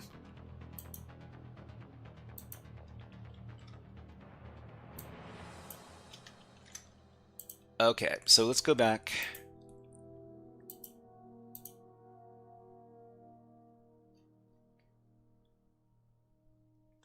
Blowfish Secret Inc. config.db.php. So the other thing we should probably do is we should probably go into the databases and search for stuff. I'd found my stuff. Okay, pretty sure your PC is infected. I mean, if your PC is infected, you should probably try using some antivirus tools. So it's hard to infect your PC if you have your Windows Defender up. So that's the first thing you want to do. Other interesting files: user bin gettech.sh. It's a 15-year-old computer. I see. Oh, Windows 10, okay. What are you? I'm system root. Thank you very much, HSR, for redeeming I'm root. Not root yet. Maybe maybe in a little bit. Okay, so if you don't have an antivirus program on your computer, you should probably get one. I like AVG. What you want to do is you want to scan for viruses at boot time. Let me see if I can get you a good article on that. So let's see, AVG boot time scan.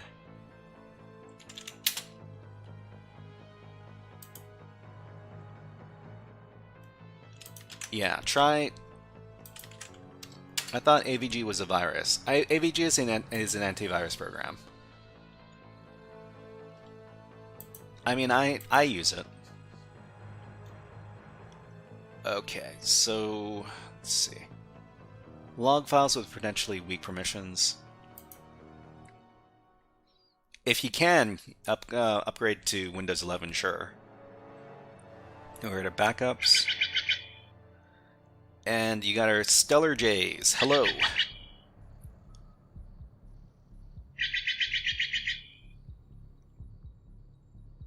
Okay, let's see. dbpass password db user phpMyAdmin. This is probably not something we need to pay a lot of attention to. Searching for emails inside of logs. So fpmaster geomedi.linuxit. I'm pretty sure these ones are not super relevant.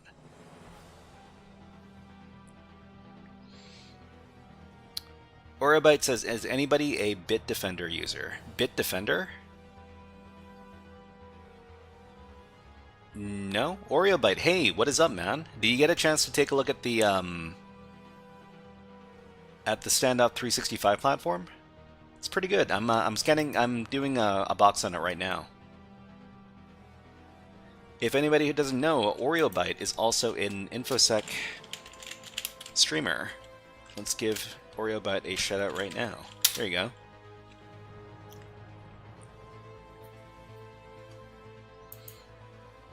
Okay, so I think we might be able to just use a very simple privask vector. What is it over here? This one. pkexec. We'll see if it works.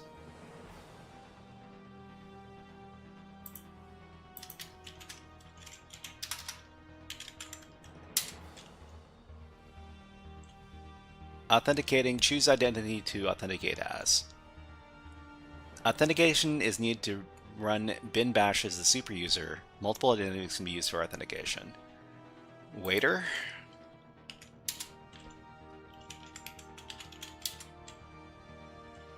Authentication failed, not authorized. Oh, okay. I guess we can't just do it like this. Putting out fires. Okay, okay, no worries, man.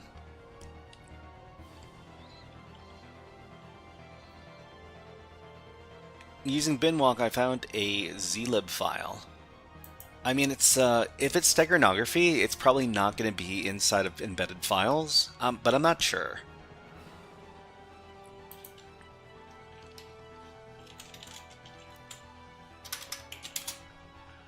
Okay, so the other...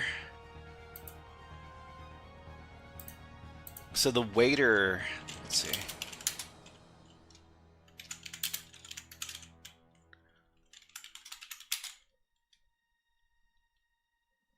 PT user edu.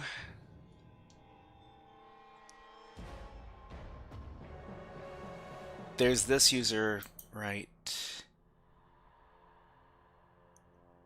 Root.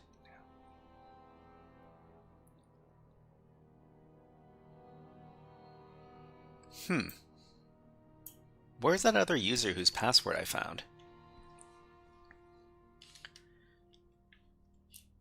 Can use Windows commands for IP grabbing. We do more of the challenges on Standoff365 because I'm totally out of the game. Totally out of the game.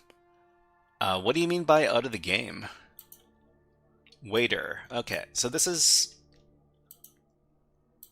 probably a legitimate user, because they've got a pretty low UUID over here, 1000. Let's switch over to the waiter user. Okay, so now we are that user now. Out of the game, you mean lost. Oh, okay, okay. I mean...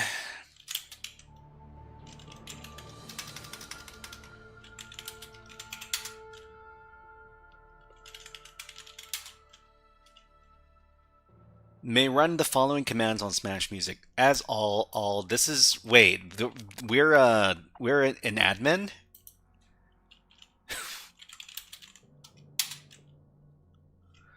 I guess we're an admin. We've rooted the box. Okay, done.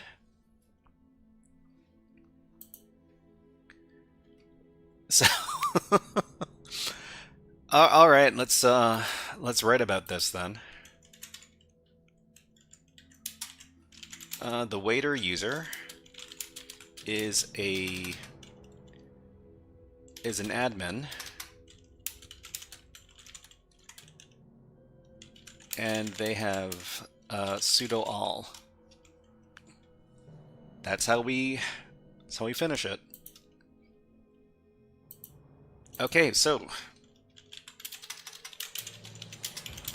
I guess we can get the root flag done.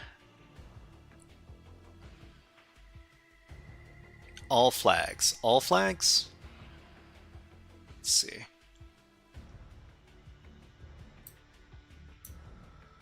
All flags in this directory over here. And there's also a flags directory.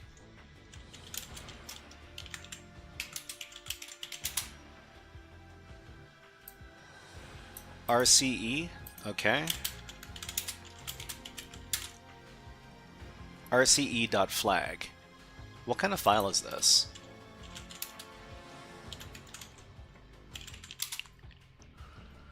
ASCII text with no line terminators. Okay, let's go ahead and take a look. Alright. Let me record this.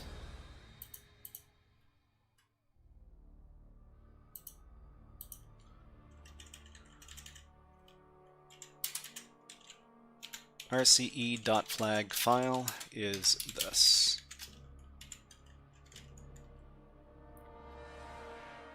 Wait, it's the same thing. This was available from the home directory. I guess we need to go to another, get some different flags. All right.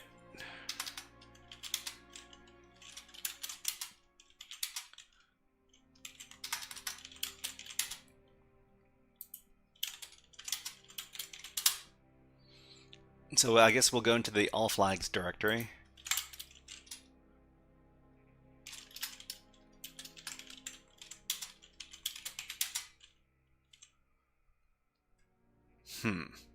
RCE flag, LPE flag. What does LPE stand for?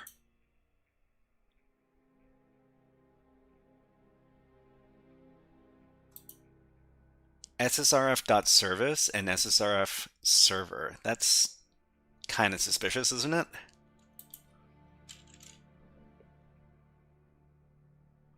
So there's this...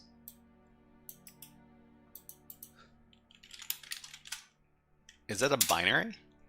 It's a binary.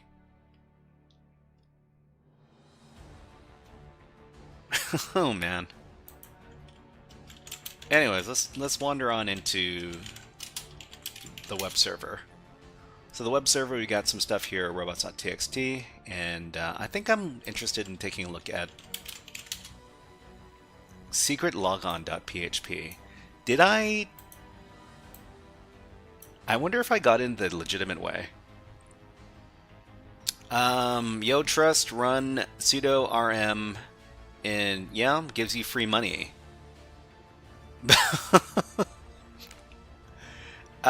Grim, are you a cybersecurity student, or are you working in cybersecurity right now? Let me know. Cypher, hello, nice to see you here. Okay, there's a secret directory, there's a secret login.php.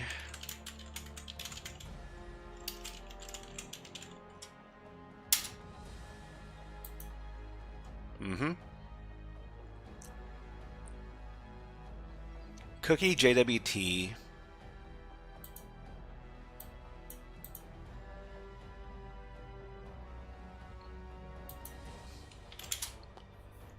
Yeah,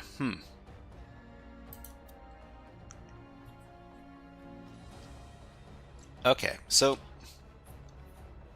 we have a opportunity here to do some post hacks. Let me see if I can... I haven't done post hacks in forever, so I need to refresh my memory. What was it? Let's see.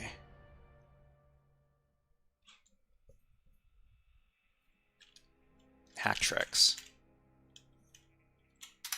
So hack tricks, we'll look up posts.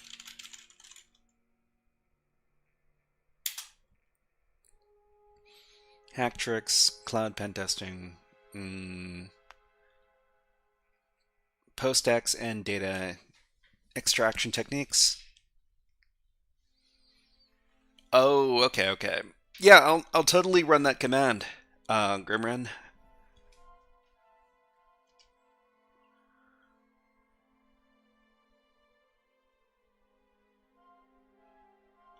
Linux PostX hack tricks. Okay, let's take a look.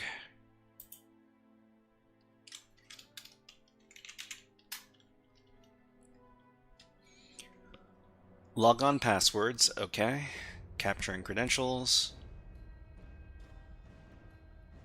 Backdooring.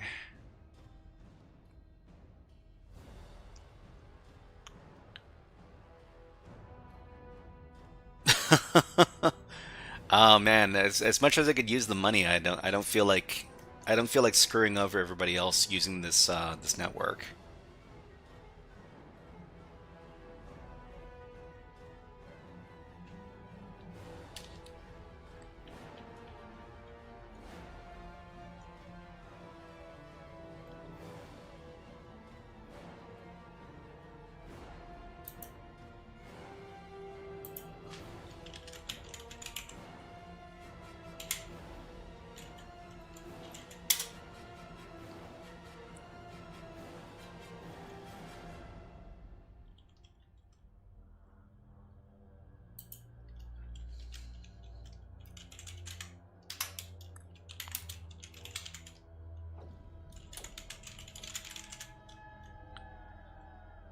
Okay, here we go.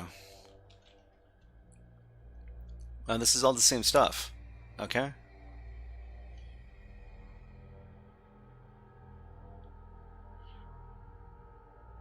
Well, I mean, I guess one thing we could do is we could get them start cracking some hashes, or we could try to crack some hashes because you know there might be password reuse somewhere.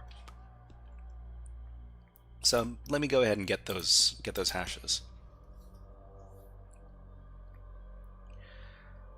Grimrin says I will never use Linux unless I know every command because I'm scared I will break my PC.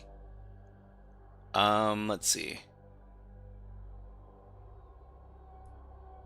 Well, I mean, you will never use Linux unless you know every command. Do you know every command for Windows? You're using Windows, and you could break your Windows PC. So, I mean, that logic really doesn't track very well. Alexander says local privask flag, remote code, execution flag. So, I don't know. I mean, we got one flag, but I'm not too sure if I should get the other flag. I saw another flag in the root directory. Okay, let's get the shadow file. So we got our shadow file over here. Let me just copy this.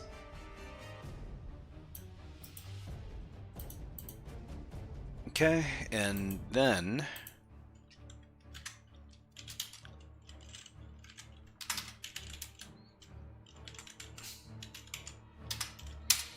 so here's the shadow file. Save that. We'll also get the password file. Grim says, I don't know every PowerShell command. I don't use PowerShell that much. It's much easier to break stuff on Linux. I mean, I guess it is easier to break stuff on Linux because they ask you, they don't prompt you as much if you're sure or not to do stuff. But the thing about Linux is that most of the time you're running Linux on a virtual machine. And if you run Linux in a virtual machine, you can, what was it called? You can snapshot. You can snapshot your Linux machine, which means that if you screw it up, you can go back to an earlier version. Okay, so we got ads running on the thing, and it's peanut time. Alright, everybody, check out this bird. He's having a lot of fun eating peanuts. We'll be back in about, I don't know, let's give ourselves like 30 seconds to have a little water break.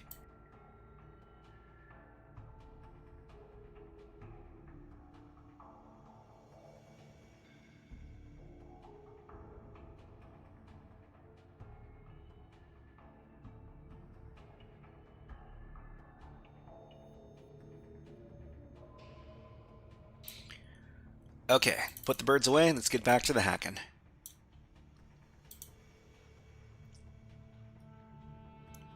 Alright, so we got the shadow file. We'll also get the password file. If we combine these two, then we can do some hash cracking. Why is there a bloodhound? Oh, never mind. This is this is the wrong terminal. Okay, here we go.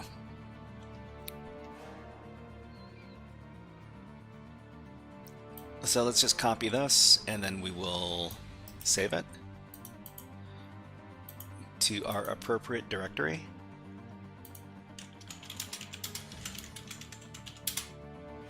Yeah, okay, this is the right one.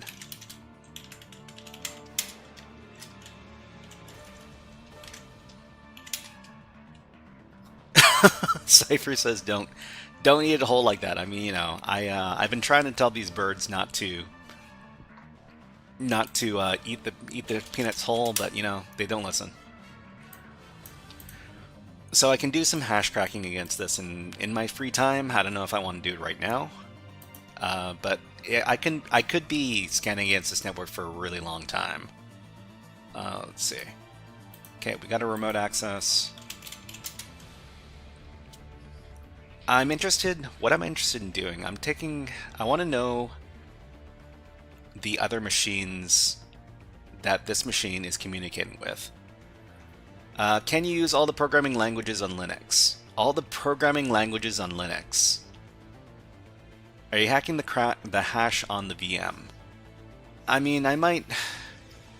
Yeah, I mean... It's usually not that bad. If I'm just using, like, RockU, it usually doesn't take that long, but there are quite a few hashes, though. Can you use all the programming languages on Linux? There's a lot of programming languages on Linux. I mean, Linux is written in C, or at least the kernel is.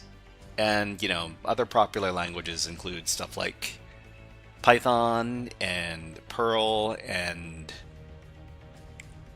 you'll also see some stuff in, I don't know, there's a lot of languages, but assembly, right, of course, there's the x86 assembly. Never did, don't know anything about Linux. Oh, okay. No worries.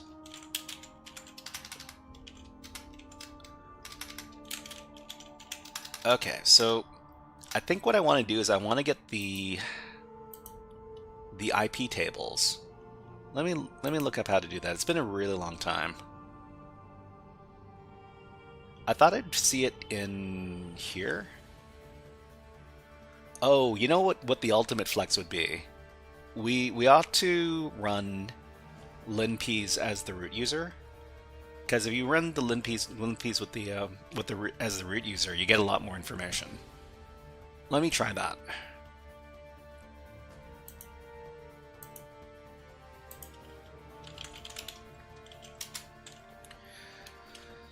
Okay, so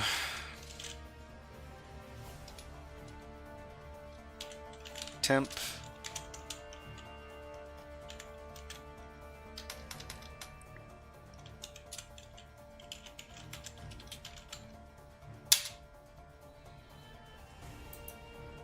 okay, you're already root. It could take longer to complete execution. So we're just looking for post-x information, because if you run linps as the root user, then you can get a lot of information.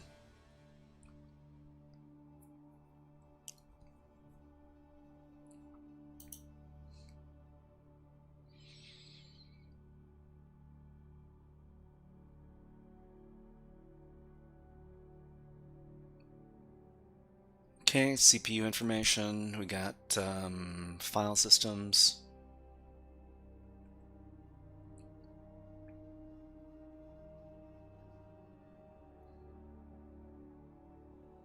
Potential CVEs.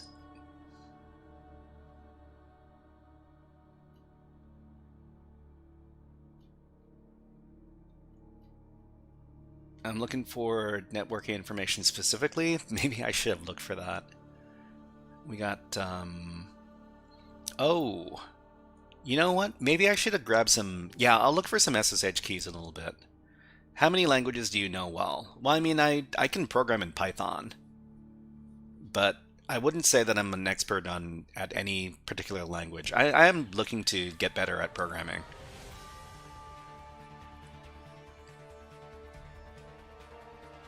Containerized stuff, I guess it's still struggling.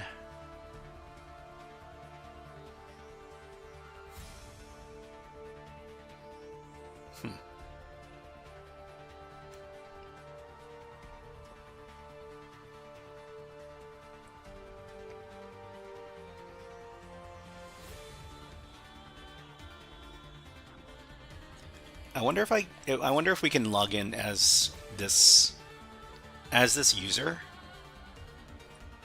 directly through SSH. Because if we can, then we can run more than one session at a time. Let's do that.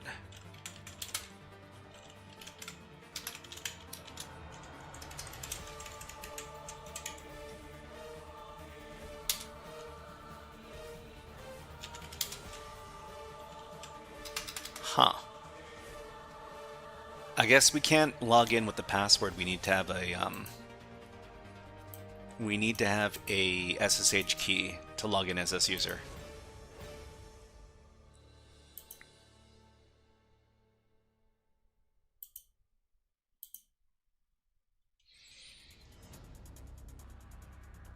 Okay, processes, cron tabs, and timers.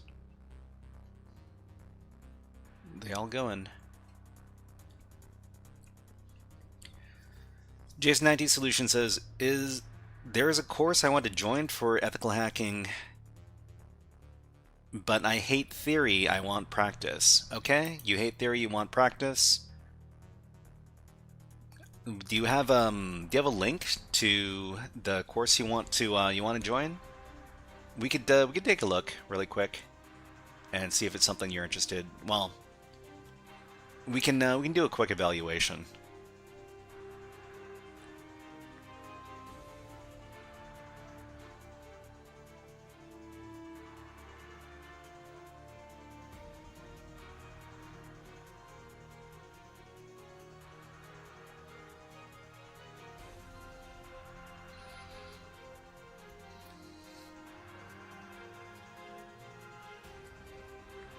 SAQA, okay?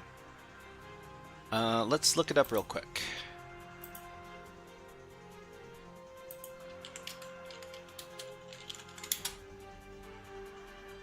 Okay, I assume that this is the thing you're looking at.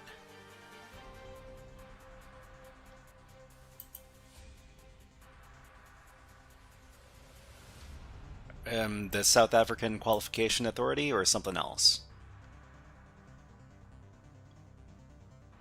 If you have a link, you can drop the link in chat as well, because I'm not too sure exactly what you're talking. Well, I don't know unless you tell me. So if you have a link, just drop the link. Thank you very much for following ZB. ZB, thank you very much. And you know what? That's the one. Oh, okay.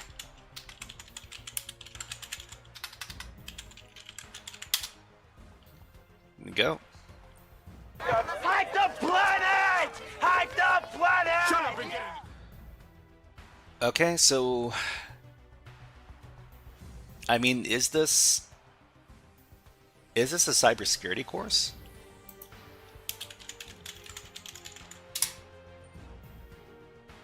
Are you talking about this one, cybersecurity analyst, or something else?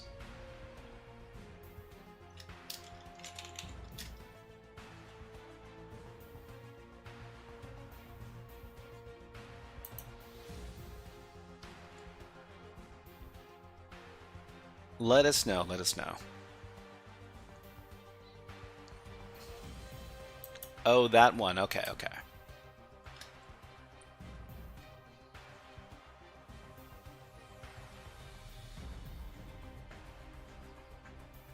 Okay, we're still doing our scan over here, so we can. So you're talking about cybersecurity analysts through the SAQA.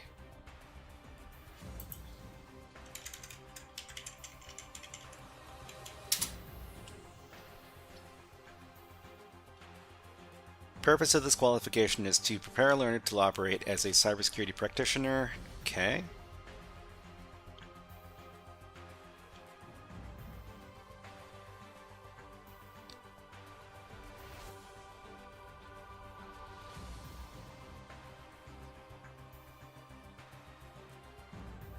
Okay, well, I mean, if you have a list of different courses that the program teaches you, let me know, because I give me a link that has all of the different stuff that you learn inside of the program, because it would be a little bit of a pain to start looking around manually.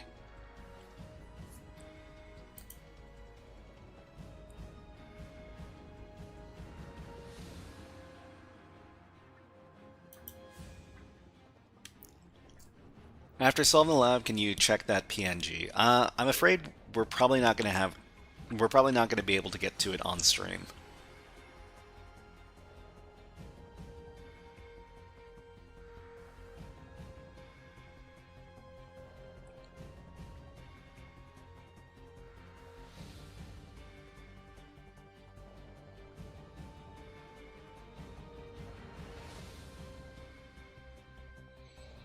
Dbus analysis, okay.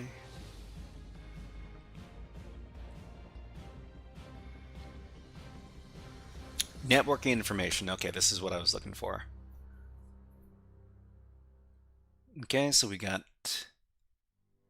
we have one address. So this is the address that we know of. Okay. Hostname information, fully qualified, domain names, DNS servers.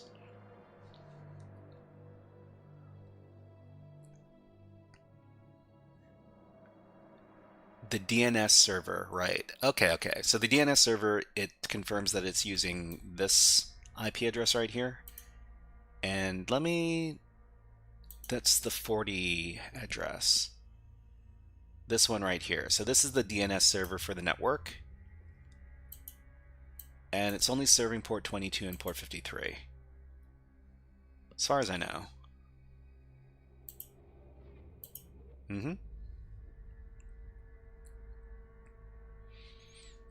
So the neighbor table, stale, reachable, 33, 40, 225. 233.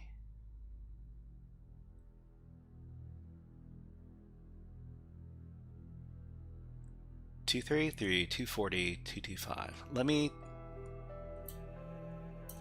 3340 3340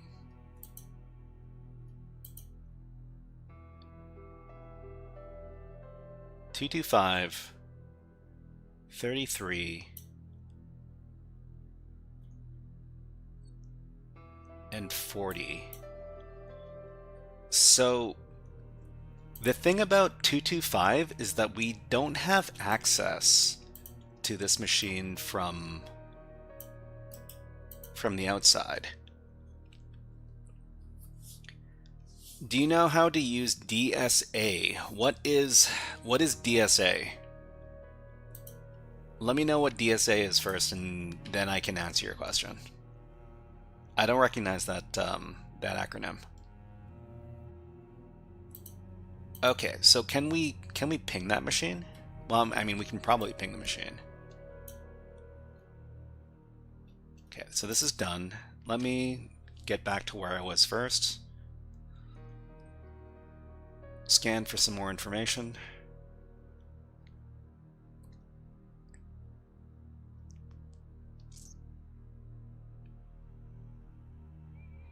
Data structures and algorithms. That sounds like some computer science stuff. I didn't study computer science in school. I'm pretty new to cybersecurity. I only started doing cybersecurity within the last 5 years.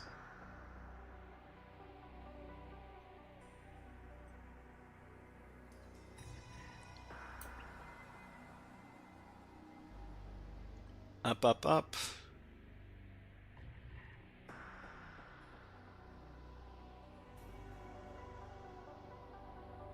Oh, okay. So the other thing that we should be looking for is we should be looking for some SSH keys. Man, there's so many things we have to do after popping a box. Okay, so let's try pinging that machine. Okay, so we can ping the machine. We also lost our connection. So you know nothing about data science. I didn't study data science. No. Jason IT Solution says, have you ever landed a job in cybersec? Yeah, I've worked as a web app security tester. I did that job for about 6 months.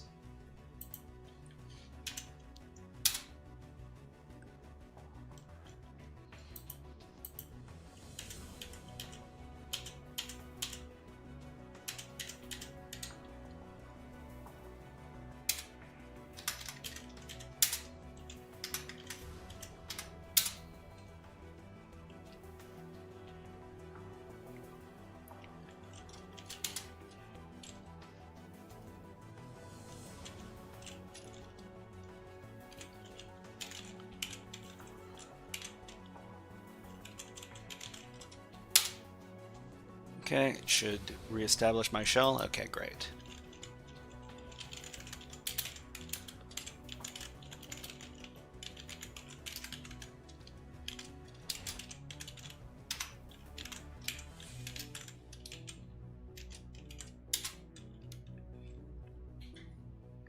Okay, Upire asks, when you gain the initial foothold in a machine like a web server, then to a normal user, then to admin, can you explain the structure? What kind of structure are you talking about?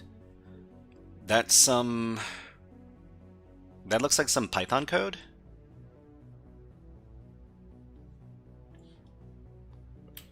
Do you program in Python, Grimrun?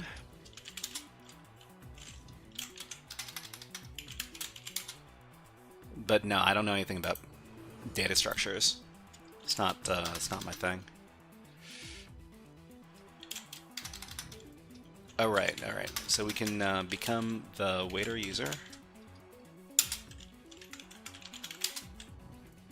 and then become the root user.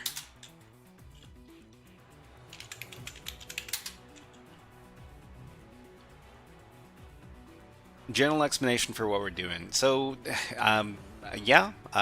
we didn't get in through the web server. So it turns out that there was some insecure service that was being run on port 31337, and it essentially let us run a SH shell. So through that, we were able to upload some malicious files and then run them to get a legitimate reverse shell connection. And then from there, we discovered that the administrator has a very weak password. So we took advantage of the weak password to become the administrator, and the administrator has sudo access as the root user. And now we're working as the root user.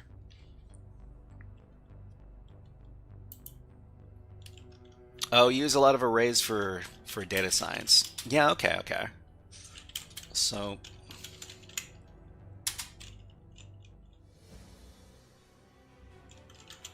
I wonder if we can access this previously inaccessible server over here on this address. If we try to access it from the outside, it doesn't offer anything. No TCP ports.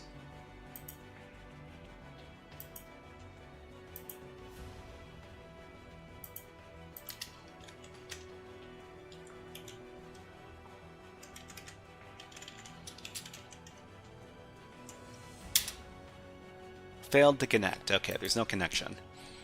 Root is basically the machine account? Yeah, it's the highest level account.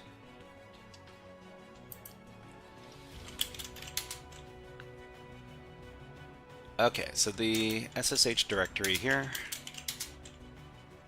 Authorize keys. Okay, there's nothing, there's nothing in there though.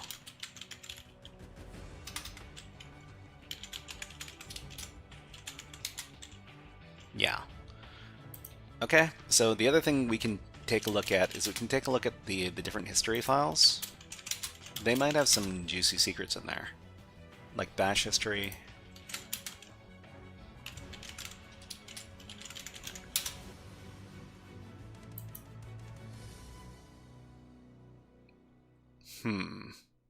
What? What is this command?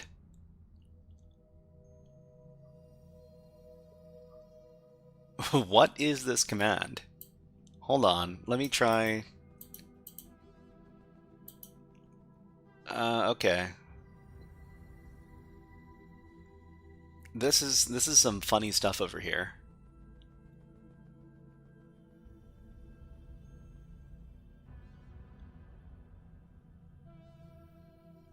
All right.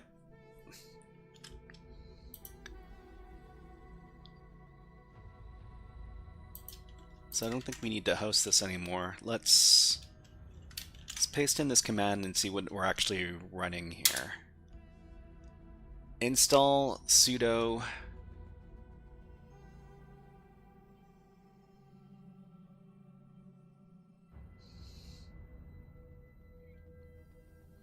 well, we've got some new passwords.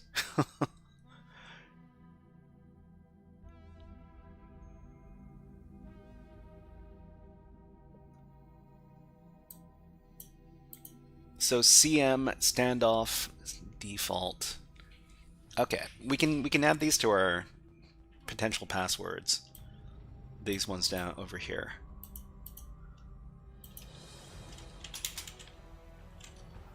Let's make sure we're putting them in the right directory.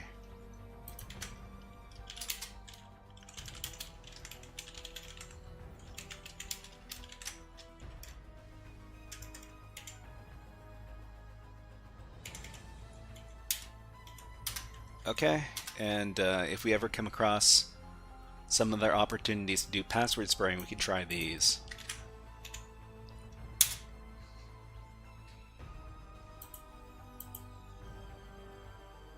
Okay, and because we're working as the root account, we can go into every other user's home directory and then start snooping around. So the CM user... There's also a root account. Let's see.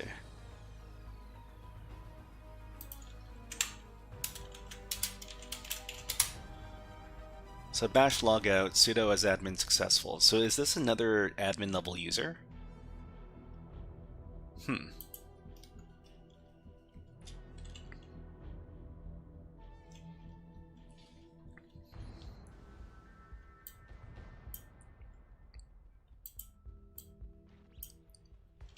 Who is this user in relation to the other users on the system?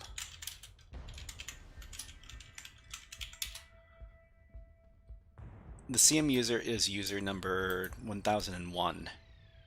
So we're pretty sure that this is a legitimate user and not somebody that was created after the fact. So according to that funny command that we got, where do we put it?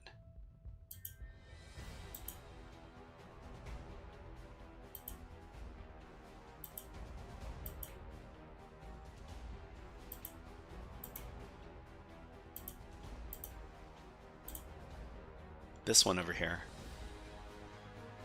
Standoff default. So they changed their password or they set their password. Let's see if this is actually their actual password. We'll try to become the user.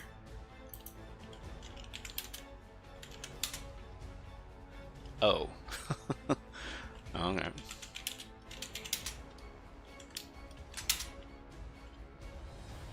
I guess this is not their password.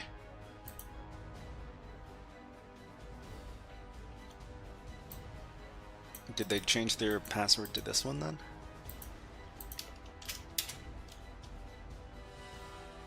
Nope.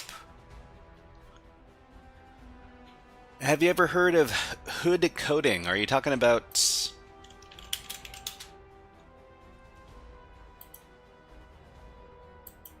Are you talking about vibe coding?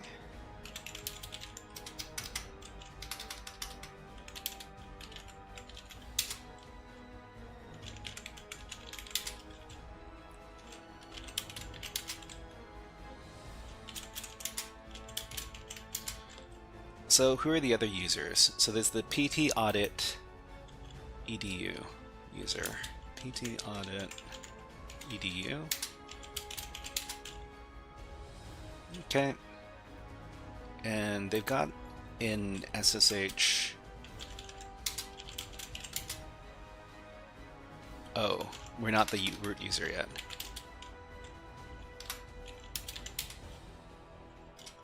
Okay.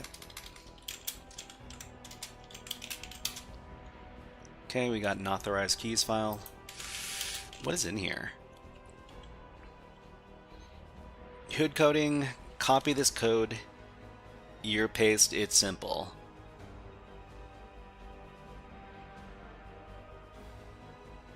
That's, that looks,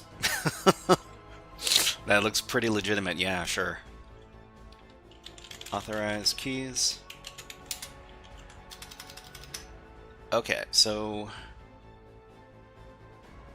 I wonder I wonder if this is the legitimate SSH key. Let's get out of here. Okay, there is the PT ops. Okay.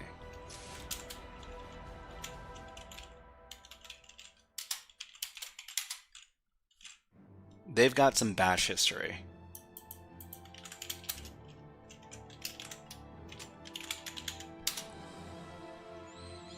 Okay, so they ran RCE flag and then authenticate, and looks like that's it.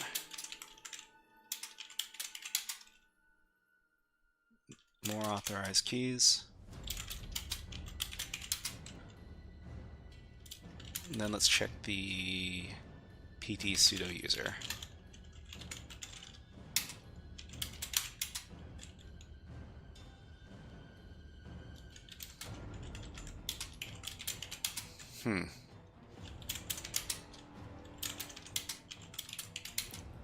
Okay, and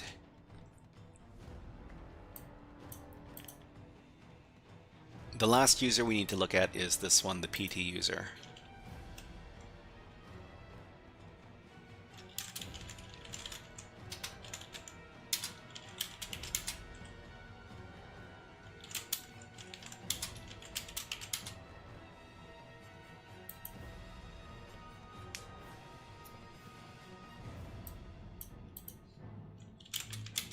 Okay, so we've got ads running on Twitch, so run them on YouTube. And let's watch the birds. Here are my favorite birds. These are the fledgling stellar jays, and they're having a little drink and a little bath. We'll be back in about 50 seconds. I just need to have a little drink. Enjoy the birds and enjoy the music.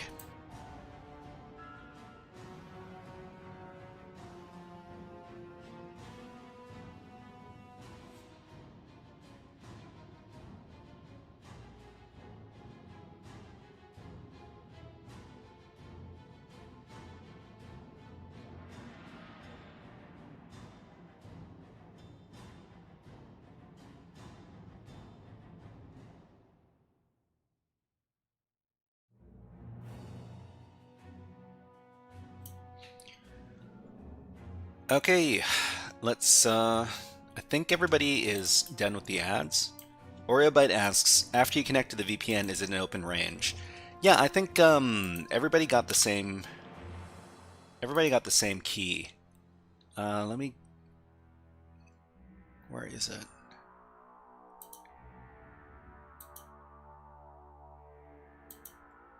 This one over here. So the bootcamp, yeah, you just need to scan the range. I don't know if there are other networks connected to this. There might be other network ranges that that other hosts have access to. I'm not too sure. I've only done some initial stuff, and I've only managed to compromise one machine. So as I go, I'll probably I'll probably have a lot more to tell you if you want to know. Okay, so it says, find employees' email addresses and send them phishing emails with malicious payloads.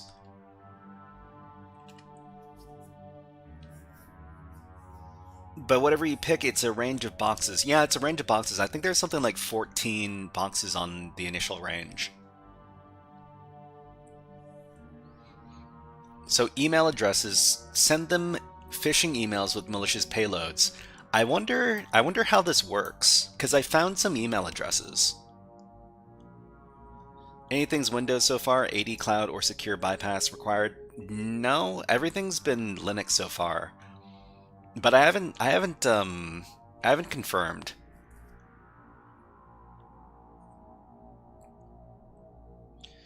But if we can actually test out our phishing email stuff with this network, I think it would be very, very educational.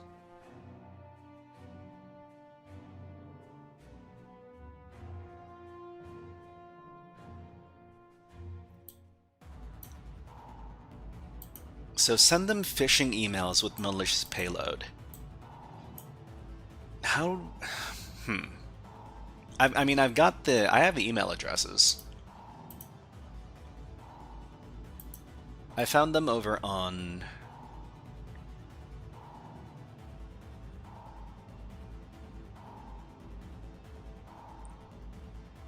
Which box was it?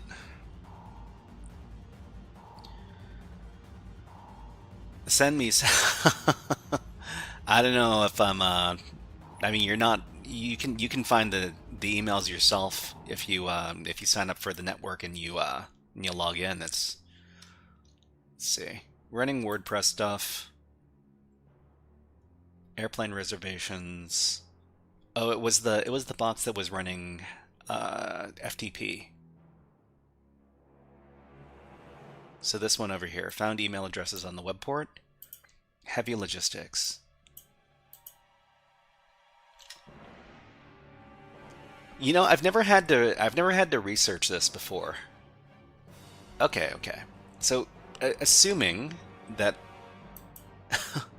I mean, send me some malware payloads. I don't think I'm going to be doing that. Listen. We're here for education purposes.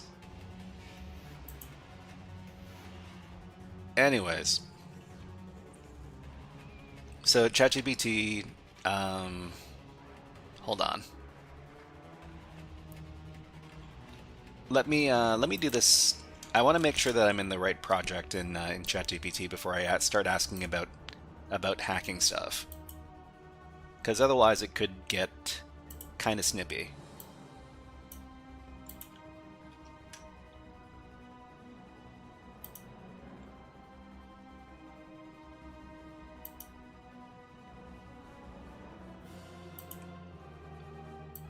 Okay, that's the right one. Okay, I am working on the Standoff365 cybersecurity platform. Likely something very dumb like XSS or CSRF needs to check if the cookies are HTTP only, unless it's even sillier. I mean, I guess we could have them. I'm not too sure what the payload would actually be. Alexander, yeah, like XSS, we could send them something that, you know, reveals their cookies or their cookie values to hijack their sessions. What else could it be? But yeah, I'll just ask ChatGPT over here. Cybersecurity platform. I am told that if I send phishing emails to email addresses found on the network, I could get further access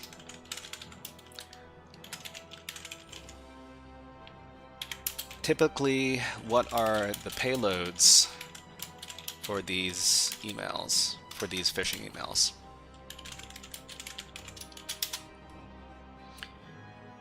Are you trying to become a dark hatter? No, not at all. Not at all. This is an educational exercise. I'm not actually sending phishing emails. This is for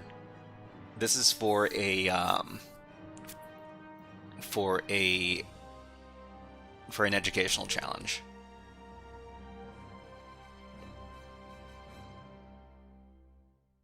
Okay, I don't know if it's going to... I can't help create or describe real phishing payloads or help plan attacks that would trick people to gain unauthorized access. That would enable wrongdoing. Really? We've been talking about all sorts of hacking stuff, ChatGPT, but this is where you draw the line?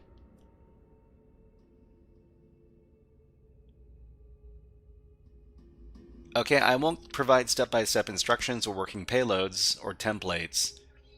High-level category attackers commonly use? Okay. So malicious attachments, credential harvesting links, malicious redirect links, archival attachments, HTML or embedded forms. Just use the AI in VS Code. Well, I mean, I don't use VS Code. Or try making a better prompt. I wonder, I mean...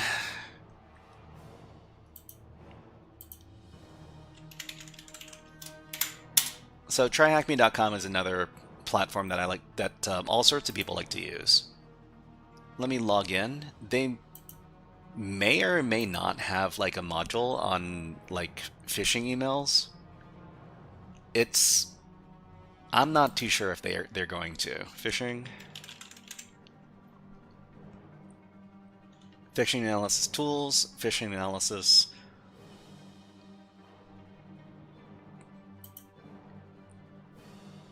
He's got to trick the... Oh, this is a premium room. Okay, no worries.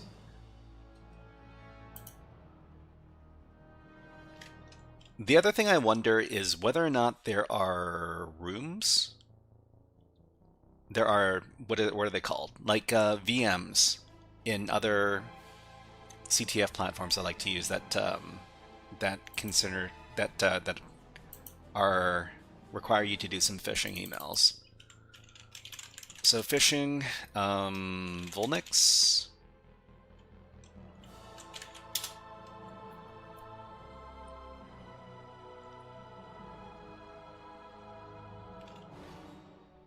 Solar.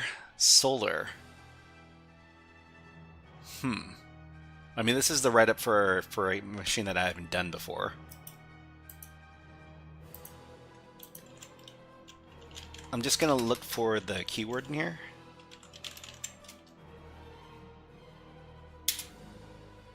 Okay, so it doesn't look like we're actually going to be doing phishing on this box. Okay, what about...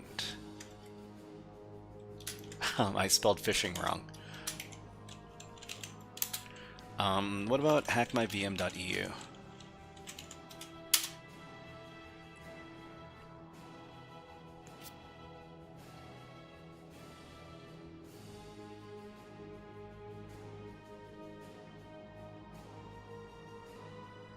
Okay, let's see. Can you use AI in code? Probably make it do it. I mean the terminal. I mean, I'm just doing a little bit of research. If this is what they really want us to do, they want us to, you know, send phishing emails to these, you know, fake users. I want to know what we would potentially send.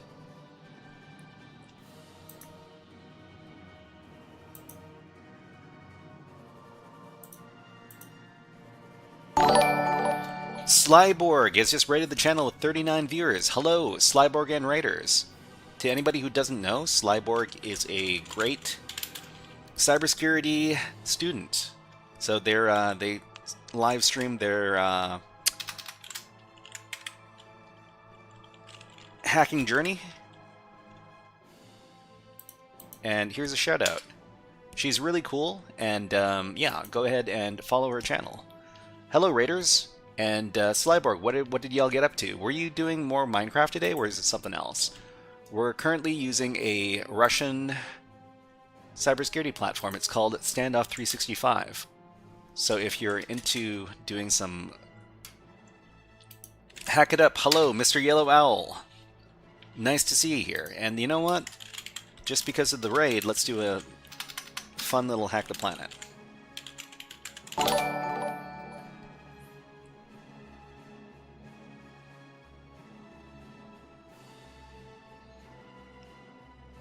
And Michelle Melton, thank you very much for subscribing on YouTube. Welcome on in. Mr. Yellow Owl, thank you very much for following. Slyborg says... Oh, that's not how you spell redeem. Jeez. Slyborg says, I was all over the place. I started to finish a box, but ended up on Academy because I couldn't finish it. No worries, you'll get them next time. Okay, hack the planet. Hack the planet! Hack the planet! Shut up and get in. Yeah, so this platform over here, it features a multi-machine network.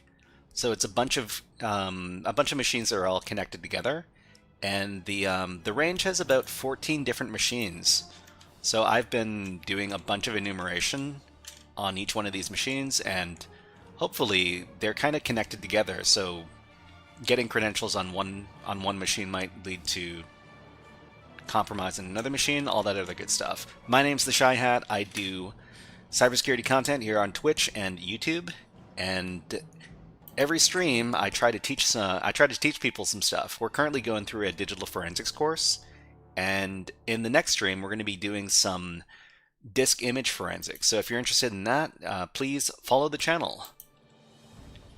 We stream every Monday, Wednesday, and Friday. Okay, so we just finished rooting machine over here.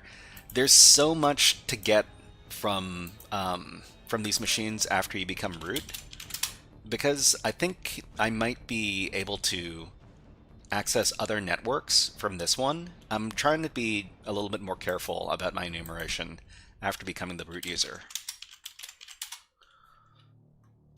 So, So one thing that I'm really interested about on this box is that there's one machine that has no network ports open.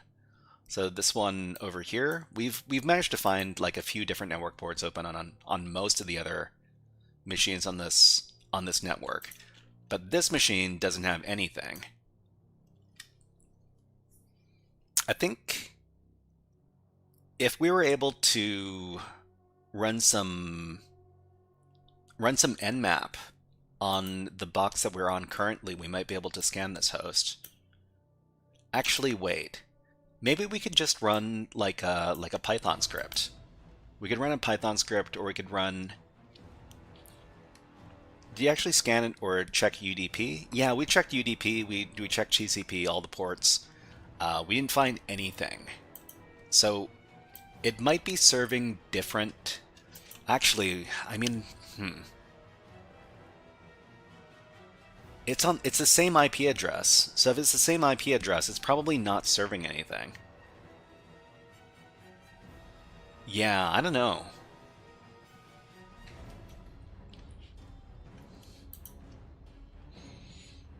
But I think, I mean, we might be pretty close to finished with this machine. Then we can move on to another machine.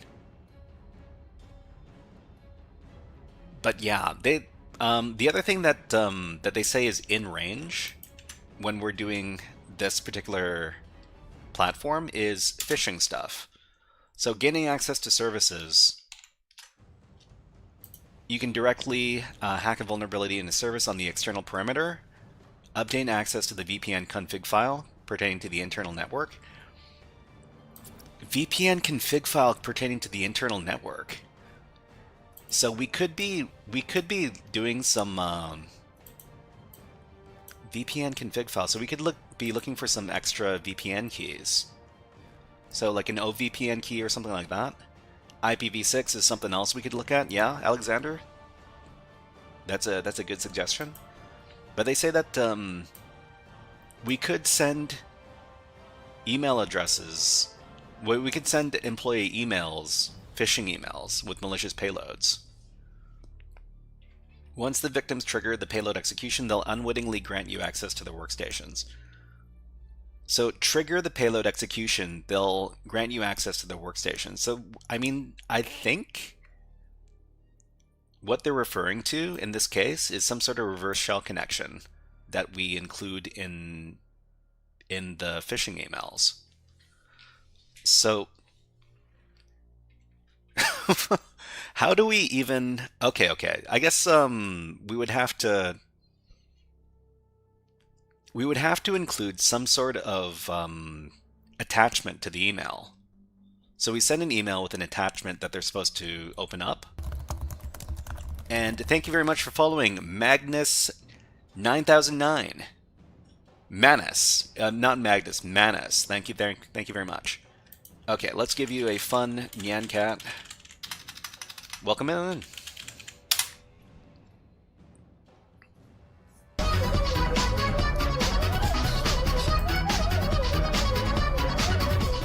So yeah, I mean, if this platform actually lets you do these kind of attacks, it is definitely a much very different from other platforms that do, like, you know, cybersecurity education.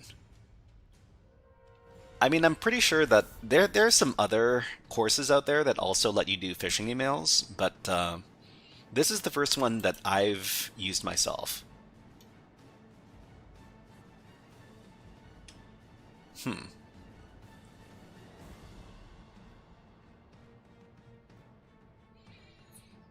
Okay, so I mean, how can we? I'm pretty sure with Metas, the the forbidden platform. Let's see. Alexander says this is a Russian-based platform. Of course, they have to practice all sorts of hacking. Well, I mean, you know, I'm not gonna be prejudiced against, you know, a cybersecurity platform because it comes from a certain country. I'm all about results, and unless you know, somebody proves to me that that this particular platform is engaging in illegal activity, then you know, I'm up for using any cybersecurity platform, no matter where the people are coming from. Okay, so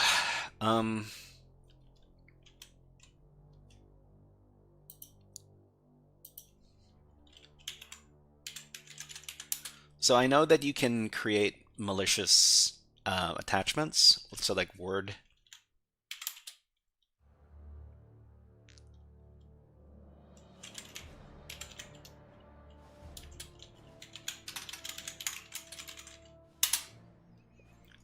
Okay, so let's see. We got a cheat sheet over here.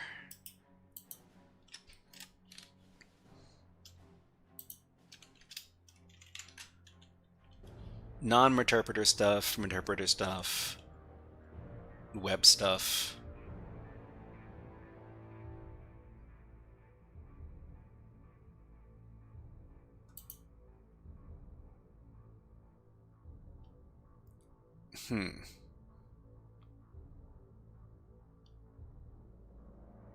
I'm pretty sure one of the cooler things that I did when I did my OSCP training is we did create like payloads for like Microsoft Office files.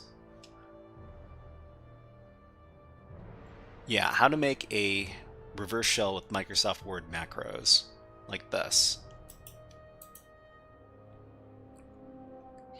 But the thing is I don't know if I don't know if the people who are if everybody's using Linux, I don't think they're going to be using Microsoft Word, but I'm not sure.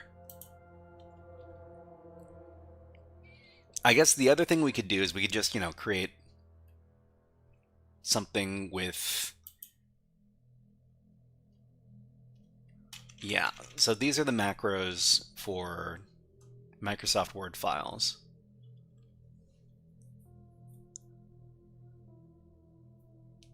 File format. What are the different formats for?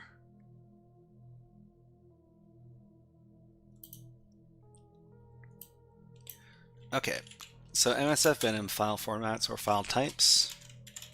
Formats. Okay, we got good old offensive security.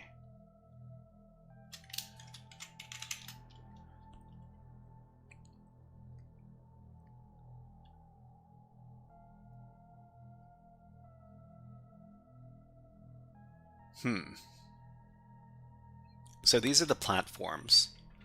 So the platform switch, you could use, yeah, all this stuff. Wow, the time really zoomed by today. I think we're going to be doing this network for quite a while. Okay, so we got format ASP, ASPX, DLL, ELF. Transform formats. So VBA, yeah, so this is these are the word macros and stuff like that. MSI. So I'm assuming that everything, that all the machines on the network are going to be Linux machines. So if they're all Linux machines, then what should we include in the payload? Just like ELF files or something, or something else?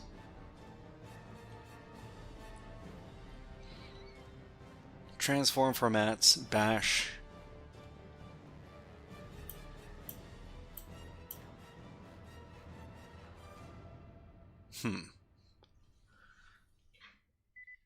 Okay.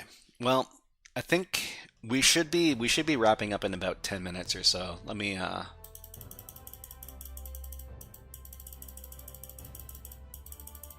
set up the final countdown. But yeah, this is just the first stream that we're doing this week. We're also going to be streaming on Wednesday and on Friday. And if you're interested, I would very much appreciate everybody coming on by, because we're going to be figuring out how to do our phishing email stuff. It's going to be a lot of fun.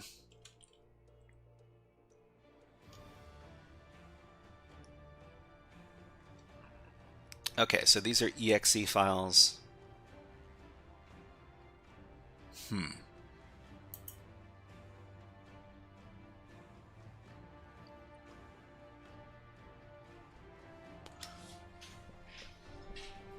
Okay, so this is going to take a while, so I think I'll be heading off in a bit. Let's see if anybody else is doing InfoSec stuff. OreoBite, are you still here? If you're still here, OreoBite, you could go online and I could send some people your way. So it looks like I'm the only person here. The shell access. Yeah, I mean, this is what we're looking for. Everybody's looking for that shell access. Let's see who's on Twitch right now.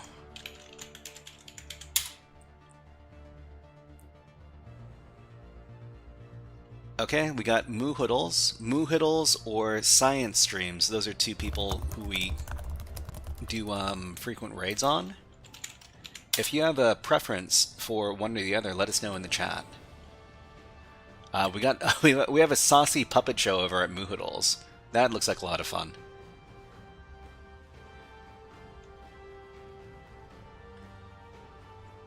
Okay, so let's see. Grimran says, how do I use SSH? How do I use it? Yeah, well, you know what? Here, Grimran, let's give you the starter pack. So these are some YouTube playlists I like to recommend to people who want to get into hacking. So the first two lists are just basically basic IT stuff in general. The third list is for computer networking, something that you need to know to do these kind of hacking challenges. And the fourth playlist is for easy cybersecurity exercises, which includes stuff like how to use the SSH program. So go ahead and take a look at that last playlist, and yeah, you can probably learn a lot. All right, let's raid into Moohoodles. Raid Moohoodles.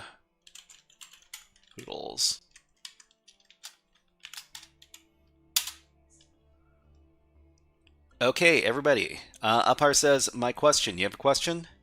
How to change a PHP shell to a JPEG format. PHP shell to a JPEG format, you... Hold on. PHP shell to a JPEG format. So...